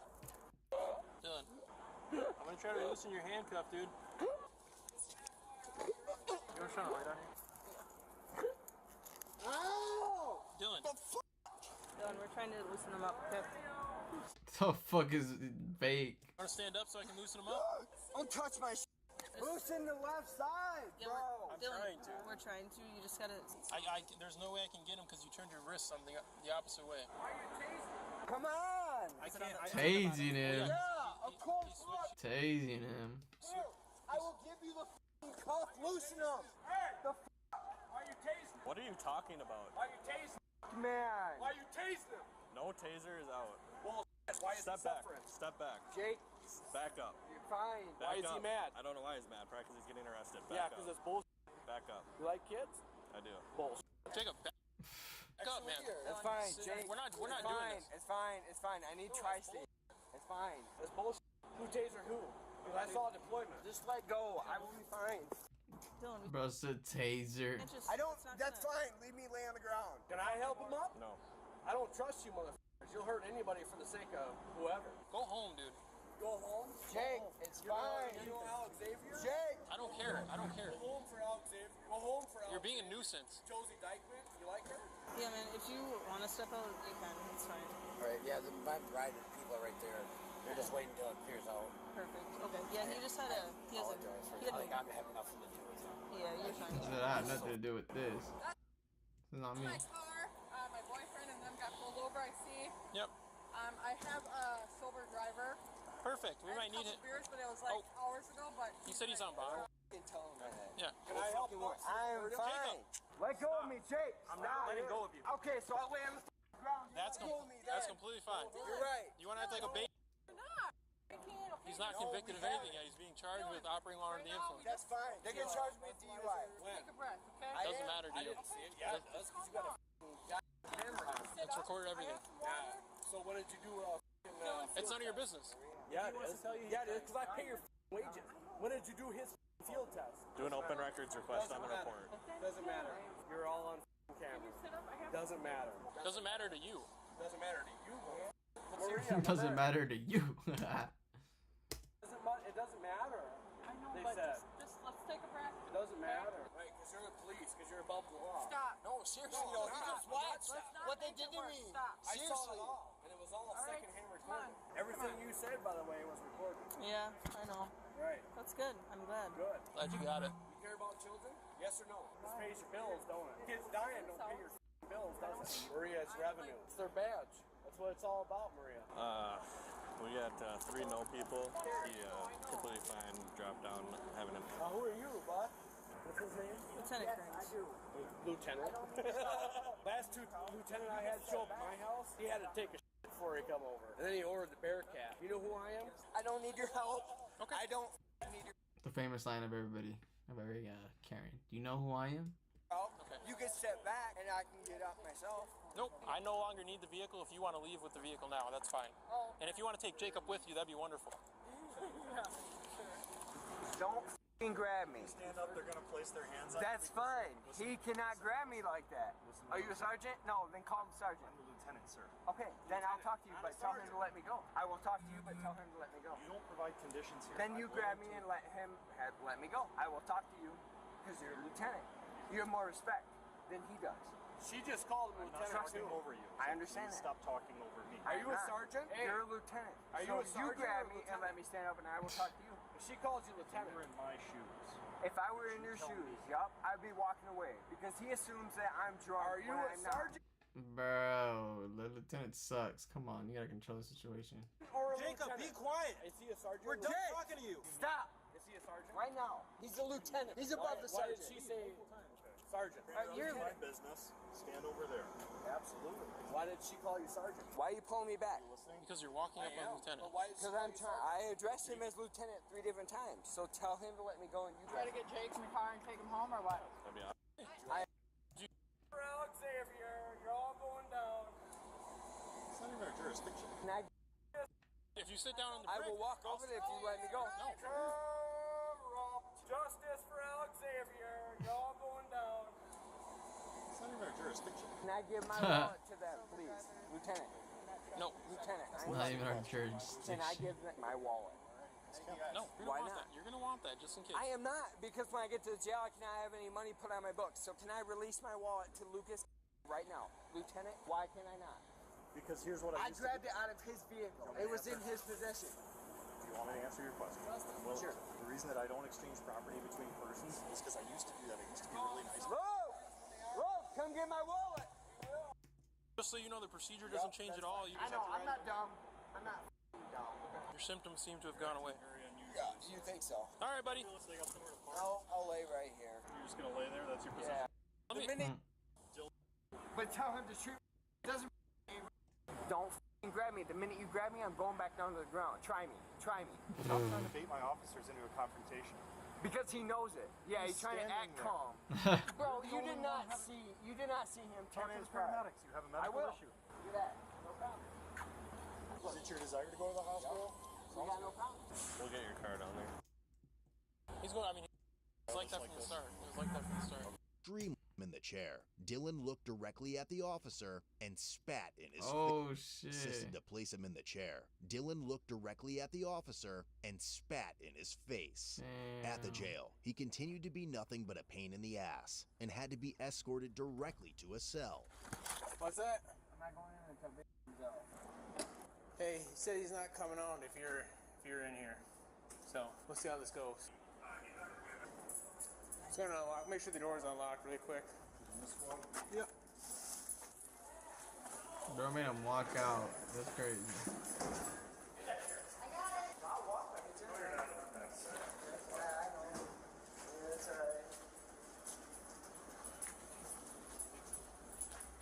Bro had a good time at the concert. As a result, I was thinking, maybe I shouldn't have done that. Dylan was charged with felony discharging bodily fluids at an officer, misdemeanor counts of resisting, obstructing an officer, disorderly conduct, and bail jumping. He was also issued over $2,200 in traffic citations, including one for OWI, first offense, and was released a few days later on a $1,000 signature bond. About 5 months later, he was found guilty due to OWI means operating while intoxicated. a no contest plea of resisting, obstructing an officer, bail jumping, and the OWI citation. All remaining charges and citations were dismissed but read in. Ultimately, he was sentenced to 11 days in county jail, which he has already served, and a 6-month driver's license revocation. And don't forget to use the discount code BLUE at Scentbird.com or click the link in the description to discover the scent that defines you.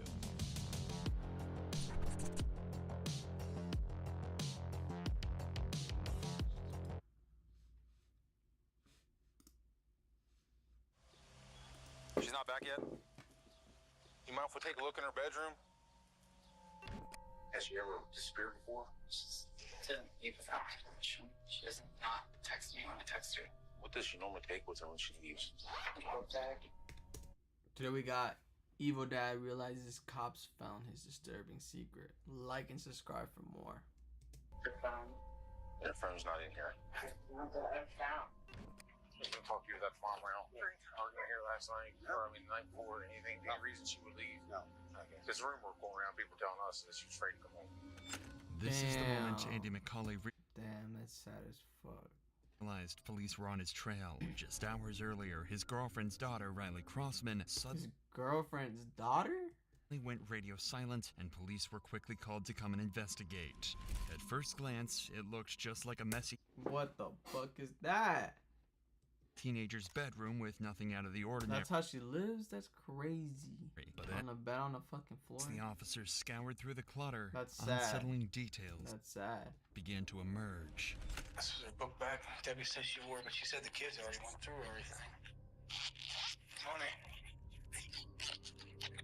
Squatty. They would find items that a teenager might typically take if they were planning to run away. But as they begin to look even more, they start to notice blood. Blood was on her sheet, and more was found on her comforter. The cops were now certain that foul play had occurred, and something terrible happened to Riley.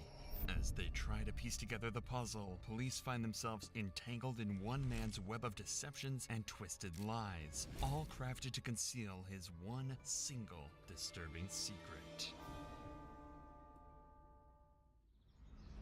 On May 8, 2019, dispatchers received a call from a Like and subscribe for more of these videos. Let me know what you guys want to see down below. before we get the video started. Concerned woman reporting the disappearance of her 15-year-old daughter, Riley Crossman. As officers arrive at the scene, they come into contact with the caller, Chantel Oakley, and her boyfriend, Andy McCauley. What's going on, man? Haven't seen you in a long time. It's been a while. Any word? You mind if we take a look in her bedroom? He looks worried too. Has she ever disappeared before? She's didn't leave without my permission. She doesn't not text me when I text her. This is the only mirror we have like this, so I came in yesterday morning, and I don't remember that being there. And especially her glasses, because this is not exactly the way it was. I've been in here digging and looking to see if there was a note or anything like that. According to Riley's mother, this was... Her mom looks like she's like sad as hell. Unlike her, and she wasn't one to run off without telling anyone. She looks tired. A quick search of her room revealed that her belongings were untouched, except her bed, which was covered in bloodstains. Damn. This was highly suspicious, so officers quickly took a sample and sent it off for DNA testing. But for now, officers need to gather as much information as possible from people who last saw Riley, so they decide to question Andy about his whereabouts that day. Just gonna talk to you that farm around. Arguing here last night, or I mean, the night before, anything, any reason she would leave? No. Okay. There's a rumor going around, people telling us. I was scared. That she was afraid to come home. I don't know if that's, you know how people go sometimes. But that was nothing like that. Okay. So, she wouldn't have to be here. I mean, they're right. They ain't like that. It's never like that. This is nothing. Nothing. Yeah. My mom went even home. Right. She's at work. No, you. They said that she got an argument with you and didn't want to come home. No. She was you can ask your grandma. She was here doing dishes and everything. Her grandma was here till 7:30. Okay. Debbie. Right. Yeah. All right. When's the last time you saw her? Like 9, maybe 10ish. At night? Yeah. And what context was that? Oh, she was here in the house. She went to bed probably. Well, I don't know what time she went to bed, but all the kids were in the room by like 9:30. Did she leave in the morning? No. I got up 4 o'clock in the morning. Bro, she seems weird in the way he's answering everything. 5. Okay. Go to work. According to family and friends, Andy was never an early riser. In fact, when police interviewed one of his colleagues, Johnny, he stated that he had to go to his house and repeatedly call him to wake him up. But on this particular day, things were different. Me. I'll call him and see if he's up. So that morning, do you remember if you called him or he called you? Wednesday morning. You called me, I want to say actually. he called. But this was not the only strange thing about Andy that day. He also told police that he was at work all day, and when cops interviewed another one of his colleagues to verify his alibi, they found out that Andy had left work and was gone for nearly 5 hours. And he gets back at roughly, it's probably 2:45. So he was going a while. He was gone a while. 5 hours. Because of this, detectives now know Bro that was gone for a while. Andy hasn't been completely honest with them so far, at least about staying at work the full day. This is very clearly a red flag and means that So he left work for 4 to 5 hours. He's trying to hide something from them. But Andy might not be the only one hiding something, as officers would find out when they decide to look into Riley's boyfriend, Hayden. What? For the last 8 months, the two reportedly FaceTimed every night, so officers believed that if anyone was in contact with Riley the night before, it would be Hayden, and he was soon called in for an interview 2 days after Riley went missing. It looks creepy. It would be Hayden, and he was soon called in for an interview 2 days after Riley went missing. Hell no. Can you just tell us when you were last FaceTiming? I was actually talking to her about the DC trip that was going on. And do you know exactly what time? 10:30-ish. On the night of Riley's disappearance, it just so happened that Hayden deleted all his messages with Riley because he did not want his mother seeing them. This is why detectives could tell that Hayden knows something. But because of his mother's defensiveness, he's unable to speak his mind. I told him before not to delete his messages, but he does know something. isn't having it, deleting everything. He should know something. It's It's his girlfriend. Or with their relationship. How would you not say anything to? I feel like she just isn't a responsible person. What? She'll just let her do whatever she wants. They had a dance and she was wearing this short dress. She let her walk to the school by That's fucked up. That's his girlfriend. Leave her alone. Leave her alone. herself in this short dress. And she's missing. It's at night. Riley had way too much freedom. Oh. Who are you to say that? Though this interview was not too fruitful, it pushed Hayden to come forward with a crucial piece of evidence afterwards. A series of disturbing text messages that Riley sent to him the night before she disappeared, saying that series of disturbing Can't say anything about text it, messages so that Riley sent to him the night before she disappeared, saying that Andy was in her room. Damn.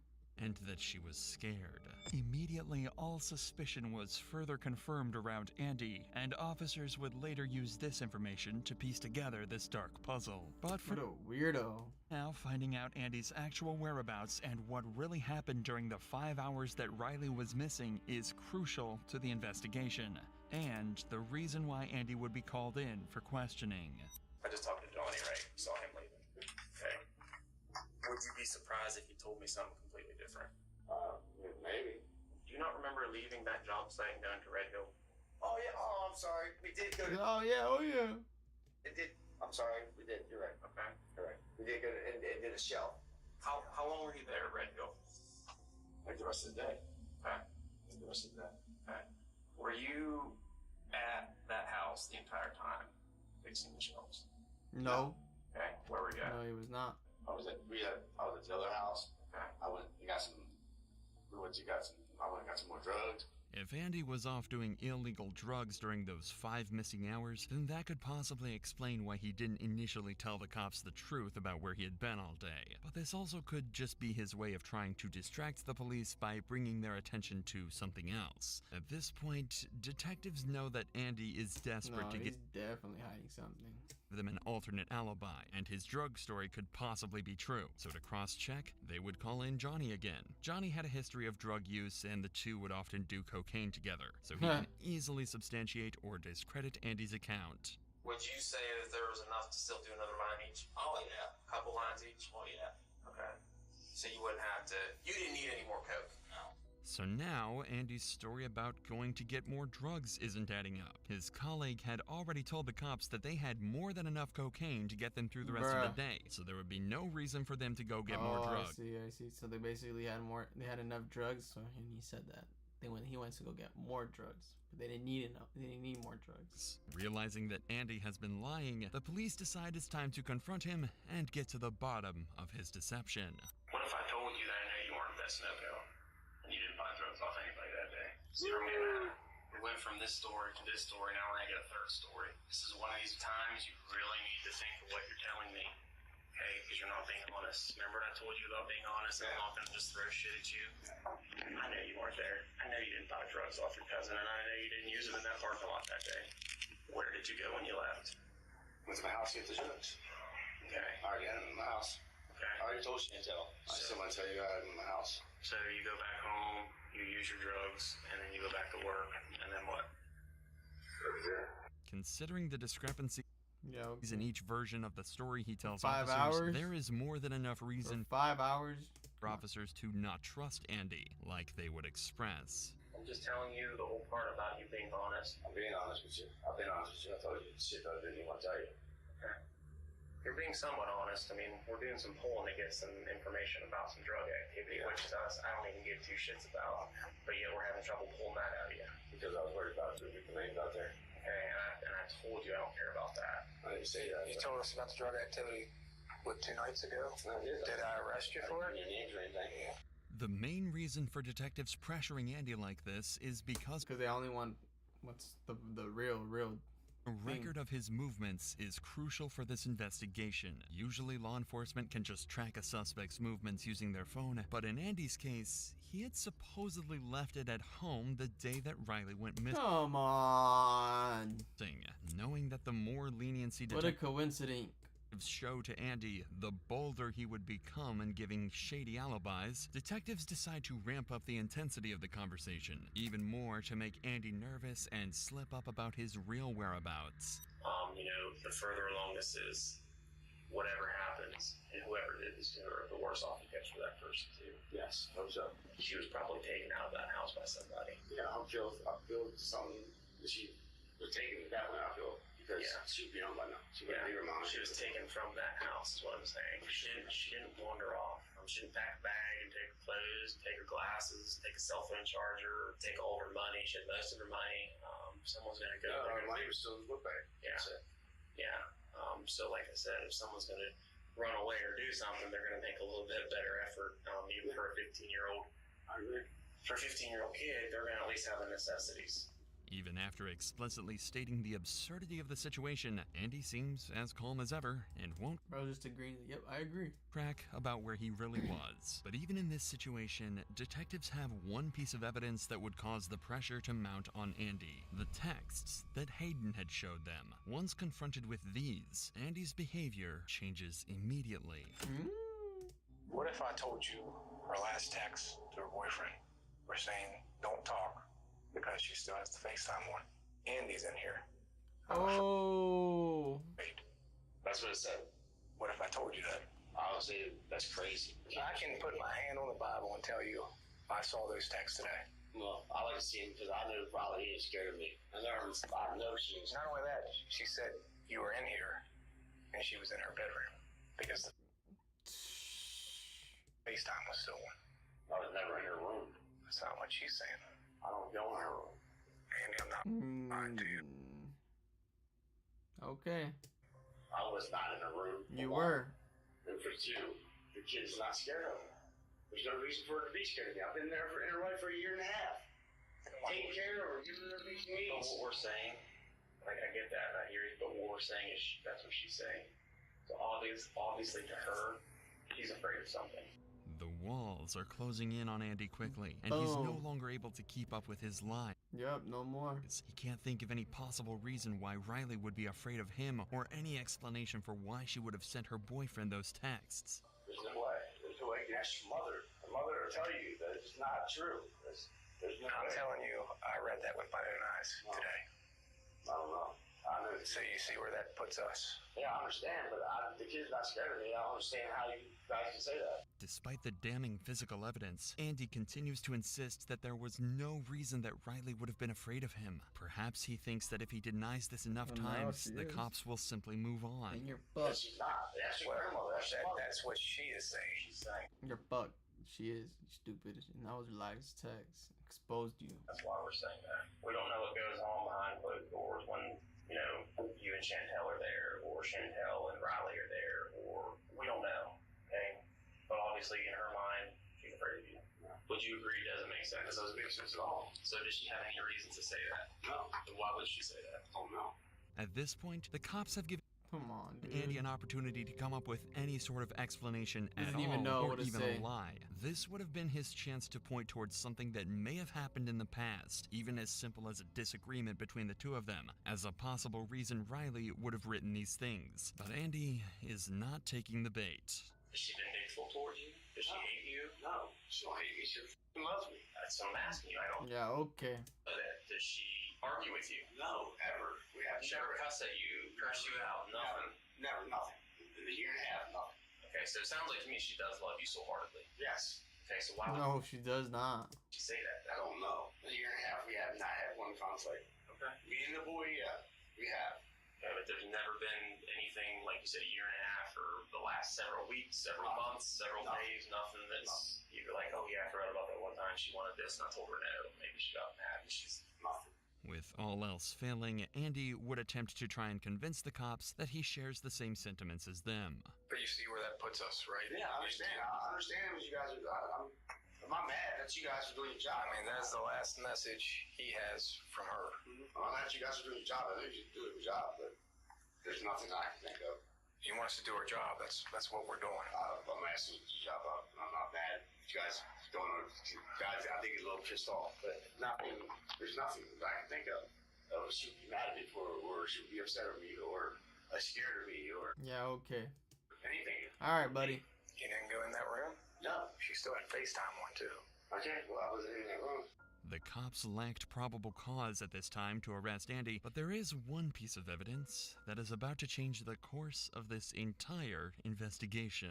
It was around this time that the lab results on that blood sample would finally It was his. return, and it would be an exact match to Andy's DNA. But Told you. that's not all. They also And learned that hers. the blood they tested was also mixed with saliva. This made the cops suspect that Riley's face may have been forced into the pillow in an attempt to keep her from screaming.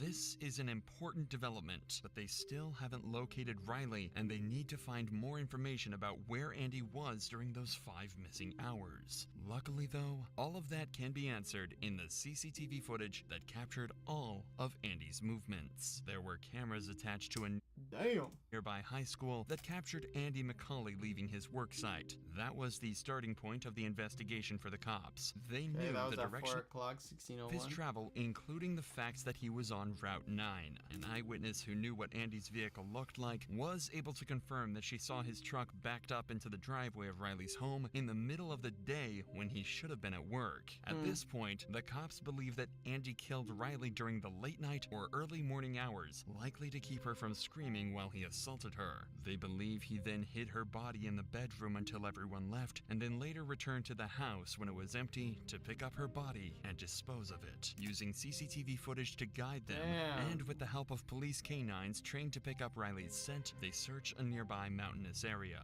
It is there that they tragically find Riley's decomposing body left in a secluded area. While this is the outcome that nobody wanted, it marks the turning point in the case. Near Damn. where Riley's body is found, R.I.P.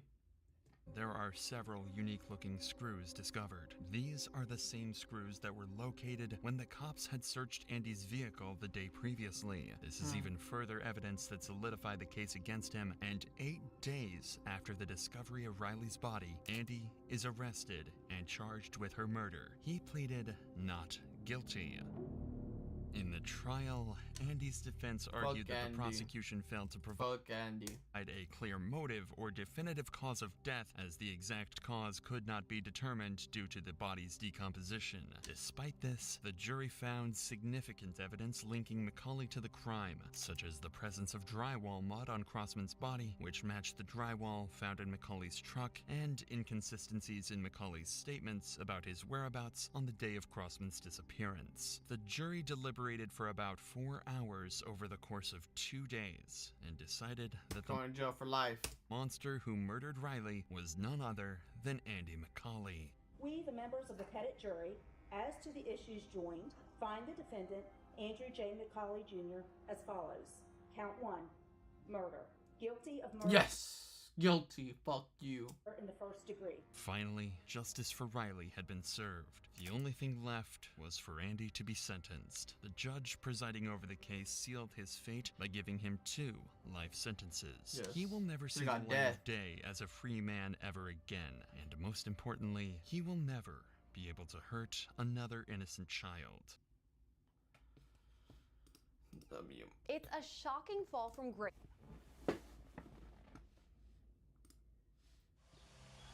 She's not back yet?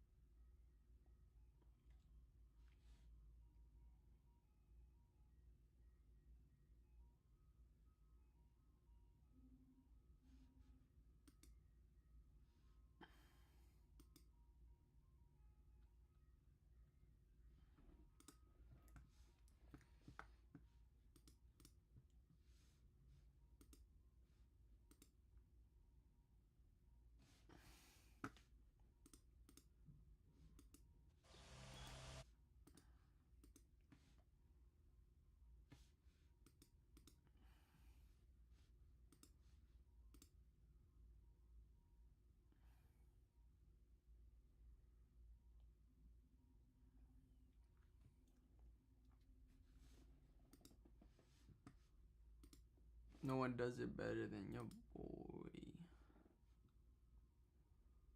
Let's see.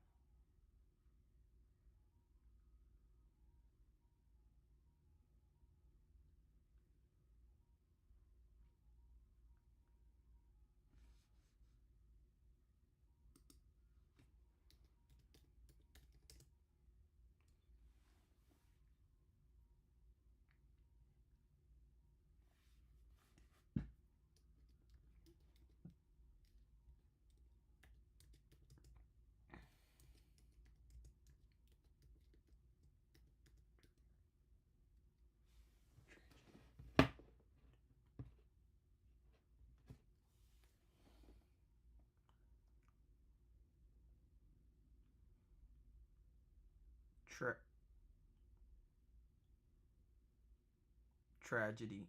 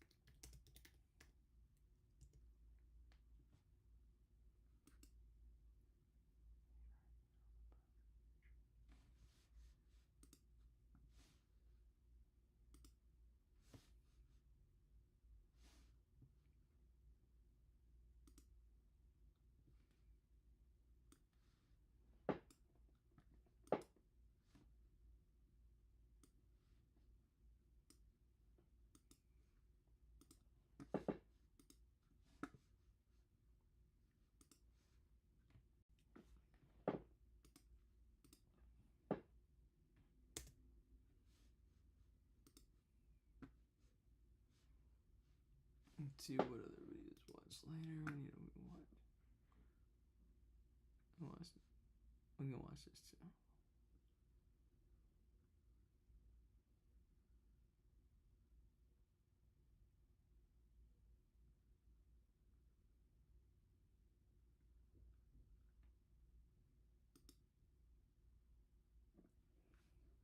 He pulled up, he recorded it, pulled the trigger, and then drove off. We had 2 people call us and say that they saw a video on Snapchat of a white male by the name of Talon Lowry shot someone sitting on a bench. Sir, someone's been shot, man. When police receive multiple calls reporting a shooting that was posted online, they have no idea who they may be up against.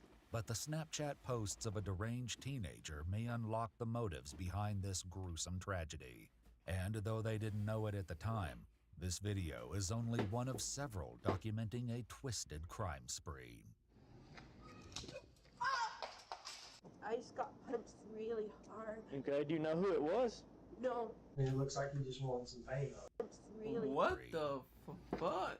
I wish he would do that to me, bro. I would have chased his ass down, fuck his ass up. I just got punched really hard. Okay, do you know who it was? No. It looks like he just wanted some pain, a Snapchat pain or whatever it is. 2 weeks before the shooting, on the evening of October 19th, 2017, police were called out to a Walmart in Gainesville, Georgia, after a woman had fallen victim to a vicious attack. When the officer arrives on the scene, he's unaware if the attacker still lingers inside. Where'd the guy go? Did y'all see him? Or? Nobody has actually seen where he went. Somebody said he went towards the shoe department. So nobody knows really where he's at. Looking around. Okay. All right. I looked in the store. It's a blonde-haired curly dude, white guy. No one saw him run out the front. I got one of our associates in the back. Look for each exit on the side. So he's either still in here or he made a break. Crazy. Bro, just smacked there and dip. Fucking little bitch. Probably ran out. Yeah. As the officer approaches the victim, Danielle, it becomes clear that the culprit they're dealing with is an unpredictable and troubled individual. Hi there. Hi. I'm Officer Seabolt. Hi. You gonna make it? Yeah. Okay. I just like my head. She look like shit hurt. What? I just got punched really hard. Okay. Do you know who it was? No. You don't know him? No, not at all. And I don't know anybody that would punch me. Okay. I'm a nursing student. Okay. Where Damn, that's fucked. were you when it happened? Right there? Right this I'm spot. just trying to shop. He come around the corner and just... Feel bad for her. I was coming around the corner, he was walking like this. I think you guys should go to the other side. And then but he had his Other phone, side, you dumbasses. What are you guys looking at? He was taking video just on his camera. I don't know him. I don't even know anyone that age. The officer knows that the Walmart CCTV footage might contain valuable information for identifying the suspect, and getting eyes on it sooner rather than later is critical.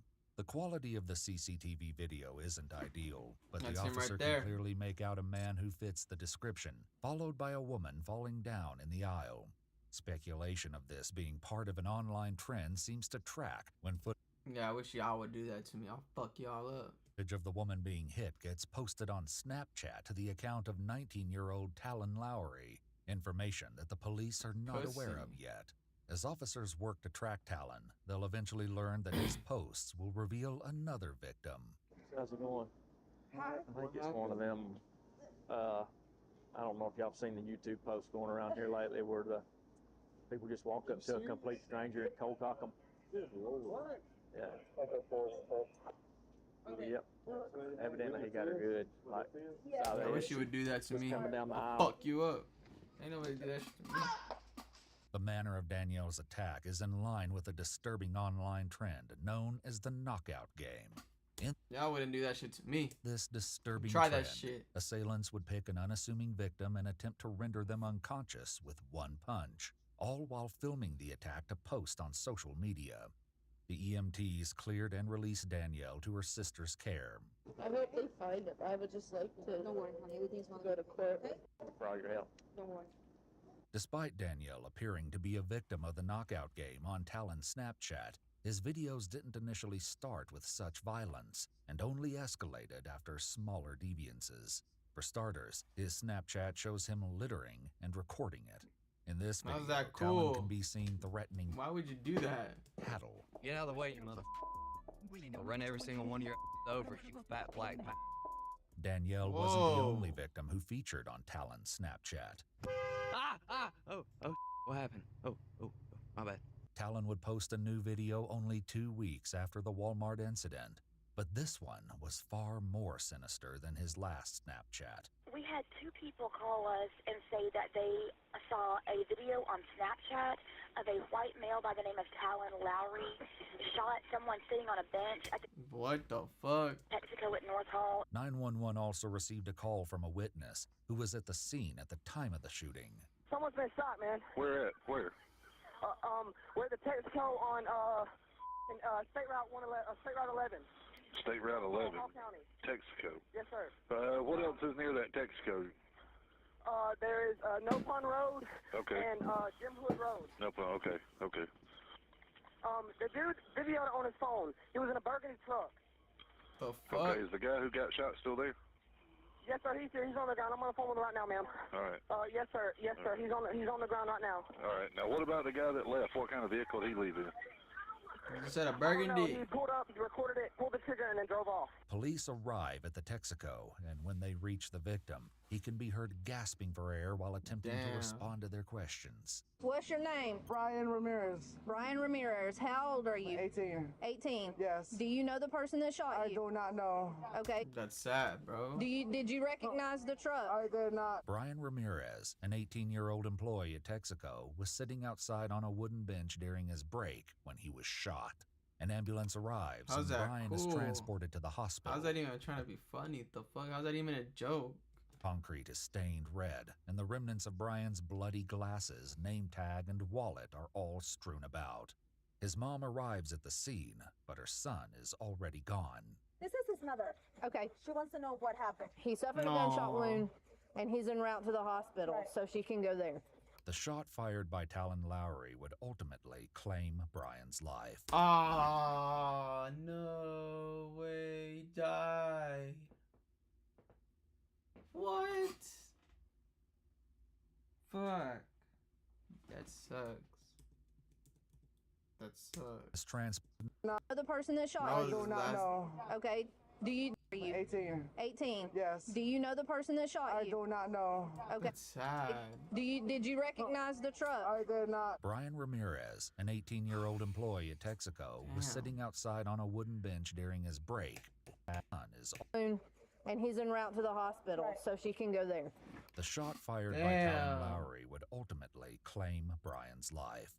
After his cruel and senseless murder was posted on Snapchat, police knew who they were looking for, and it wouldn't be long before they located Talon Lowry. We have a possible address off of Highway 17 on Peppermint Drive that our deputies are going to check out.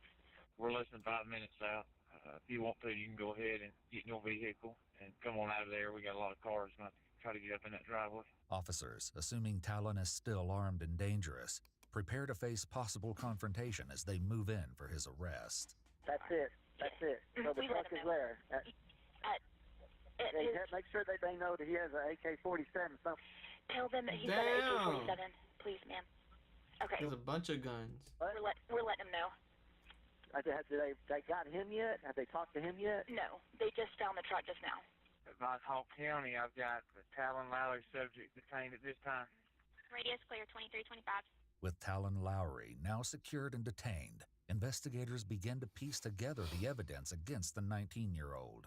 Multiple people, including Talon's childhood friends, are brought in for questioning, and what they say will paint a picture of the troubled teen, providing insight into why he'd commit such horrific acts. I've never liked Talon. He's always just been weird. And it's not that because he's quiet, right? Because we hang out with a bunch of quiet people, but Talon's just always been too quiet. Talon's always kind of been a little weird or different than most people, but What kind of other stuff has Talon put on his Snapchat before? I think he was trying to seek out attention or something. Because I don't guess he really had any friends. None of my buddies, we never hung out with him no more like that. Mm-hmm. But he just doing stupid stuff. He put a video on his story of him shooting a cow. Sure y'all seen that? Mm-hmm. Shot a cow. The officers turn their questioning to the pressing matter at hand, the Snapchat of the murder. I didn't actually see the video on his story. I was in the bed, but two of my buddies, they climbed cell phone towers and they were together, and they both have Talon on Snapchat. Investigators now get a chance to hear from Talon himself. They waste no time, cutting right to the chase. Mr. Lowry? Yeah. What's your first name? Talon. I have a feeling that you know exactly why we're here. You know why we're here. Mm-hmm. Okay, so let's talk about it. Okay.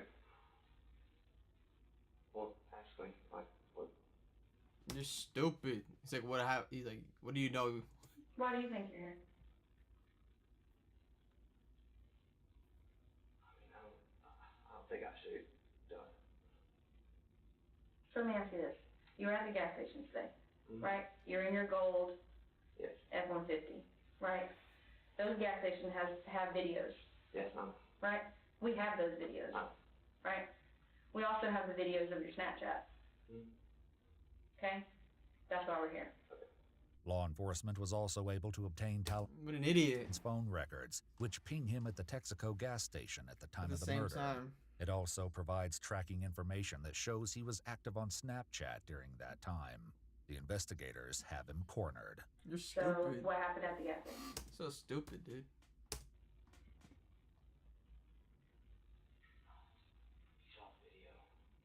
No shit, it's on video. So that was you in the video?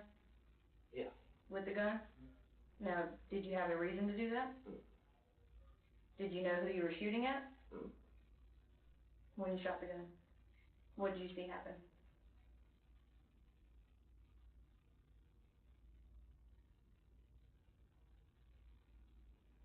Didn't fall down. You saw somebody fall down? Did you know who he was? You didn't know who he was? So you just shot at him because you wanted to, or? When the media publishes Talon's images, Danielle recognizes her perpetrator immediately and contacts authorities. When police bring her in for an interview, Danielle reveals more about the incident in Walmart. He just, total detachment and just dead in his eyes.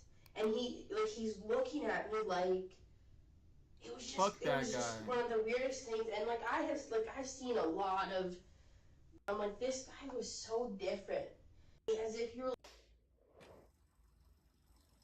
Somebody goes to jail forever. Investigators believe Talon Lowry's demand for attention on Snapchat drove him to commit unspeakable acts of violence. For the attack on Danielle at Walmart, he was charged with battery, and for taking the life of Brian Ramirez, Murder. He was charged with malice murder and felony murder, as well as 2 counts of aggravated assault and possession of a firearm during the commission of a crime. He pleaded not guilty by reason of insanity and was diagnosed with schizophrenia. What? They let him get off with that? However, the evidence of his crimes was enough to bring him to trial.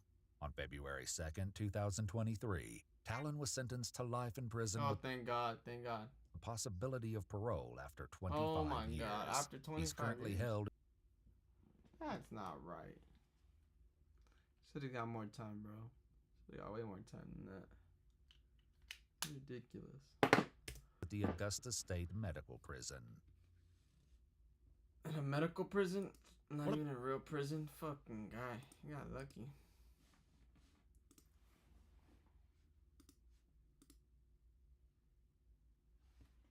You got really lucky. Can't even lie to you. You got off. I think he got off easy.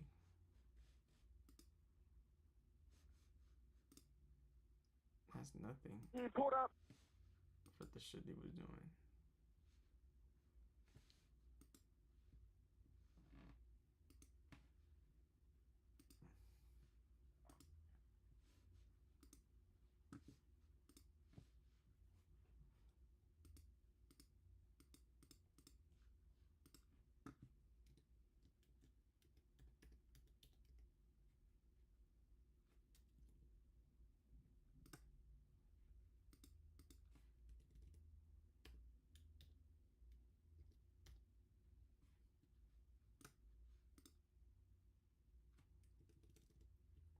Oh, yeah.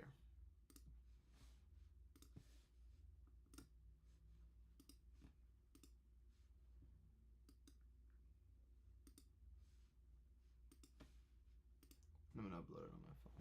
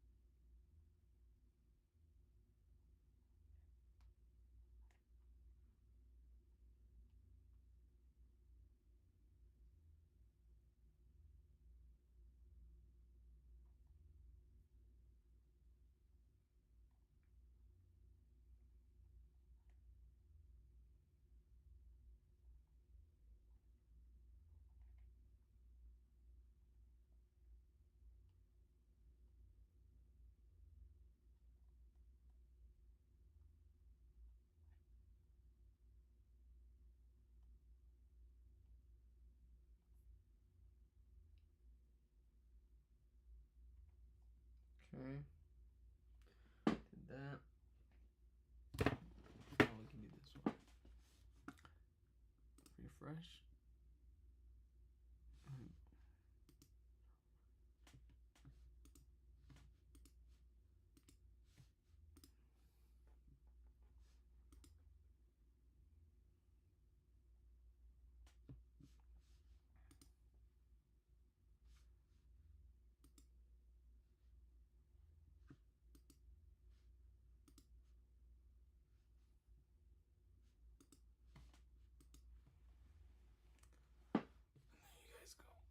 Been live for 4 hours now.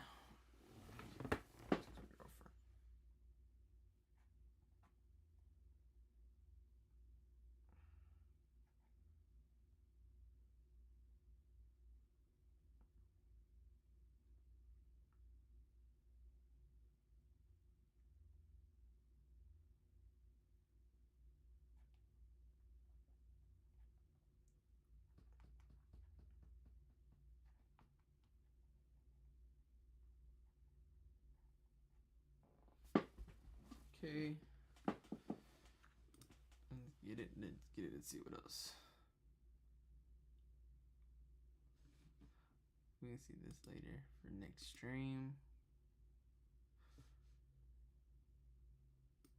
I see this. Alright boys, so in today's video, I'm gonna be talking about this rapper by the name of YBC Duel, a Philadelphia rapper who recently went viral for collabing with Brandon Buckingham. Now Brandon Buckingham, he's like a hip hop type documentary guy. We've seen that video on our channel.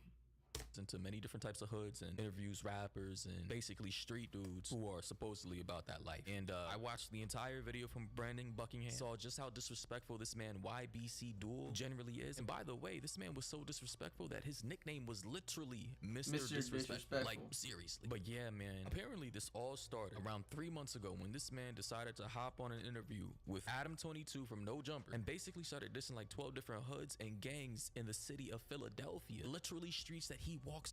Bro was dissing everyone on every day. It's just crazy. Like, did this man not care about his life? Was he willing to crash out that bad? Seems like Buddy really wanted to die. Like, check this out. Next week. Alright, I appreciate you, man. I ain't even gonna lie though. Yeah, that's what you want me to do. You want me to say some shit. I got some shit to say too though. All I fuck CCK, fuck LMG, fuck 56th Street, fuck Belmont. Y'all never got back. No, 44 CB taming y'all. Look, 38th Street, 39th Street. I ain't even gonna lie. The Dub too. And bro's just dissing everyone. I ain't gonna lie, there's many more. Collar Hill, Parkside, Bud, Blue for Bud, all them niggas. Is the real disrespectful. I'm gonna who you is. I will disrespect you. That's how I'm carrying it. That's a lot of ops. It's more too. That's gotta be like most of the city right there. And at this point, you'd think he'd stop trying to crash out and maybe want to preserve his life, but no, he keeps going. But who else? It's like most of the city right I can't there. Even remember all them niggas though. 7th Street. That's like most of the city right there. He said. Deke Luke. All them niggas. I ain't even gonna lie. It's the real disrespectful. Y'all know what the fuck is going on. It's living up to his name, Mr. Disrespectful. And Tor put me in that corny ass rat. His bitch ass. Them niggas. Hey, he said it. This is his fight. I got no involvement. Yeah, I know what the fuck going on. Yeah, Adam is scared as hell right now. Like this man want no parts and no heat from what this man was about to receive once he flew back to Philadelphia. Like, why would you, as a person, a living human being, a person who loves life, who hasn't even made it to 30 yet, who wants to wake up in the morning the next day and breathe air, see light, touch grass, would you disrespect over a dozen different people, hoods, gangs, blocks in a relatively small ass place like Philadelphia? Like, buddy, you guys are gonna see each other at one point or another. You probably shop at the same stores, the same supermarkets. Like, you guys eat, right? Probably drive on the same blocks. It's like this man was out here signing his own personal death note. And the crazy thing is, after this video went viral, this man was seen out here, posted on the page of Dama's Live, pulling up to the gravesite of one of his ops, taking a shovel and digging into the ground. Apparently, that's hella disrespectful right there. Of one of his ops' gravesite. Got no f***ing tombstone. I'm digging dirt up. Hey, yo, where the Carney at, yo? Carney, where the f*** you at? Ah! See, this is the type of shit that really makes me lose all type of sympathy for this type of man. Like, bro, you got what was coming to you. Literally pulled up to someone's son's, nephew's, brother's gravesite. Like, these people are people who still have living relatives and friends and family members, and I'm sure gang members who care about them. Pulled up to the gravesite, had a shovel and started digging into their grave. One of the most disrespectful things you could probably do to a person who's passed away. Like, bro, they're not even here to defend themselves anymore. Like, give it a rest. And how ironic is it that while this man was in this video digging into somebody else's grave, he was also digging his own at the same time. Like, first you go to Adam 22's show, disrespect about a dozen different gangs, which probably consist of hundreds of people. Like, you out here on some Avengers type shit about to unite the entire hood, and now you get caught literally digging into somebody else's grave on one of the most disrespectful things you could possibly do to a person who's dead. Then he was out here with Brandon Buckingham, literally in Philadelphia. By the way, shout out to Brandon for risking your life, literally trying to interview this man. Like, I don't know what the hell you were thinking. One day you might get caught lacking, might just catch a few bullets from a pew pew and go nighty nights, and that'll be the end of your story. Like, be careful, brother. Does the prospect of possibly getting shot just walking around make you nervous at all? Or, I mean, what's your thoughts on it? I ain't gonna lie, bro. You should be nervous though, bro, cause walking with me a bad jump. Funny how he wasn't lying at all. So-called niggas be on my ass still, so that'd be a bad jump. We just having a cool collected day. We don't feel like shooting people. We don't feel like having shootouts and none of that. We just chilling. Y'all can do that when when I'm back home safe. It's crazy how you legitimately have people out here who can casually pull up to an interview and say, you know what, today's a chill day, it's Sunday. We don't feel like shooting ninjas today. This is our day off from murdering other people that look like us in low-income neighborhoods and impoverished cities, you know, on blocks you don't own that your mama be renting. Like when Quilly said feet on land, like I'm feet on the land, like my feet is on the earth. Who that? They busting the Yui too. I feel like half your ops aren't outside. They're in a virtual reality. None of my fucking bro. They would go killing shit out one of them niggas, bro. Ain't no not to do no shit like this. I wish somebody. I'm sorry, Brandon Buckingham, bro. I wish you would. I wish he would go try walk around, try to do a vlog with like a Lowski the Reaper or One Mirror, bro. We gonna flame that joint, bro. Catch me in the crossfire if it comes down to it. You gonna have to get that drop up. Say nah. You my man, bro. We chilling though, bro. We ain't on that though. I'm sorry, but he jinxed himself. He was back to back on video, digging in people's grave sites, on a podcast, dissing like 12 different hoods, in a documentary, saying that if Brandon Buckingham decided to try and interview one of his ops instead of him, he would light it up. The entire documentary, and that he wishes an op would pull up on him, and Brandon could have got caught in the crossfire. For real, and Brandon could have got asking to die, because if the ops, after getting taunted like this, you're taunting them, you've been taunting them all summer, baiting them to try and do something to you, and they finally did. Had they not banded together on some Avengers type shit and decided to take you out, they all would have looked horrible. I'm sorry. I don't even eat, bro. I get high. I pop perks and sip lean and shit. I'm not surprised by that. I mean, I'm not surprised by that. One of these dudes from the hood, motherfuckers is out here moving like Skeletor. I don't know who that was. Every time somebody been seeing me, bro, they been rolling their windows up. I don't like when they do shit like that. I feel like they be putting cars in and shit. I'm gonna start shooting people that do that. That last bit does corroborate with what his father said that his son on Facebook told him. I can't show the post right now because I can't find it, but his dad basically said a day later after he died that his son all week has been paranoid, saying that strange cars have been riding past him, and that YBC Duel felt like something was about to happen. And unfortunately, as we can see in this footage right here that was posted to Twitter, YBC Duel was caught lacking in broad daylight in Philly in the back of his car. I'm not sure what he was doing, but he was with one of his male friends, and this is what happened. By the way, he is in that black car towards the right side of that bus next to the light pole. As we can see right here, this white SUV pulls up to the left side of his car, verifies that this is his vehicle and that he is inside of it. And then next thing you know, that was the end of his story. Turns out, taunting and making fun of your ops in front of millions of people across multiple different big YouTubers' channels was a fast one-way ticket to the grave. Then the car decides to speed off, obviously trying to get away from the crime scene. The thing is, the cops are probably never going to catch these people because, let's be honest, if they even try to investigate who killed YBDC Duel, who are they going to interview? The 12 different gangs and 10 different blocks that this man dissed? It could have been anybody. And obviously, the ops are not going to be driving out here in a white Kia. Like, of course not. Like, they probably stole that car just to do this drive-by-in. Went out of state to trash it somewhere and came back to Philly in a completely different whip. Like, bro, they're not finding out who killed this man. And if they did, I didn't hear about it yet. It's possible. Who knows? There are cameras everywhere nowadays. Technology is crazy. It is possible that they... I doubt they'll find him just because what he did.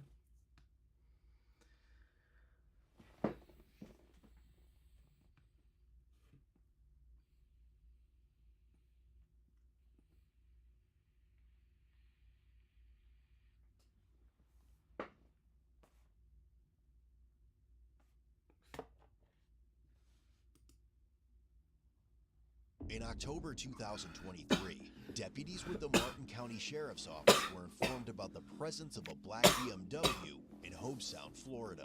The BMW was believed to be linked to incidents involving vehicle thefts and burglaries that took place in a nearby county. Deputies had spotted it traveling on the highway and observed it driving recklessly before it departed from a wall. You know what? We're gonna play the game for now.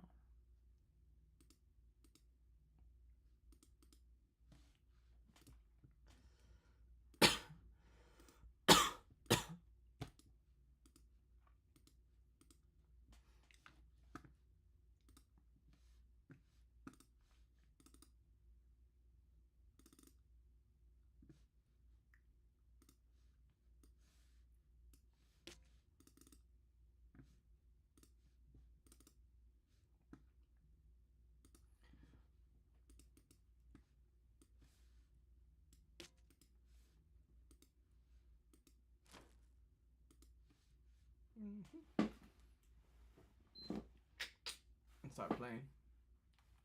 So just give me a sec for it to load and everything.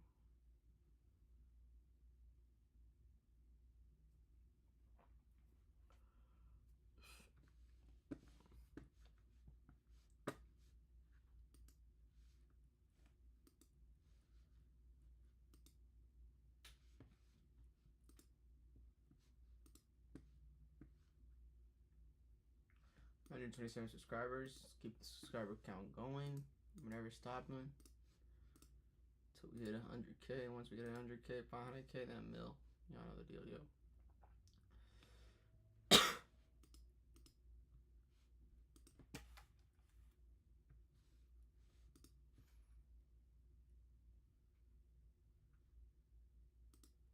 How many disses does it take to kill a rapper? Well, the answer is a bit complicated. You see, diss tracks have been a part of hip-hop culture ever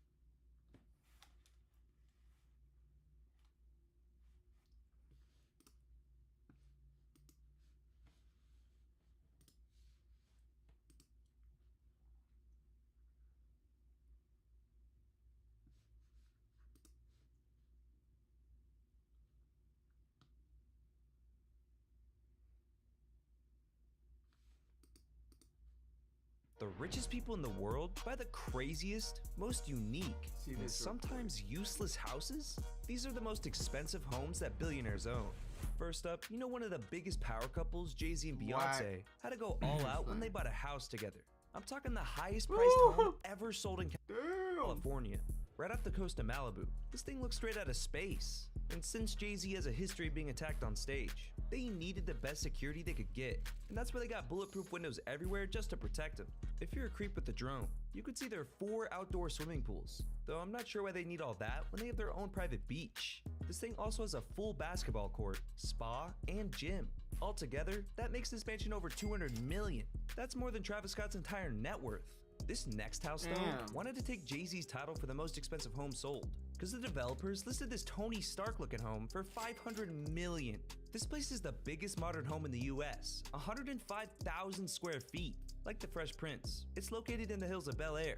For a project like this, you'd assume they had a buyer lined up. But no, billionaires didn't really want to buy it, because it's filled with some weird-ass rooms. Like a room dedicated to jellyfish and another to candy. But it does have some cool stuff though. Like a whole ass nightclub, a beauty salon, 5 pools, and an outdoor running track. I mean, you could live here completely isolated from the world. Even though the place seemed amazing, no one was biting at that price. But right before the owners were about to go bankrupt, they were saved by the Fashion Nova CEO Richard Sagian, worth $1.3 billion. He grabbed it for $141 million, $359 million less than the original price. Bro finessed the deal of a lifetime, but you'll never guess how much Richard Branson spent on buying an entire island.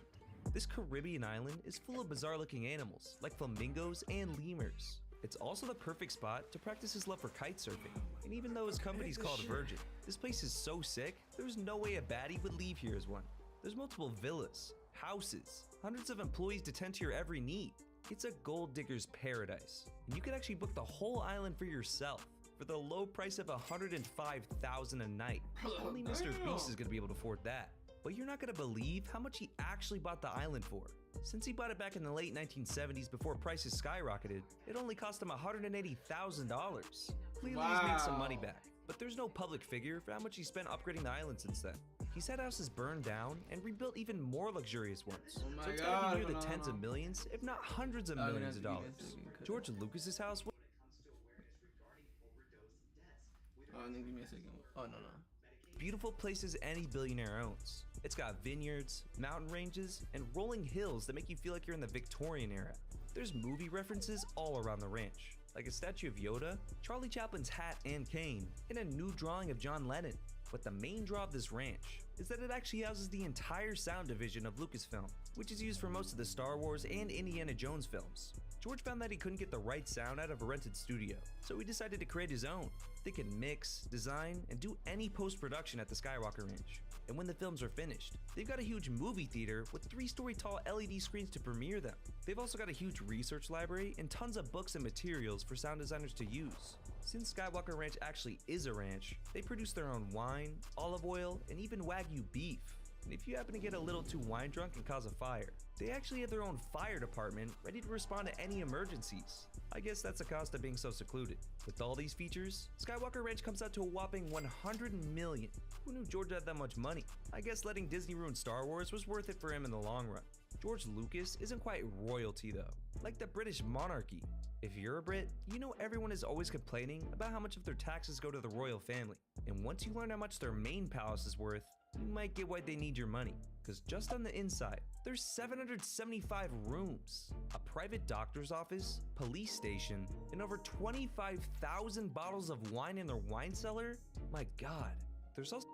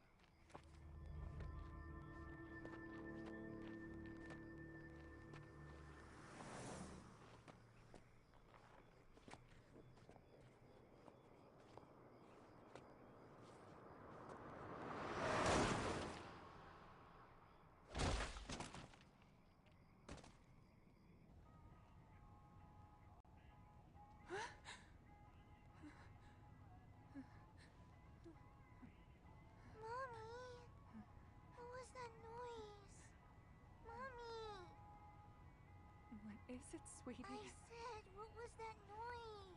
Nothing, sweetie. I just ran over a big frog. No, you didn't, Mommy. Frogs don't sound like that. Mommy, I'm bored. I want to open my eyes. Please, just be a good girl and keep your eyes closed like I told you. Okay, sweetie?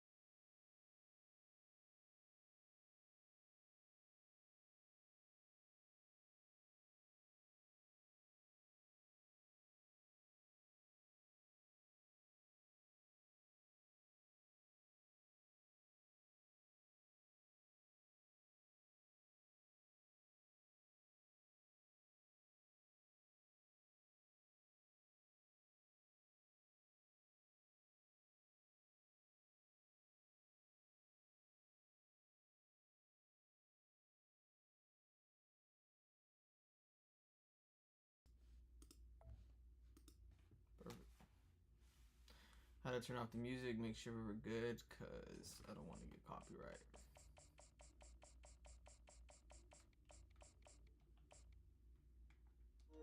Won't be Nebraska.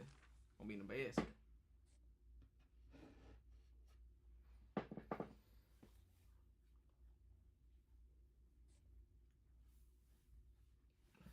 Alabama.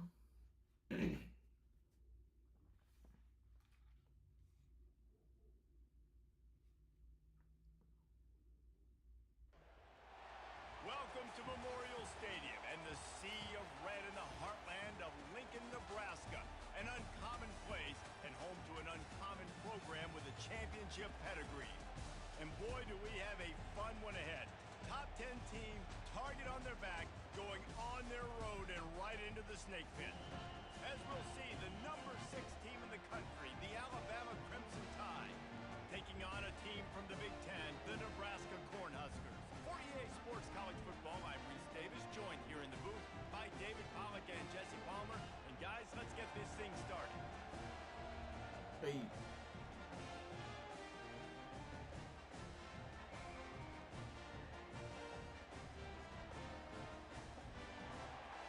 Nebraska.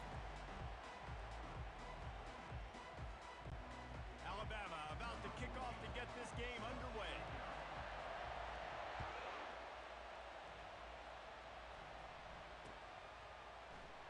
He's going to bring it out from deep. Woo. Rolling the dice to bring it out of the end zone did not work out as he stopped at the 13.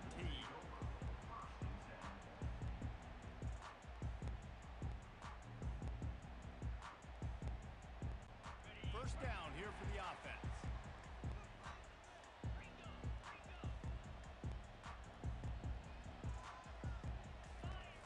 Looking to move it through the air. Throws to the wideout. And this will be incomplete. A big hit there forces second down.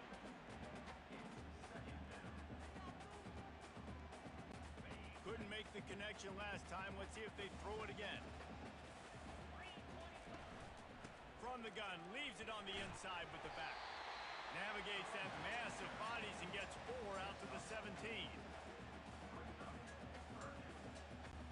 3rd and 6, and they'll need a big play here on this opening drive. Looking downfield, it's Raiola. Oh my God. And the defense makes a play, sacking him back at the 10. is how you silence this raucous crowd. Defensively on the quick. road. First drive of the game, setting the tone, getting a huge sack on third down. The one thing that can derail this offense, a bunch of 3 and outs. They won't do that here, but they might go 4 and out if they don't convert. Hey. Got his man. And they'll finally catch up to him, but not before a big chunk of yardage is picked up. That is a huge play early in this game. We came into this thing wondering just how aggressive this offense wanted to be, and there you go. First half, 4th and long. We're not bringing the punter out on the field. We've got a guy that we think can read the defense and deliver a strike, and we've got playmakers stretching the field vertically. They show you how dangerous they can be on that last 4th down there. After the 9-yard pickup on first down, here's 2nd and 1.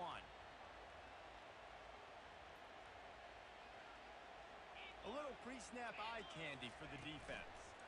Quarterback flips it ahead quickly to the receiver. Damn. He stopped almost immediately. He didn't get much, but he didn't need much. They've got the first down.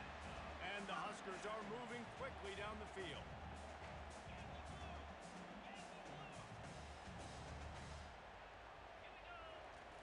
Trying to find his man on first down.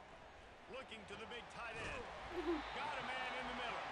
He got loose, almost housed it, finally tracked down at the 32. Well, you love to see this offensively. On the first drive of the game, your quarterback taking a shot down the middle of the defense, finding a guy for a big play.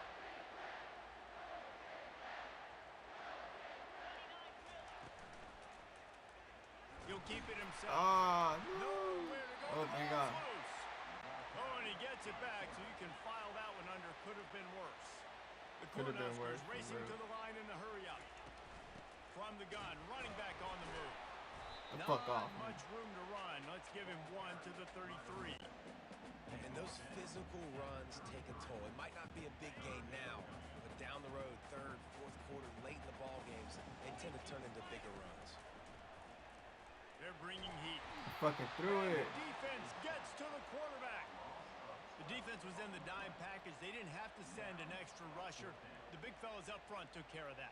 Yeah, and all dime means is I'm bringing an extra fast guy on the field and taking an extra fat guy off the field. But listen, the fat guys still get home. Isn't that beautiful? The big, athletic defensive line still does a great job getting to the quarterback, getting him on the ground.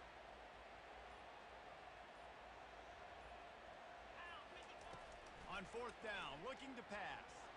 Going over the top. Oh, come on, catch the fucking ball. What a missed opportunity early in this football game. They spun that wheel of fortune on 4th down and come up bankrupt. Here's this offense with a fresh set of downs. Defense. From the shotgun, the inside give. At the 45, on his way. Really nice pickup on that one as they get it to the 36. It'll be first down. As they get set to snap it, time winding down here in the quarter. Going up top on first down. Now he's going to glide away from pressure. Nowhere to go, and the ball is loose. The defense scoops up, and they're bringing it back.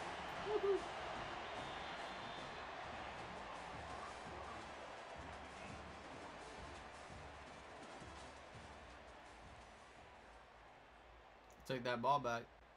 They'll break the seal on this quarter here on first down. They go to the ground. A strong tackle and wrap up from the junior. That's a really good job by the defense, wrapping them up, getting them on the ground. Take away that run game. Make them one-dimensional, put them in passing situations. Really good job by the defense. They'll go right back to the run. And you want to talk about gang tackling. Everybody on the defense run to the ball. And sticking to the run. I'll tell you what, a lot of teams that are really good are really stubborn. And they continue to run the football even with little success. So this offense is going to continue to focus on running the football. Good block. On the left side. Inside the 10. And he ran away from the crowd and he'll take it in. Touchdown, Cornhuskers. One of the reasons this offense is so exciting to watch, they've got guys that are dangerous after the catch. And if this quarterback gets through his progression, David, gets you in stride, these guys will take it to the house. Man, it it's your job to do the rest, right? You hit me in stride where I don't have to stop running. I don't have to break down. It makes it so easy. The connection between quarterback and wide receiver, you can tell this is a good one, and that's why they got 6 on that play. Almost ready to kick it away after scoring the touchdown.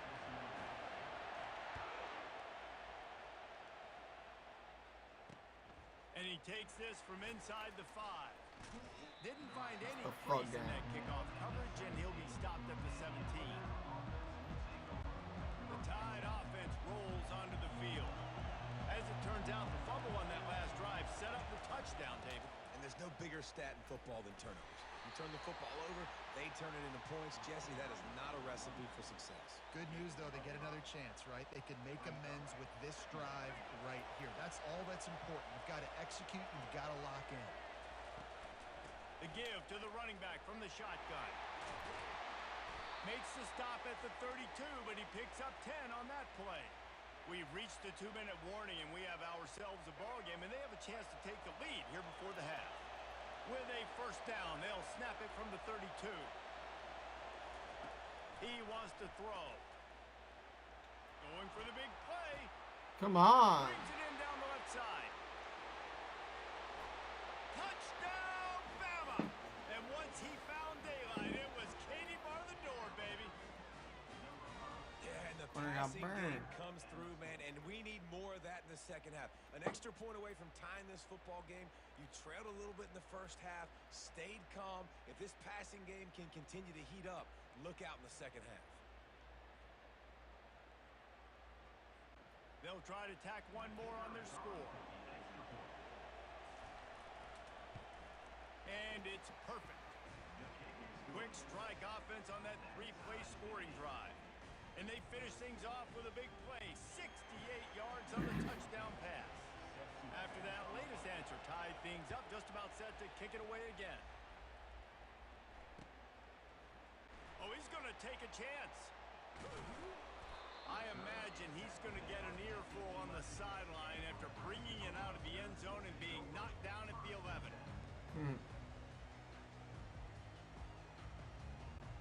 And here comes the Nebraska offense back onto the field. Jesse, a very productive drive last time, wound up with a touchdown. Yeah, mixing and matching play calling really well. Nice balance on that last one, Dave. Let's see what they can do here in this next drive. Yeah, and I don't expect anything different. When you put together a drive like that, I would do more of the same. Keep the pace, keep it going. The give to the back. Makes the tackle at the 25 after a 5-yard gain. And that's all you want, right? You want that first down. Understand the situation. Understand I got to get north and south, get a first down, get a new set of downs. Scanning the field, it's Raiola. No, Raiola. Come on. Not much of a chance on the return, but they'll have the ball at the 33. Easy for him. That's the advantage right there of having your dime personnel on the field. You've got an extra DB. You've got an extra guy out there who's really good at covering. So for quarterbacks, you've got to be so good and precise with these passes because they've got speed in the back end. They're able to come away with the pick. They'll throw it on first down. Forced out of the pocket. Got out of trouble and throws. Finds his back in the middle. And they swarm him under. That's really nice fundamentals by a right-handed quarterback, going to his left, getting the shoulder turned and the hips around, helping him make a very accurate throw.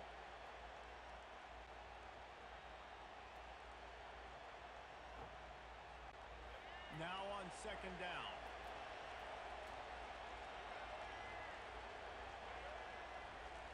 He's looking to throw. Fires and picked off. Got room on the return. He's at the point. Yes. He goes out of bounds, but he just about did it himself. What a return after the interception. You can tell the quarterback didn't do a good job with his eyes. You got to look people up. You got to make sure you move those safeties with your eyes by opening up or pump faking one direction. He didn't do a good job there. The safety. Oh! Now it's picked off.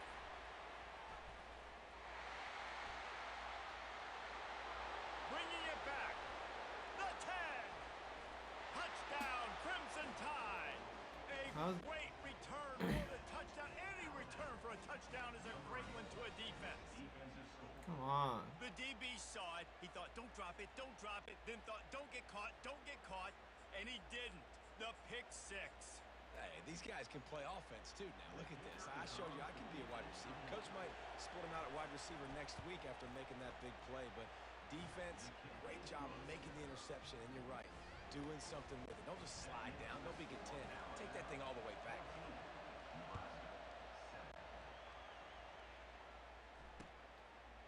And he's going to try to return this one. Not nearly as much as he'd hoped when he brought it out of the end zone. He'll be stopped at the 15.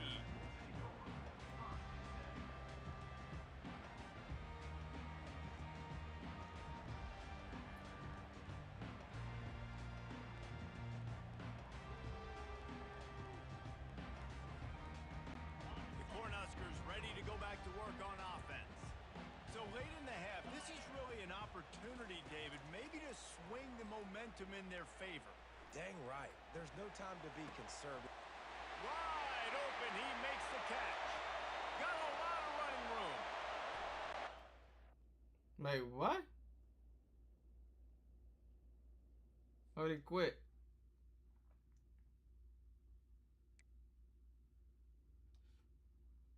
Take the W.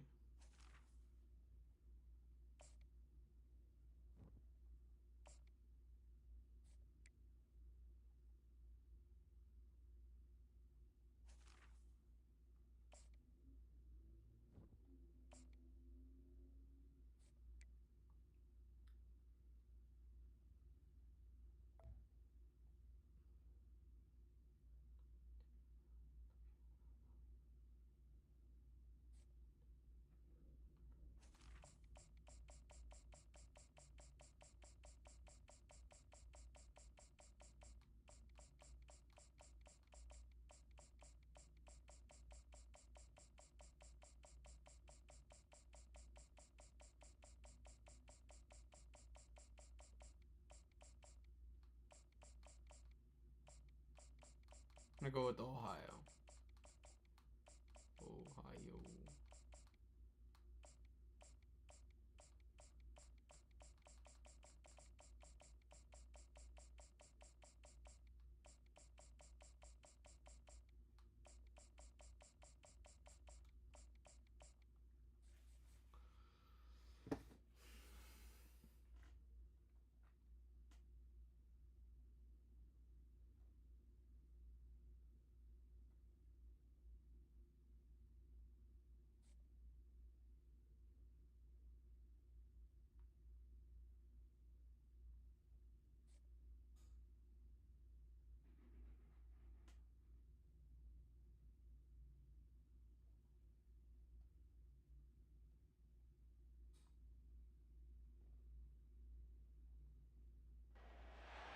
Welcome to Tuscaloosa, Alabama, where legends are made and titles are won. Bryant-Denny Stadium, home of the Alabama Crimson Tide.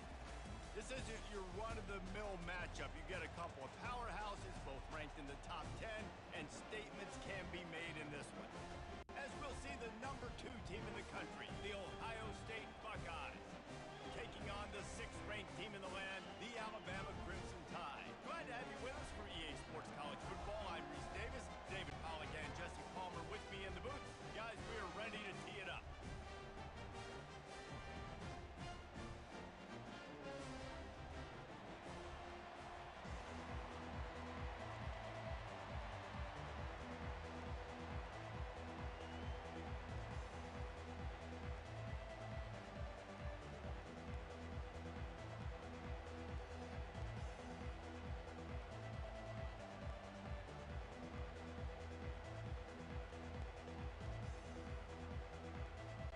Buckeyes will kick it away to start.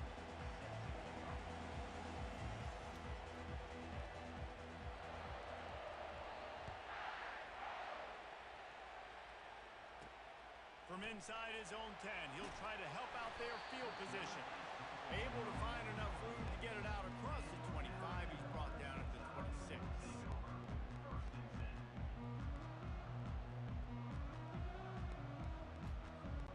The offense set for a first down play.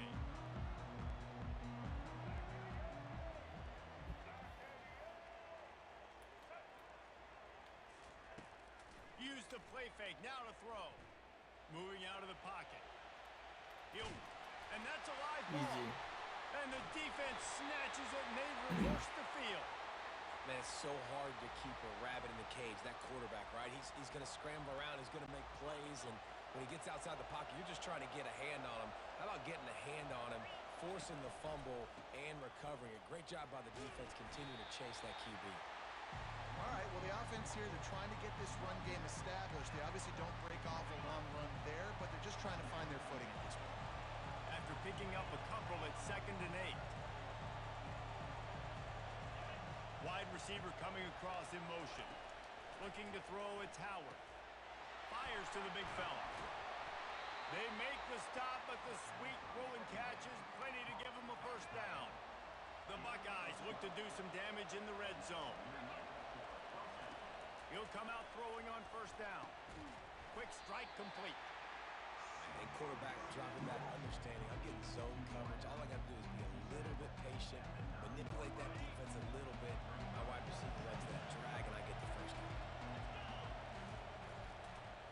On the move, it's Judkins. Snowed under after a pickup of 2. They'll mark it at the 8. And a nice second effort by the back to break a tackle. But how about those defensive backs willing to come up, stick their face in the fan, and make a tackle? Those are the best run defenses, too, right? It's not just D linemen and linebackers getting all the plays, but it's DBs that are willing to not just cover, but tackle backs in the open field. Guys out of the backfield now, it's not just run the ball downhill anymore. You got to be versatile. I got to be able to trust you in the pass game, and I got to be able to throw you the football, and you can do that right there. I know you're going to catch it, and I can depend on it. Caught in the backfield, it's Smith. He's down at the 1, and they almost had the touchdown pass on that one. They're trying to throw the wide receiver screen to pick up that first down, but the defense just too much speed getting to the ball carrier on that one. Looking for just 1 more yard. It's 2nd and goal. Barges ahead. Oh my God. He's dropped behind the line of scrimmage. That'll be a loss of 3. And on that situation, on the 1-yard line, the defense brings so many guys. Palmer gets in the backfield, creates the negative play. Yeah, I think we're seeing the overall athleticism of this defense. They've got... Throw to the end zone. It's picked off.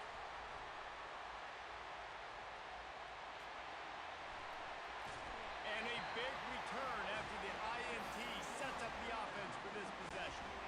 Good field position here as they start this drive from their 43. Running back goes in motion. He wants to start this drive with a pass. And they got him for the sack. That's a great individual effort by him right there. When I think about Ohio State football, too, especially on defense, right, it's the legacy of the Silver Bullets, guys flying around, giving great effort and getting to the football, but it all has to start up front on the D-line. You've got to be dominant at that position, and right there, you just saw that, the ability to win one-on-one and make a play.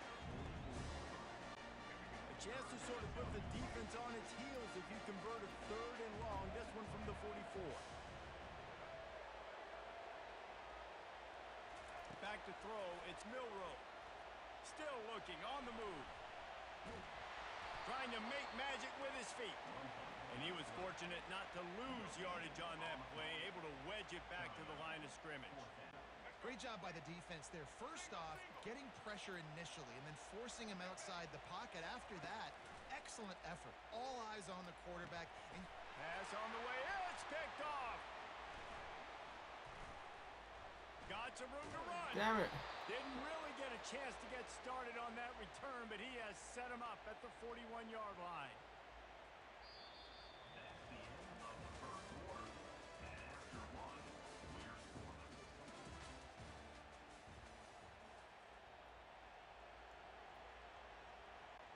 Back at it to open the quarter with this first down play. Back at it like a crack at it. Looking for room, it's Henderson.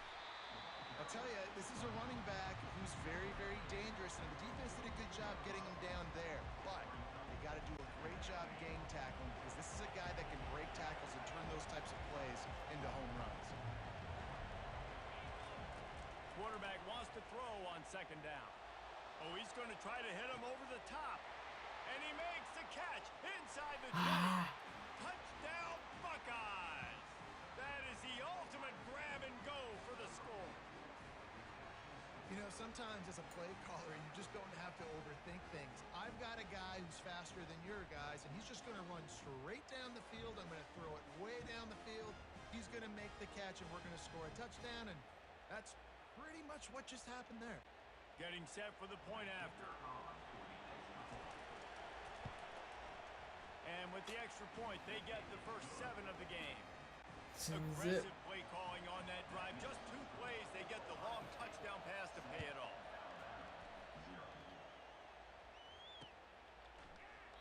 He thought about bringing that out for a half second, but he'll take a knee and they'll bring it to the 25.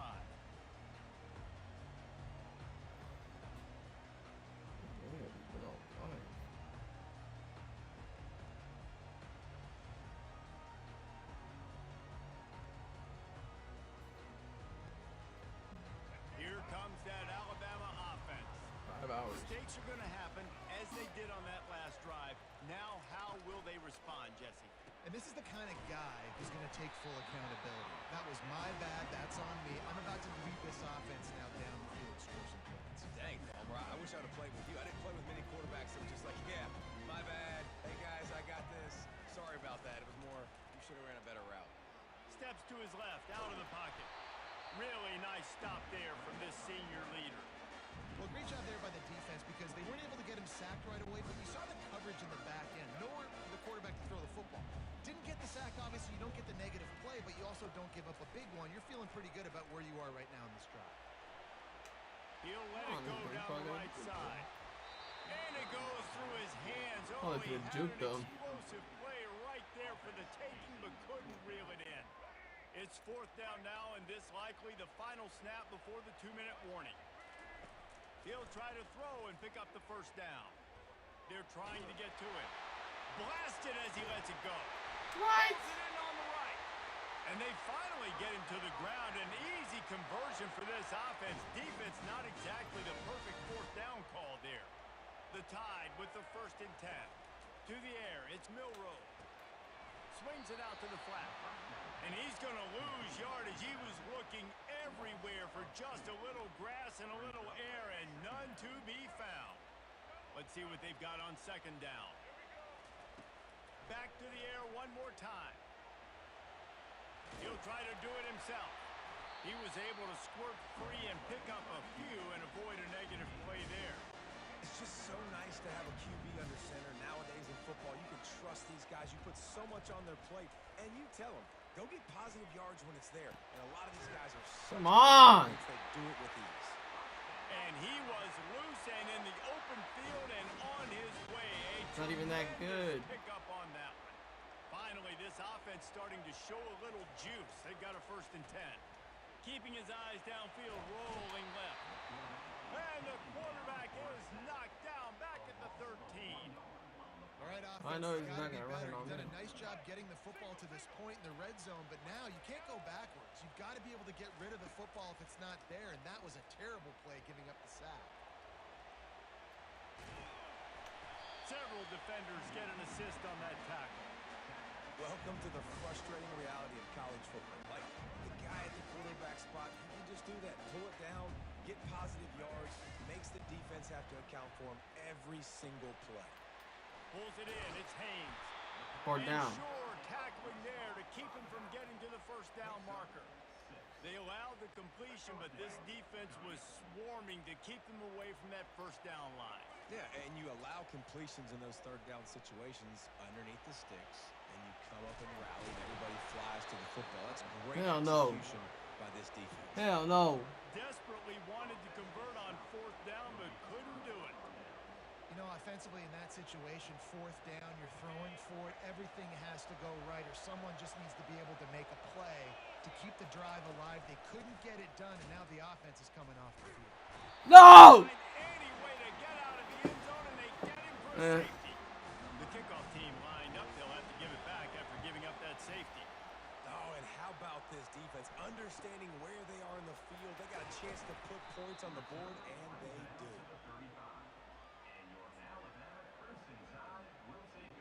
The Tide offense rolls onto the field. Fuck the roll In modern tide. college football, Jesse, if there's time, there's an opportunity to attack. And I like them being aggressive here too, guys. Look, they practiced this all week long. Now you're in that situation to go out there, have some fun, let it fly.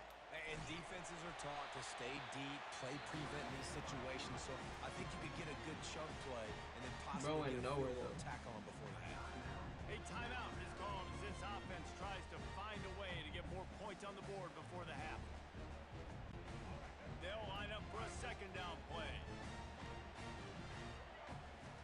Dropping back, it's Milroe. Quarterback doing what he does best. He can move. Oh, picked off. And they come up with a big play to make sure no more points go on the board before the end of the half. This is obviously not a great start for this quarterback here. 2 interceptions already in this game. He's got to do a much better job with his decision making. Just a few seconds remaining here as they try to put something up before halftime. They'll throw it on first down. Grabbed in the middle, it's Scott. They'll use a timeout right before halftime. Maybe time for 1 or 2 more plays. The offense setting up shop at the 46, 1st and 10. He's going to pass. Unloads to the wideout. Fires into traffic, intercepted. And they make the play to stop the scoring opportunity just before the end of the half. We got a timeout here late in the first half, and they'll try to get more points on the board before the break. 1 more play before the teams head to the locker room. Wants to throw on first down. Sends it downfield. And he is finding wide open defenders all over the field. His 3rd interception of the day. No. And he's dragged down after the interception, and that's how we'll close out the first half.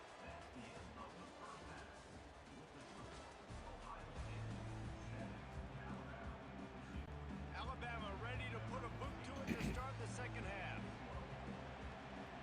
He's gonna run it the whole game. Fuck it.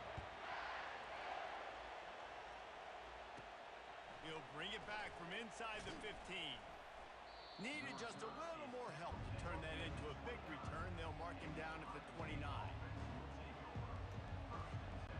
Here comes the Ohio State offense onto the field. They have the lead to start the 3rd quarter, but I'd imagine ball security was a topic at halftime. Yeah, and I think you take the lead and you try to stay optimistic with your team, but you also say, guys, if we had taken care of the football, this lead would be even bigger, and we might have already knocked them out already, Palmer. It's just about eliminating the mistakes at this point. You're right. This thing would be over if they hadn't shot themselves in the foot. So ball security, that is at a premium as this game goes on. He's going for the big play. That's the fucking ball. And that's a mistake you don't expect to see from a senior, and he is lucky to get it back. And that's how pressure on a quarterback can affect the passing game. They were able to get after him on that play, and as a result, the QB made a bad decision, forcing that football into double coverage. That's caught. It's Ibuka. First down. Coordinators put in countless hours every week trying to formate and use different personnel groupings and shifts and motions to give their offense success on 3rd down. You can tell in this game, this offensive coordinator, he has put in the work this week. Not a whole lot of room there. 3 yards maybe. 2nd and 7. You know, it's so important for offenses to want to keep 3rd downs manageable. The way you do that is by having success like that, running the football on 1st down. Fast motion from the offense. Dropping back, it's Howard. He looks that one in nicely. Good pick up there. They'll move the chains, and they're set up at the 41. That's a really nice throw. You think about being the starting quarterback at The Ohio State University. The Ohio State. They've had here recently, what this offense expects from you. This is explosive passing attack. You've seen that now in recent years. They push the ball vertically down the field. This guy has the skill set. That's why he's out there on the field right now.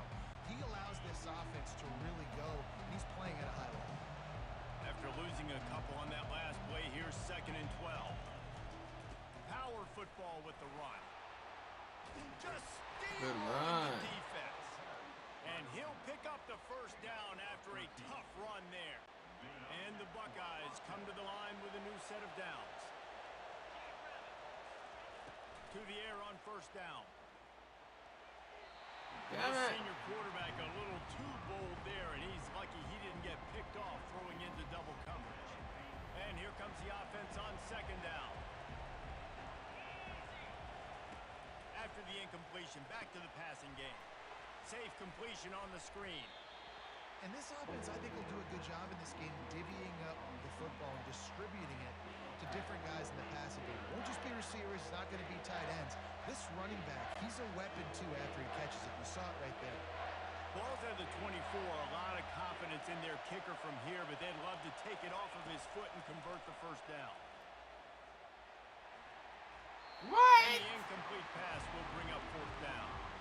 Yeah, and third and short, they choose not to run, throw the football, and I think a lot of that has to do, they know they're in field goal range, they can take the 3 points on the board.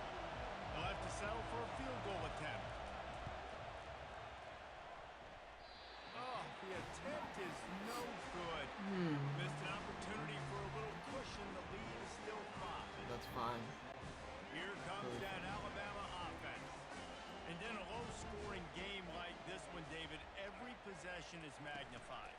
And I think more than anything, it just gets frustrating. And you got to put that behind you. You got to see what this defense has been doing to be so successful. Farmer, now use it against them. Yeah, David, I think for a play caller, this is tough, right? It's like you have to have the perfect play on just to get a first down. In these types of games, I think you're just trying to get guys out in space, see if a dude can break a tackle. Maybe that generates an explosive play, and it breaks this trend.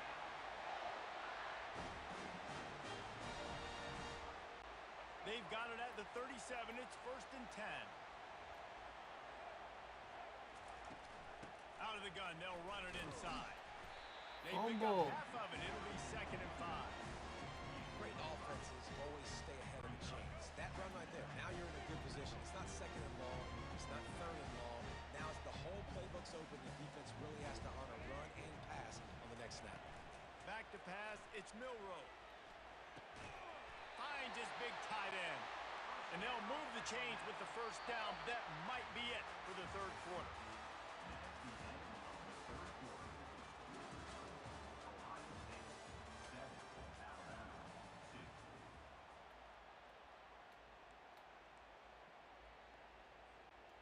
Here's this offense with a fresh set of downs. On the option. That's what you expect from a senior. Don't give them any extra yards. Great tackle there. I never know if it's grammatically correct to say a team is being out-physical. You hear it a lot in football, though. That's happening in this game. They are just not getting the push they need all game long up front to have any success when they decide to run it. Dances away from the heat. Trying to buy a little time, and he cannot, but he does get it back closer to the line of scrimmage. Good news is they didn't lose a ton of yards. The bad news is that's the 3rd sack they've given up now in this game. They have got to do a better job protecting this quarterback. Steps away to find some room. He's going to fire into the gut of the defense. And it'll be intercepted in the end zone. And that just kind of caps off this day. It's been a day with not a lot of rhythm, not a lot of timing, not a lot of guys on the same page, and they weren't right there, and the quarterback throws an INT, and this one is not looking good. On the move at the 30, and he's running in the open. Inside the 30, the 10. Slippery slide, find his way, and ran away from the crowd. This is game. Go ahead and quit. Ball game. Yeah, offensive line, give me a crack. I'll do the rest. How about the Jets? The speed. He just turns it on, going 70-plus to the house. What a huge play by the running back. And with the extra point, the lead is a dozen here in the 4th. About to kick it away after scoring the touchdown.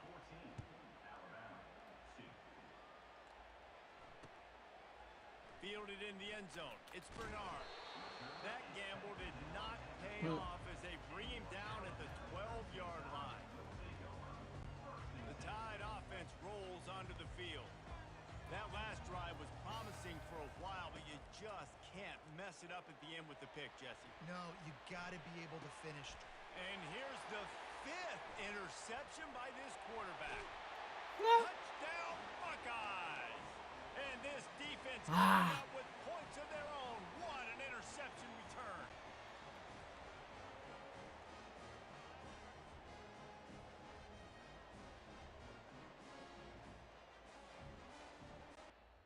Aha. Woo! I think that's where I'm gonna end stream, to be honest, y'all. Let's see what happens. I don't want to play other games, but I think I'm tired and my girlfriend's gonna come home soon. So we will end stream here. And I will catch you guys on the next stream. Let me see, just to make sure that we don't wanna. Just give me a sec. Okay.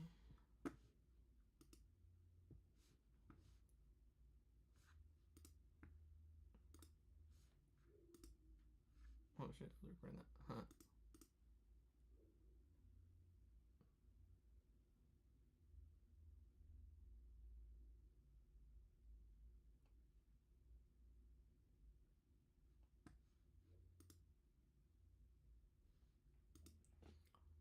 Watch later. Watch this, you watch this, you watch this, you watch this, you watch this, you watch half of that. Yeah, that's pretty much it. Watch this. Watch this. Let's end it off with the boxing video. Fuck it. That way y'all can't say I don't be grinding.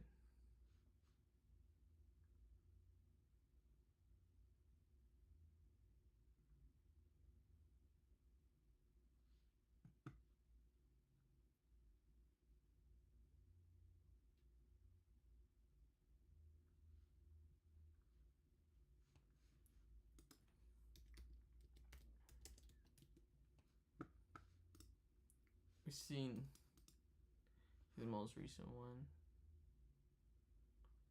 So we'll go ahead and just put popular.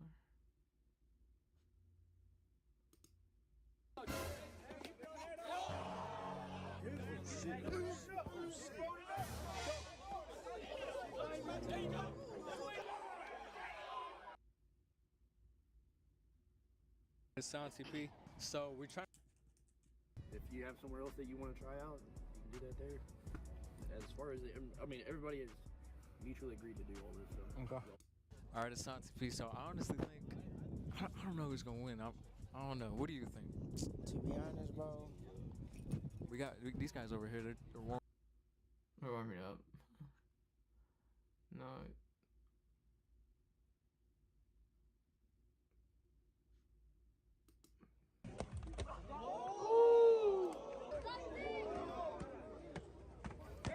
Oh! Fight Club, Mexico. Oh! What's your name? Where you from? AB from 805. I'm from the 805. I'm here to show these LA fools what's up. How much experience do you have? I don't know. How old are you? 29. What's your weight? Fuck, I don't know. All right. Brother, what's your name? Where you from? I'm doing from LA. How old are you? 26. Experience? Off and on, 2 years. Are you nervous? Of course not. All right, brother. Good luck. Let's go, Marmar! Yeah, Marmar! See who's got. Oh!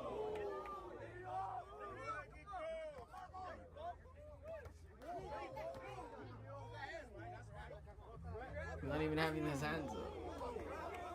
Knock him out. Knock him out. He's not even blocking. Knock him out. Knock him out. Knock him out. Come on, Tio. Come on, Prince.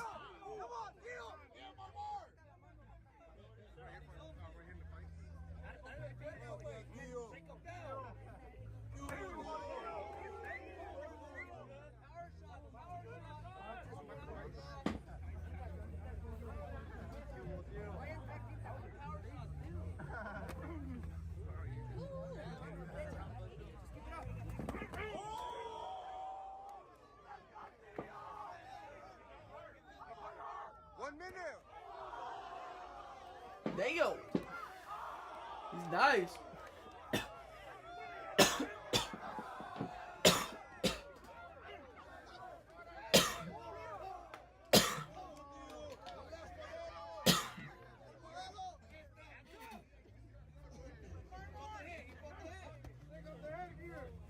Come on, Theo.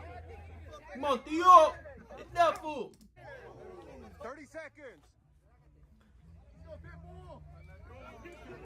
Pitbull.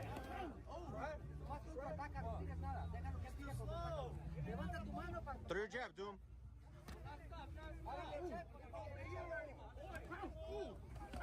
Woo! 10 seconds. 5 seconds. Tempo. Let's go. Damn.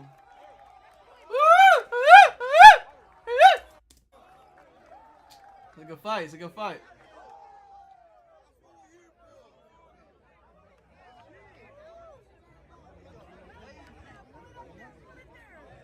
Take care of him. Take care of him.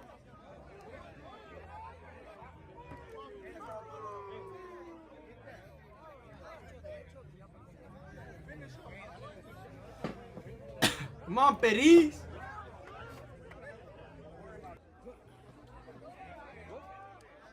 Unique. Come on, fellas.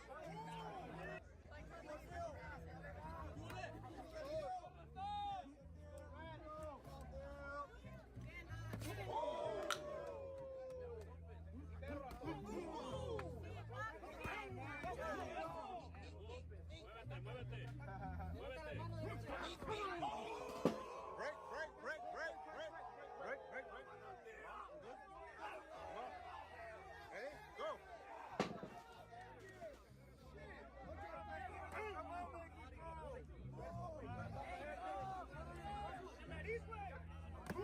Woo. Are pues. Abu said, are pues.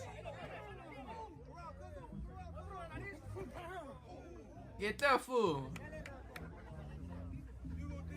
Got all the Edgars out today. Woo. 1 minute.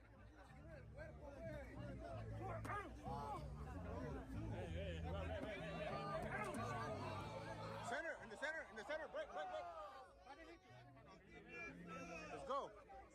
40 seconds.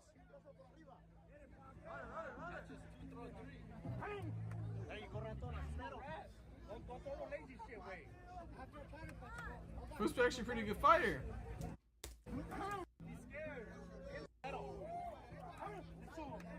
Who could have got knocked out? He's not. He's like. How do I explain? He's not blocking at all. 30 seconds. He's nice though. He's not bad.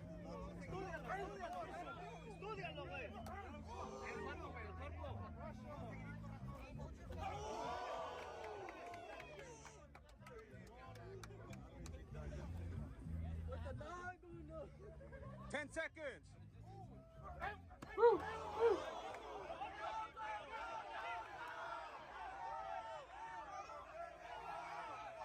Tempo. Give it up. Good shit, guys. Good shit. He wants someone else. We got someone for homie or what? I want somebody bigger. Pause.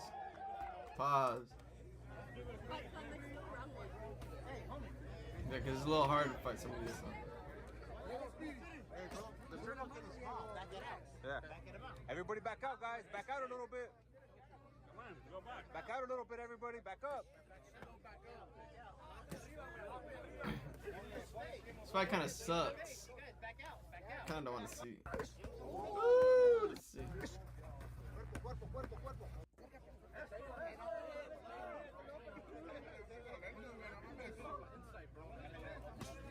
Woo.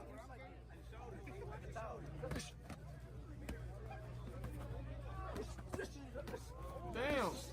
1 minute. Woo. That was nice. Come on, Speedy. I guess that's his nicknames. Come on, Speedy.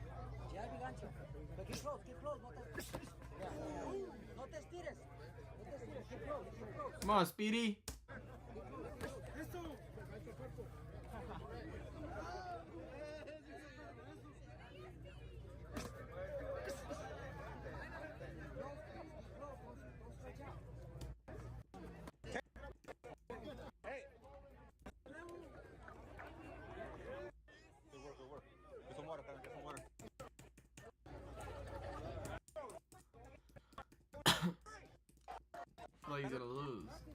Especially because he already fought in the block. There you go. It's a girl fight. It's a homegirls fight. Let's go. Let's get it. Ooh, ooh, ooh. Oh, oh, oh, oh, oh. Woo! Oh shit! Oh shit! Oh shit! Oh shit! It's a good fight. It's a good fight. Oh shit! They're not breaking up. They're like break. It's good. It's done. Oh shit! Beep. They're like bitch. Oh you fucking bitch. Oh. Oh, it's a good fight. It's a good fight. Damn. Uh-oh. La policía está aquí, la policía. Our perspective, and now so many people, it becomes an assembly, right? And a lot of family, which the city What's your name? Where you from? Sal. What's your name? Where you from? Here, get it. How old are you? 30. Okay, Flores from Oxnard. I reached up to you, and I'm here now. W. Andale. A little bit, yeah. Was not nervous. Don't be nervous, fool. Pretty nervous. It's all right. Good luck to you, man. Thank you. Shake hands, guys. Touch gloves. Let's go. Ooh. Oh. There you go. You go fight. There you go. Hands up. Step back. Woo! There you go. Bang. Tie yourself out. 30 seconds. Got a square. That's the cheapest square I've ever seen. Just yellow caution tape, y'all. That's so funny as fuck. Hey, grab it. You got it, George. Box in. Step him down now. Walk him down.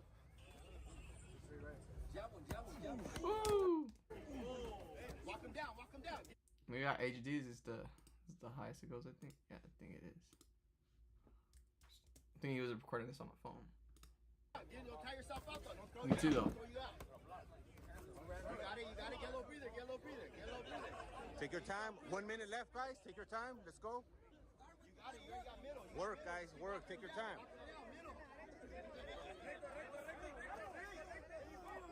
Look, he's punching. Yeah. There you go. Let him inside. Get inside. Come on now. Keep going, George. Step him down. Now he's tired. Come on, George. Seconds. Come on, George. Jab. Watch out. Tempo. You okay? Yeah. You good? Just not condition good.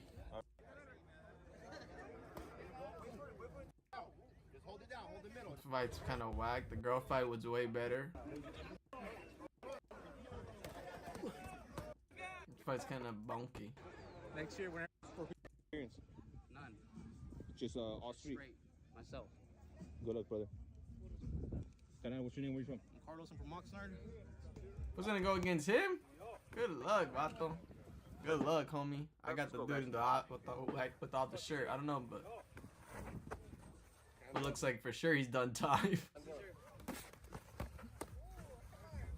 It looks like he just got out. Ooh.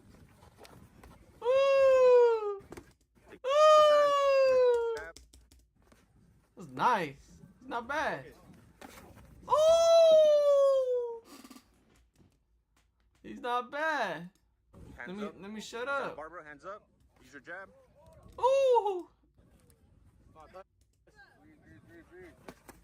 Ooh. Body.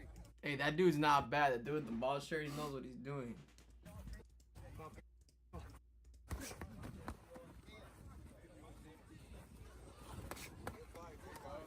There you go. That's one. That was one. Get in the center, guys. Get in the center. 1 minute. Come on now. The other dude got tired for sure. The other dude's tired. Oh, ooh. The other dude's tired. Catch your bear. Catch your air.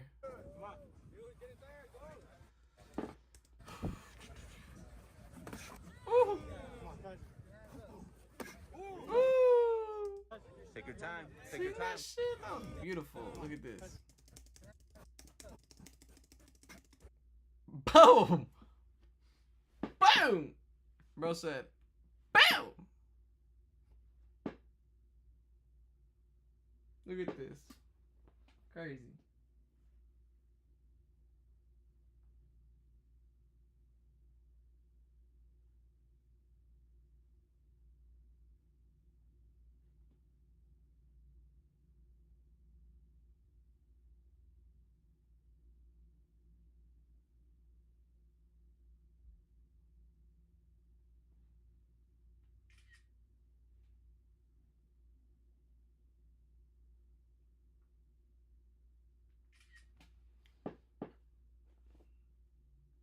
Went.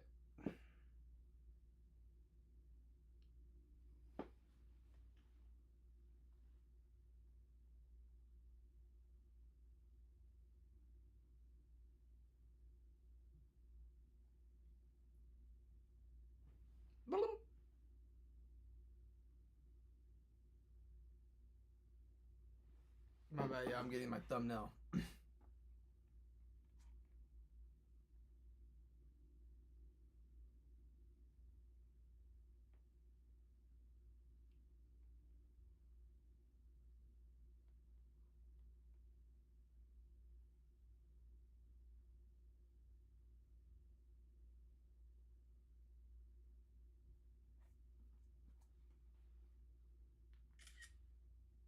There you go. Perfect. Take your time. Good. Take your time. Take your time now. Jab your way in. Don't just go in there like that. You got it, cuz. Keep your hands up. Woo! 30 seconds. Damn, he's working him. He's working him. He's working him. I got my money on the wrong guy. My bad. Looks might be deceiving. Woo!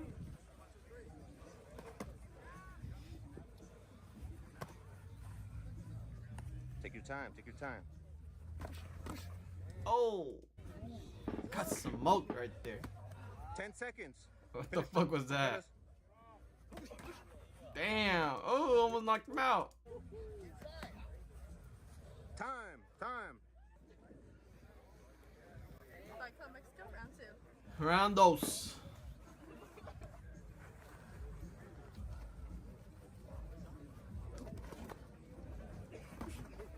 Woo.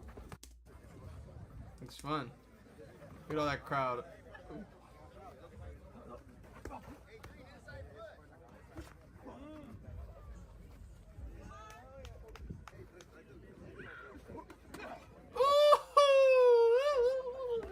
Hit him good right there, bro.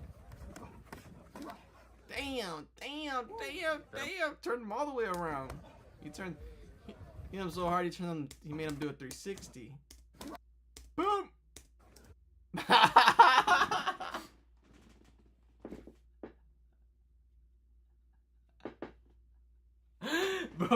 bro went boom and went. What the fuck? Look at it, look at it, look at it. Bruce went boom. Woo! To you, counter. Nah, that's so funny. Bro, I did a 360. Pause. Oh!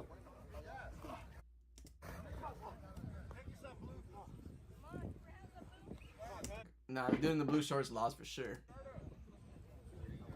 I lost my money. Ooh. Almost walked into it.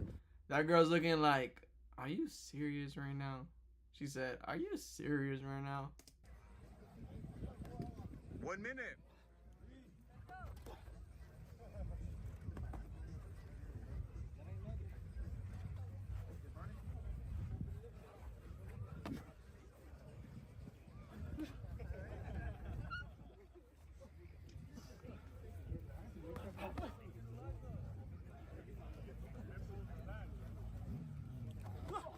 Oh!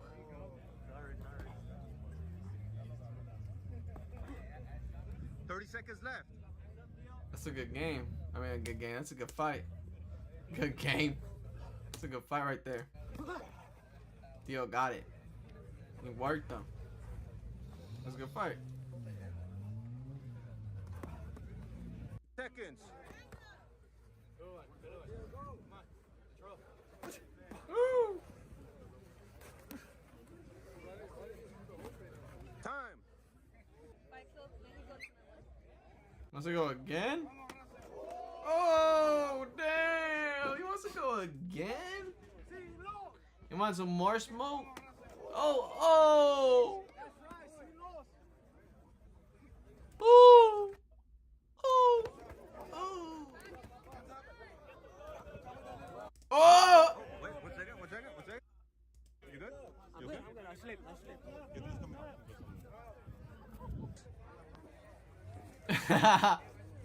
They're actually gonna get down right now. Ooh, ooh. Damn, this is a punching bag right now. Damn, dog. Hey, he's got a chin. He's got a nice chin. He ain't going down. He got a chin, dog. He got a chin on him. I can't even lie to you. He ain't going down. Look at him. I can't lie. He's nice. He's nice. For all the hits he's taking, bro's not going down. He's not going down. Look at that, another hit. Come on now. Come on now. Ooh. Oh, shit. That made him go down. Oh, shit. Look at this shit. Boom, exchange up and then boom. Boom. Smokes him right there. Ooh. Chill. You're done. Take your time. Breathe. Take a deep breath. Breathe. Just relax. You wanna go? You wanna take a break? Wanna take a break? All right. Yeah, bro. Take a break, dog. Take a break, dog. Take a break. You're gonna go down again. Just relax. Breathe. Woo! Just breathe. It's all good. That was a good hit. Hey, bro wasn't going down though.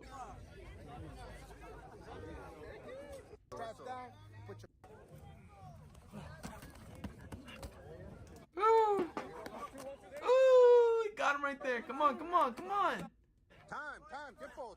Tiempo. Hey, chill, dog. Chill. I'll actually get down with you. Good work, fellas. It's all good. Round 1. Let's go. Ooh.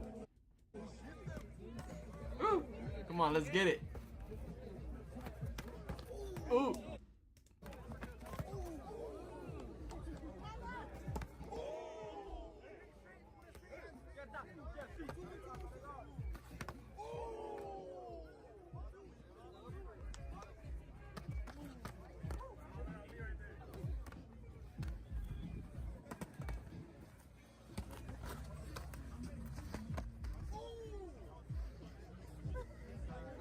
Eso.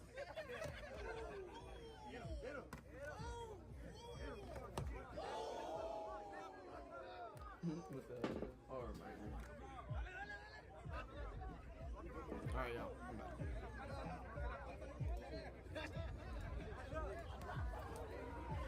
Take your time. 1 minute left. Come on now. Woo. Woo. I'm trying to go to one of these. Invite me, y'all. Invite me. I'm trying to go. I'm not trying to fight. I'm just trying to see this. This will be fun. Vlog. Nice chill little ball. Good work, fellas. Give it up for him, guys. Hey, dog, what's your name? Where you from? Tijuas from Santa Paula. How old are you? 22. Do you have experience? Some months. Brother, what's your name? Where you from? Some months. Robert. I'm from Alabama. Here, spit it up. You can live I'm from Alabama. So try Bro, it you're out. my first guy from Alabama here. Yeah. Welcome to California. Thank you. This is my first time in Cali, man. Let's go, fellas. Bro came to fight. Oh! See this real quick. teeth is breaking down. Boom. Nah, I didn't really hit him that hard. It just sounded worse. Ooh. Come on now. Come on now. Ooh. Come on now. Oh, he's still missing. Ooh. Come on now. Come on now. Fight that fool. Come on. Break. In the center. Ready? Vamos. Let's go. Vamos.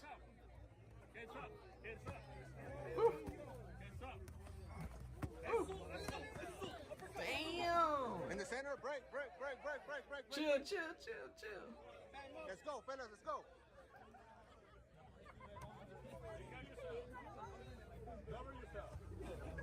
Oh, what was that? What?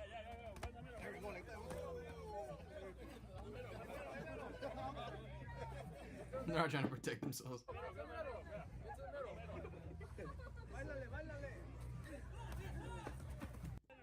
right. What's left, guys? 30 seconds. Let's go. Let's see.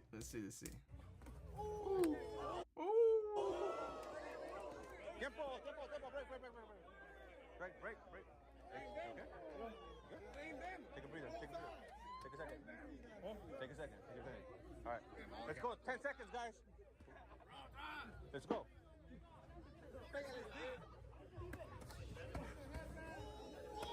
Oh, damn.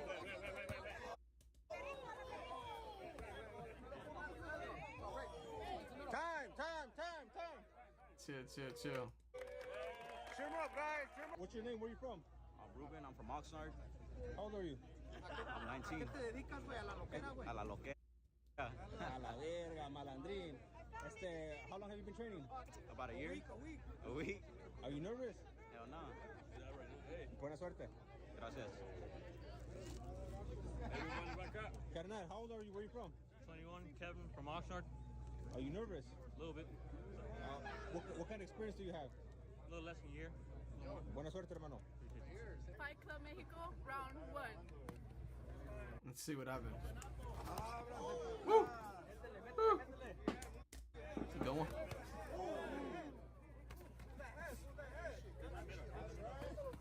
Oh! Get him.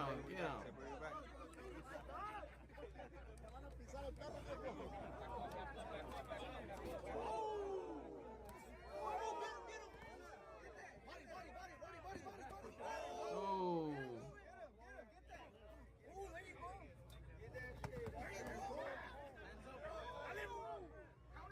Come on, bro. Come on.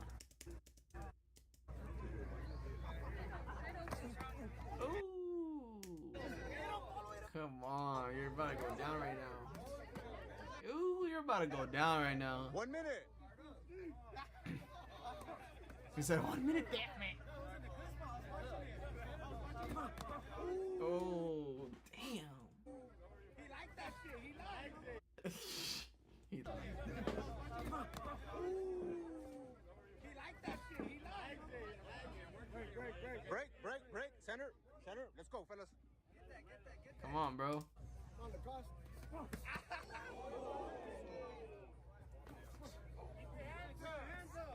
Move that head, Bourbon. Come on. Where you going? Move that head. Body and then to the head. 30 seconds.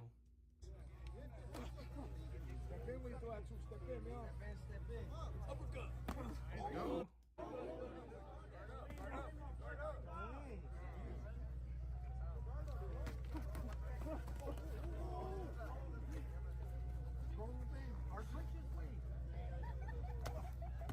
10 seconds. Damn. Hands up.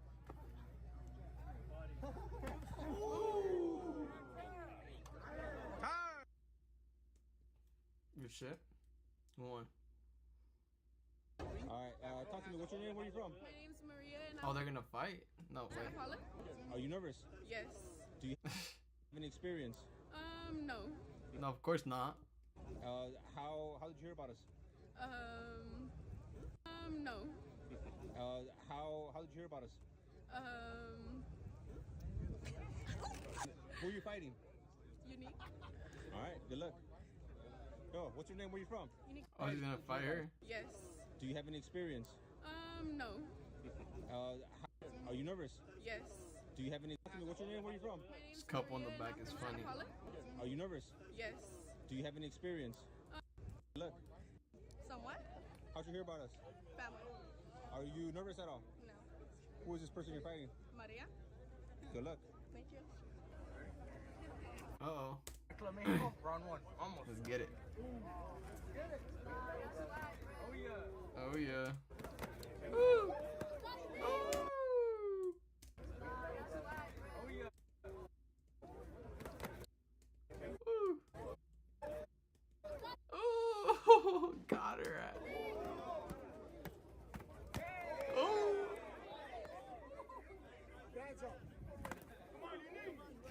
I like girl fights, are funny. They take it more serious. Girl fights take it more seriously than guys. They think they're actually fighting each other for real, for real.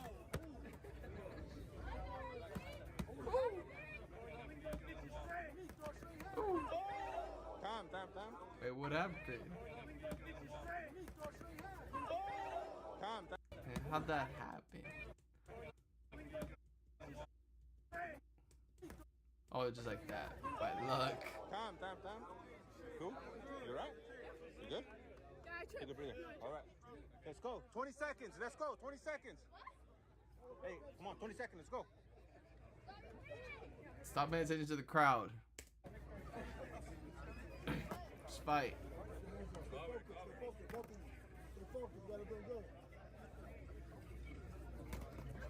Come on now. You got this. I love you guys. Seconds.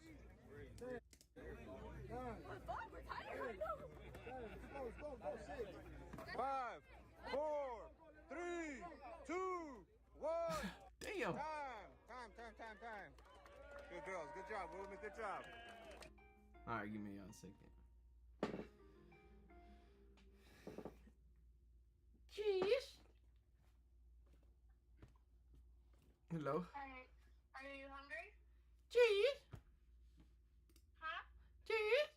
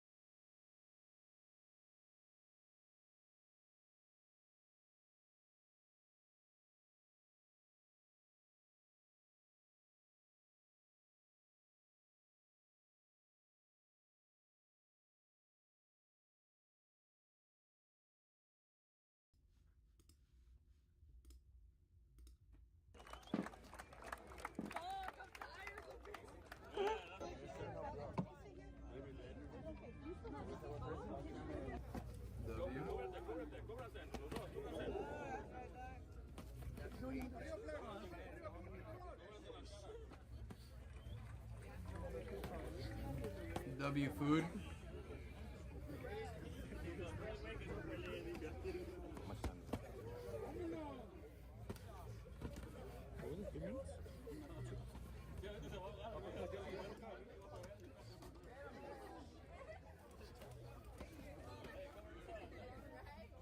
Woo.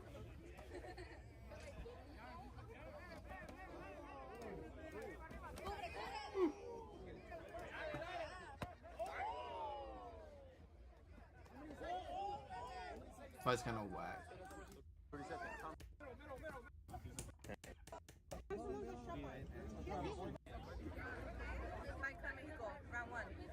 Hey, round one. Round one. Ooh. Ooh. Oh, hey, break. In the center, in the center. Chill. Let's go. Let's go. Oh. Not the coochie. Sorry, in the coochie. Break. Right here. Let's go. Overhand. Break. Oh, break.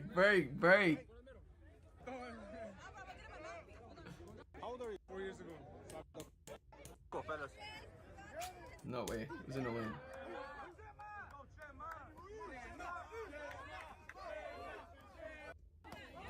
Ooh.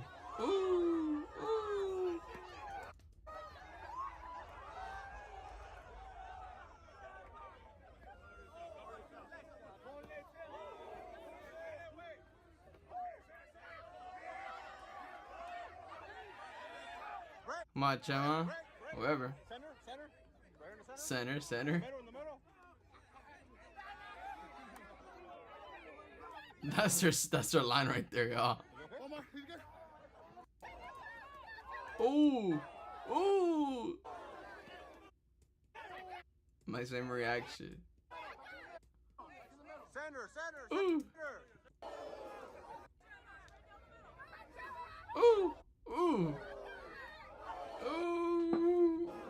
Damn. Bro's getting. Oh, that was his last try. Oh, they both fell.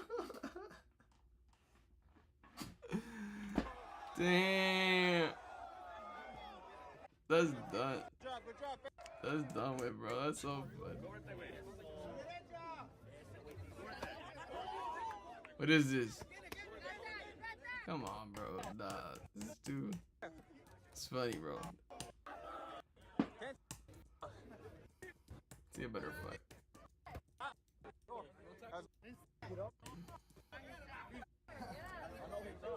Tiempo. Good job, fellas. Good job. That was a weak fight. Fight again. See who's better.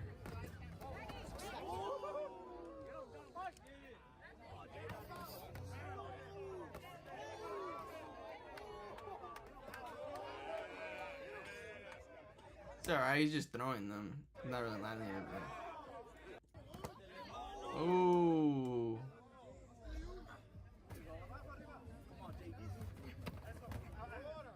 Cover yourself.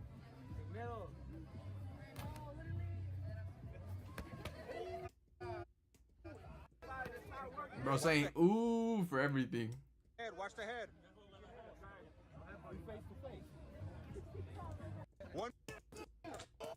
This is nothing, bro. Come on. Trying to see a fight. Ooh!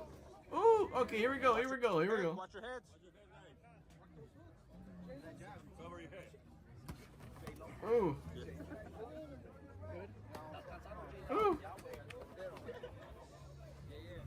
Stay calm. Bro just swings on one of the guys standing over there.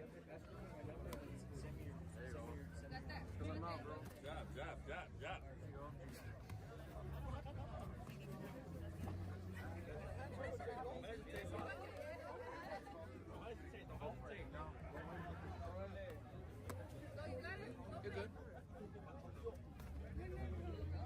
Ooh. Oh, he got him right there. Oh, he got him again. Bro just pushed him off. Get the fuck off. You okay? ¿Estás bien? Ahora. 1 minute. Oh shit. Oh shit. Go for the knot. Ooh. Got 1 minute.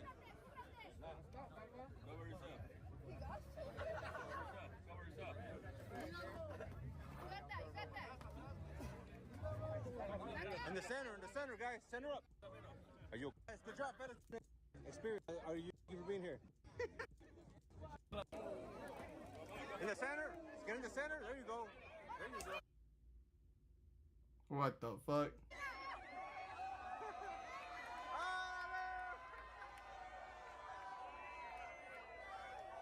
Homegirl's boob was out.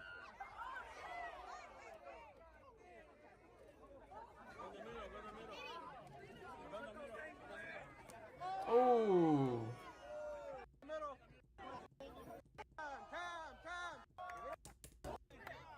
Let's go, fellas. Let's go. Ooh.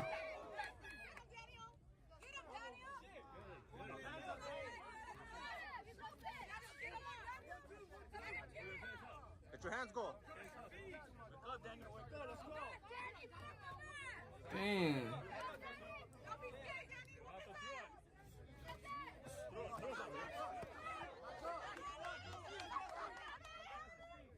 Stay your full round, dog. Stay your full round. 10 seconds.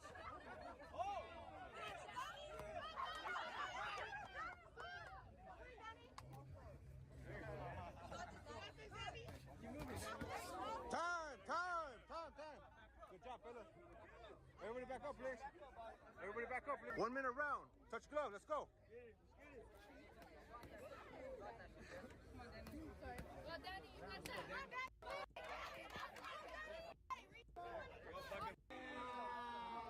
I got knocked out. Hey, you can't do that.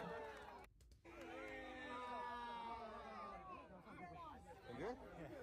Guys, 20 seconds. 20 seconds on the clock. Let's go. Come on, Danny. What's your name? Where you from? They call me Tiny. I'm fighting out of Fillmore. Fillmore. Nah, that guy does not know how to fight. I don't even need to see that. They go again?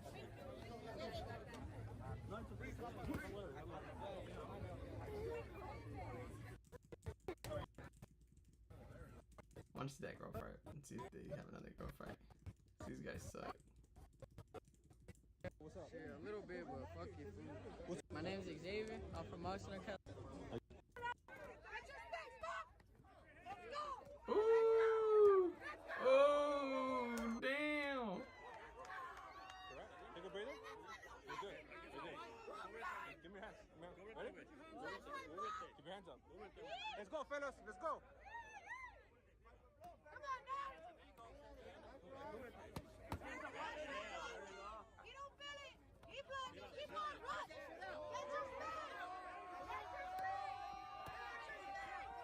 What the fuck is this?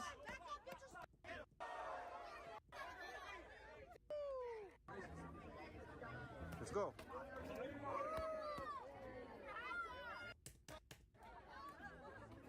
I just seen kids fight. You're good, boss. You're good. Hey, chill.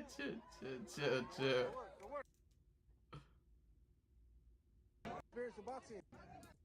Service. Go. Oh.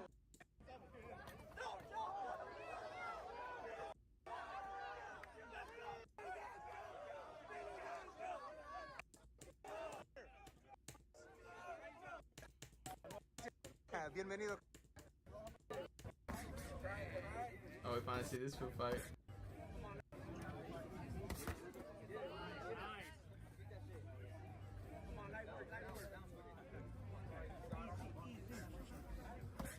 That's what it light work.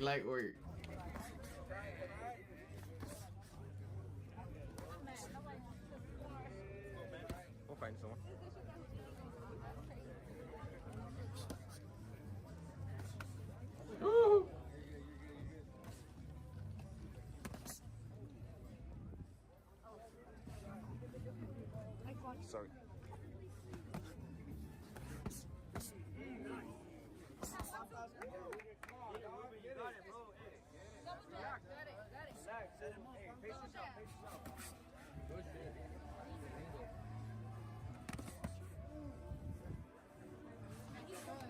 Un minuto, 1 minute.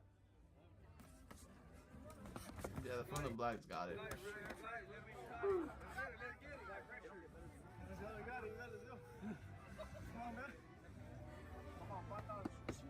Working on. Damn. Just working on. He's working on.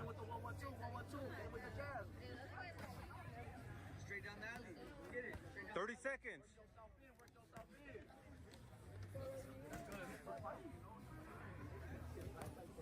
Bro's just playing with them.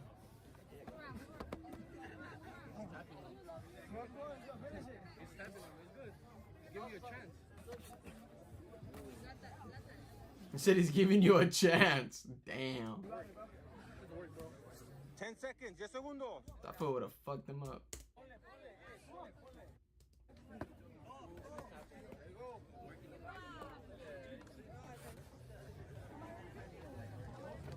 Tiempo. Good work, fellas. Good You work. don't want to hurt him. Give it up. Talk to me, man. What's your name? Where you from? Waleed. I'm from Palestine. Palestine. Free Palestine. Free Palestine. What brought you here to Oxnard? Just here to see what's up. You know, I'm here with the homegirl. She good. She brought me out here to see what's up, and I want to jump in. I want to see what I got. And do you have any experience boxing? I mean, I've been trying to the gym, just like hitting the bag a couple times, but that's it. No fighting, no sparring. I'm ready though. Let's get it. Are you nervous at all? Nah. Let's get it. Good luck, brother. Flamenco, round one. Vamos. Put him up against an experienced guy. That's fucked. That was experienced.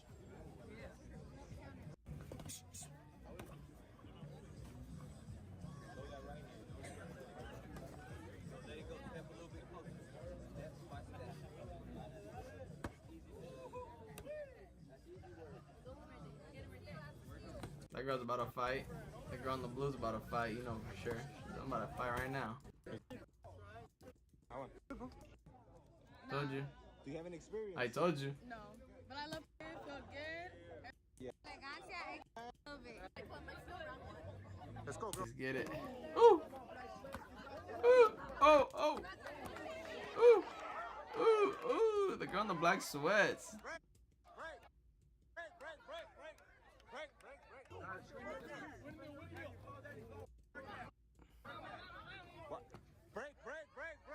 Oh shit!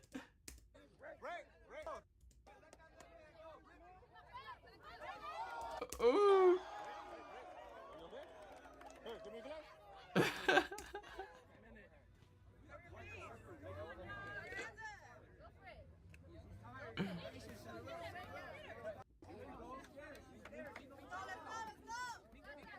Ooh! Hold on. What the fuck is this? There you go. Ooh! Ooh! Oh, chill. Hey, chill.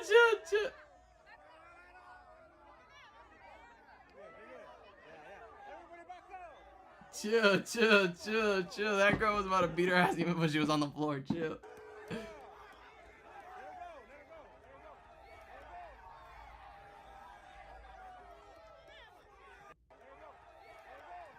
She's okay? Are you guys okay? Oh, you got her mad. Ooh!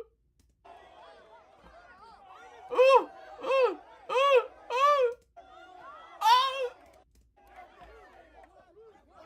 Put her to sleep. Break. Clean break.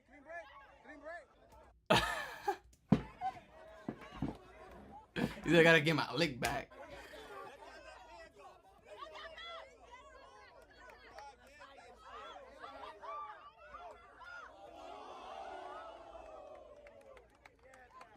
From Oxnard, California. Do you have any experience boxing? No. How do you feel today? Are you nervous? No. Good luck. From Santa Paula. Oh shit, already? Oh, shit.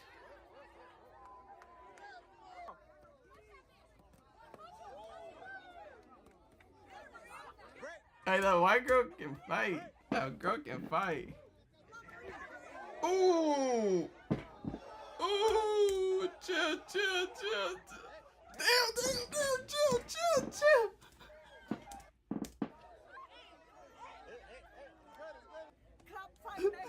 No, they could not continue there, but I actually get down.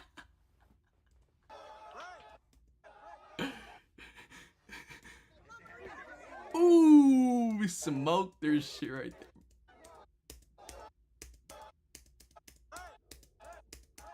That guy tried to stop it. Look at this. Me.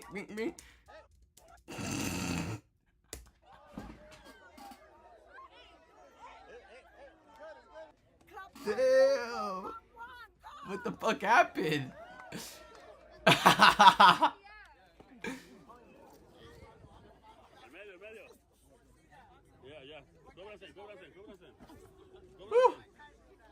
a good fight. Oh. You good? All right, let's go, fellas.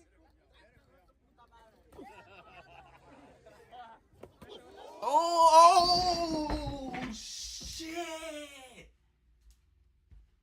Oh, shit. Damn. Damn, he knocked your ass out. Whoa. Go, fellas. Oh. Damn. Look at this shit. That was a good one. Boom. Ooh.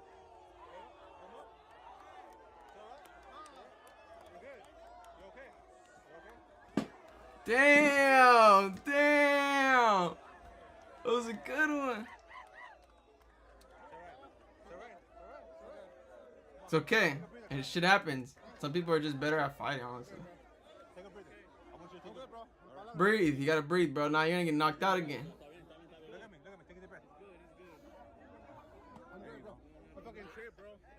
You did not trip.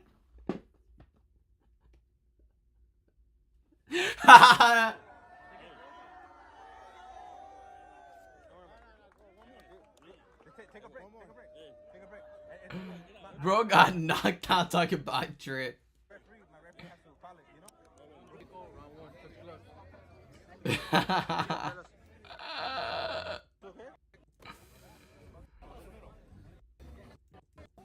One minute. Let's go. Get this.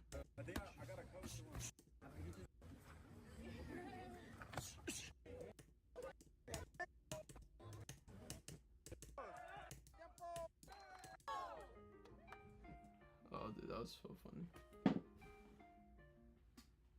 Yes. Okay, guys. Can you help me? Yeah, I gotta go. Okay, I love you. Gotta go, y'all, and I'll catch you guys in the next one.